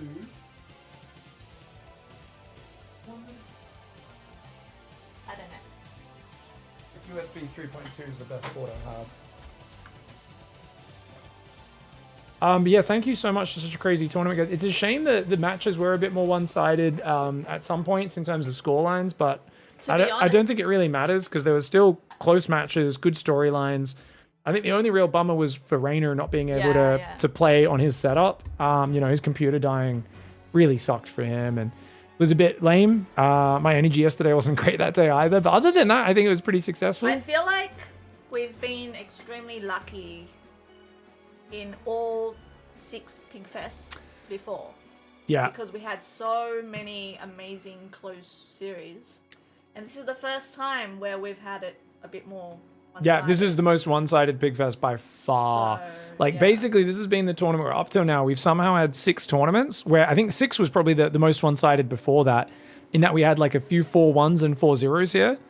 But it was fine, because the group stage, we had some real bangers. We had Clem 5-3 Hero was crazy. Clem Serral 4-3. There was a bunch of these matches that were so insane, combined with Serral Dark 4-3. And actually, this one was quite good, even though Clem won 4-1. It was one of those Clem Hero barn burners that has a one-sided scoreline. But yeah, we had some just crazy games throughout that one despite that. So that was the most one-sided previously, but we still had like one really epic close semis and a really epic close finals. Whereas this one, obviously, I guess if we look at the bracket now, it's like 5-1, 4-1, 4-0, 4-1, 4-1, 4-0, 4-2. Solar Hero is like the only one where the loser even got 2 maps, right? And up here as well, 4-2, 4-1 as well. Like there was no 4-3s, no 5-4s. Whereas if you go back earlier in the PiGFest as well, PiGFest 5, PiGFest 4, PiGFest 3, etc., it's like, it's actually kind of crazy because you're just like, oh my God, how many close series are you going to have? How many reversals? Like, look at this one. Max Clem, 4-3. Clem Hero, 4-3. Zaun Shin, 4-3. Serral Shin, 4-1. Serral, 5-4 over Clem in the finals. Like, that is a crazy, crazy, crazy playoffs. You normally expect a few more one-sided ones than that. And then PiGFest 4-3 final, Serral over Dark. 4-3 Serral Clem in the quarters. 3-2 Clem Creator in the round of 16. Our old format. This was the old format. MARU Nightmare. MARU almost died to Nightmare. 3-2 in that one. I forgot about that. Dark Beyond 4-3. MARU Hero 4-3. You know, there was a lot of these like very close epic matches back in that one as well. So yeah, it's we've been blessed. We finally got one where the scoreline wasn't that good, but the fact that we had the story of MARU dominate Serral finally gets his shit together and in all 3 matchups, dominating Hero, dominating Clem, dominating MARU back to back is an insanely hard bracket. And much like you know, Hero with his bracket in China, where he beat, I think it was Serral. Well, that was a Zerg bracket, actually, wasn't it? Wasn't that tournament? There's a different tournament he had. I think it was Luli where he won, where he got a really sick bracket of like the 3 best players of different races. I think Thunderfire he won purely off PvZ, didn't he? I think it was Serral, Solar, Rainer, and he dominated all 3 of them in a row. But yeah, thank you guys for hanging out. Despite the scores being one-sided, the games are great. We've loved running it. We've also hated staying up all night to run it. That's shit. It is always one of these weird things where, like, thankfully the scene's so supportive. We do have to chill a bit though, because we do give up a month's worth of donations on the stream and we push everything towards that. But it does allow us to get higher sub count. It does allow us to get some good views. Hopefully we get some sponsorships next month, which helps us cover the fact that, you know, we put $800 towards Pigasaur during the same period. We'll have Pigasaur in 2 days as well, 2-3 days, as always, continuing that. You know, and we haven't really been able to raise as much money for that or anything like that. But I think it usually makes it up for it just because more people would tune in. Hopefully we get some sponsorships just because they see the higher viewership and you just get better sponsorship offers, even if they're to play stupid games. And generally, yeah, hopefully we can keep it going. Yeah. Manscaped incoming. They do need to give us a third one. We're still using our Manscaped products. I'll admit I don't use the ball toner. I've never needed to dab some fucking aftershave on my nuts personally, but you know, I love the shaving products they use. They're really good. There was an offer to do Yahtzee online. Online Yahtzee? I've never played it. I have no Guys, idea what the heck that is. They must be looking at age demographics on Twitch now as well. They're like, we need which stream do the old fuckers watch? And they're like, StarCraft, pig. There's always a lot of boomers in my chat. Tons of Gen X's. You know, the millennials are the young ones in my chat. You know, I'm a millennial. We're the younger portion of my viewership. There's like a couple of guys that are actually Zoomers, and they're like, really? And I'm like, yeah. You notice that you guys post like memes and young person speak, and everyone just looks at you in my chat like, what's it saying? What are these young uns blabbering about? I don't understand. What the heck's you know? Yahtzee? I don't even know. Like, you don't know what Yahtzee is? Not really, no. I can't remember how to play it at all, but I remember, you know, I played it as a kid sometimes. It's like a card game, right? Dice game. We used to have a Yahtzee set. I can't remember what you do. There's dice and there's like a friggin' row of papers and you just roll dice. I honestly can't remember how it works. I'm sure it's not too terrible though. I mean, it's got to be better. There's a lot of mobile games we say no to, guys. I mean, yeah. I did do the, you know what's really weird? Is like we did the Roblox. Dice poker. We did Roblox, and then, you know, they're like, they gave me the generic thing, like, you should try Dress to Impress, or so-and-so. And I'm like, I'm literally playing a game, trying on outfits with a bunch of 9-year-old girls, and I'm like, what the fuck is this sponsorship, man? And then, like, you know, a few months later, it comes out, there's a ton of pedos hanging out on the website, on their game, and I'm like, oh, okay, yeah, like, let's not do any more Roblox sponsorships. It was already weird that they told me to go stream the trying on outfits game. It was like going on the catwalk, you know? I was like, did they Did they just tell everyone to play? Apparently, it's the most popular game on Roblox. It's just where you get it, you try on your outfits and get everything. And the other girls, they were beating me. I was super mouthing because they kept having all the sick outfits because they were doing pay to win. They're wearing all these like shiny shit. One of them was flying. She had fairy wings. I'm like, where the fuck do I get fairy wings? And it's like, pay $600, you can fucking get the fairy wings. And I was like, fuck off. This is predatory shit. So, yeah. So what you're saying is we should take this Yahtzee sponsorship. Yahtzee should be fine. I don't know how predatory you can make Yahtzee. Yahtzee's, you know, that's, yeah, old person's game, right? So let's do it. All right, let's do it. Oh, there's a lot of adults saying 6-7 in my chat, Furigen. There's a lot of adults. It's not even kids. There's like so many 40-year-olds in my chat who love going 6-7, 6-7, haha, because they know it annoys people. Yes, yeah, absolutely. Oh, Yeah. They're like, stop revealing the bad stuff that goes on in our game. Megalomania, Bullmoose, Tiger A lot of Tundra. people have asked when the next PiGFest will be. Probably a couple months, yeah. And I think, like, we've never done more than 2 a year. Yeah. And I think the next one in 2 months, too soon. Yeah. So probably at least June and beyond that. And then we always have to make sure that it's not clashing with anything else.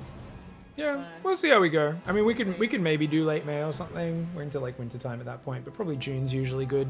June, July, August. I would say one of those months, probably. I think it'd be good if we could do 3 a year now that EWC's out, but we've got to talk about it, figure out what we can do, because it's a lot of work for Dot. Easy for him to say. I just rock up and cast. I'm good with my sleep schedule. I can He sleep. sits here and he rocks up to make the penis and poo jokes. Yeah. That's it.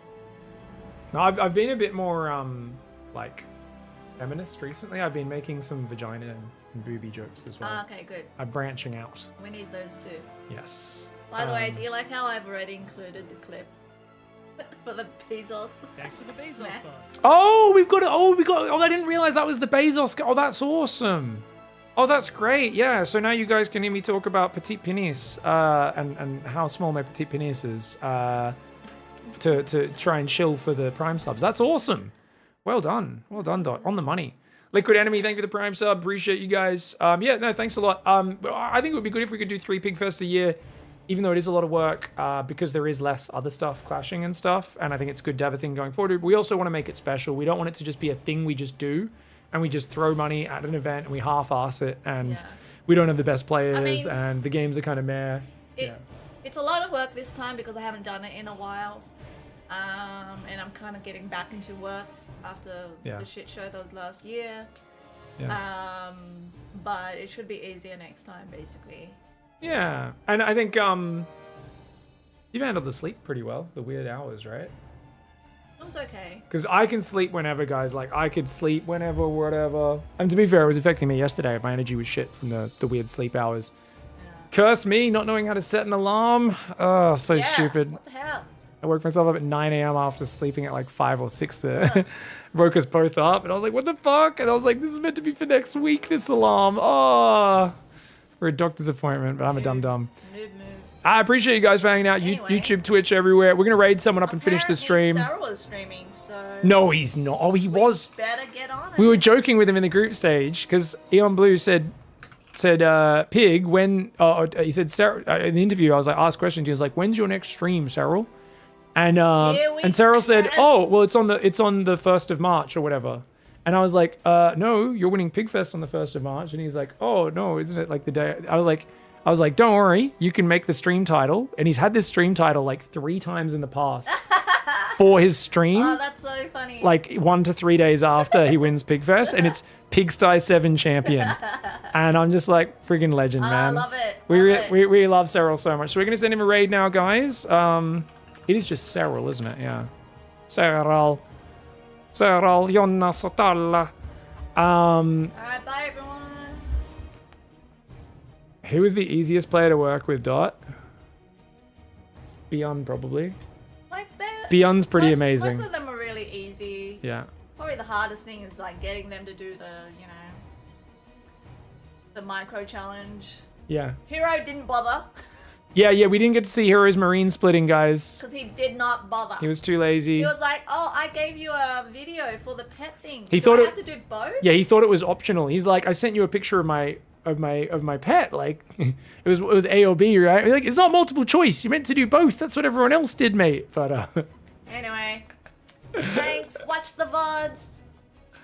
watch the VODs. Yeah, thanks for the love, guys. Have fun with Serral. See you guys later. If you guys want to watch Serral's stream on YouTube, I'll give you a direct link because rating doesn't work there. It is linked in the YouTube chat as well. We'll see you guys later. Thanks so much. So many tuning in. Appreciate you. Good night. Good night. And good night. Bye-bye. Very nice.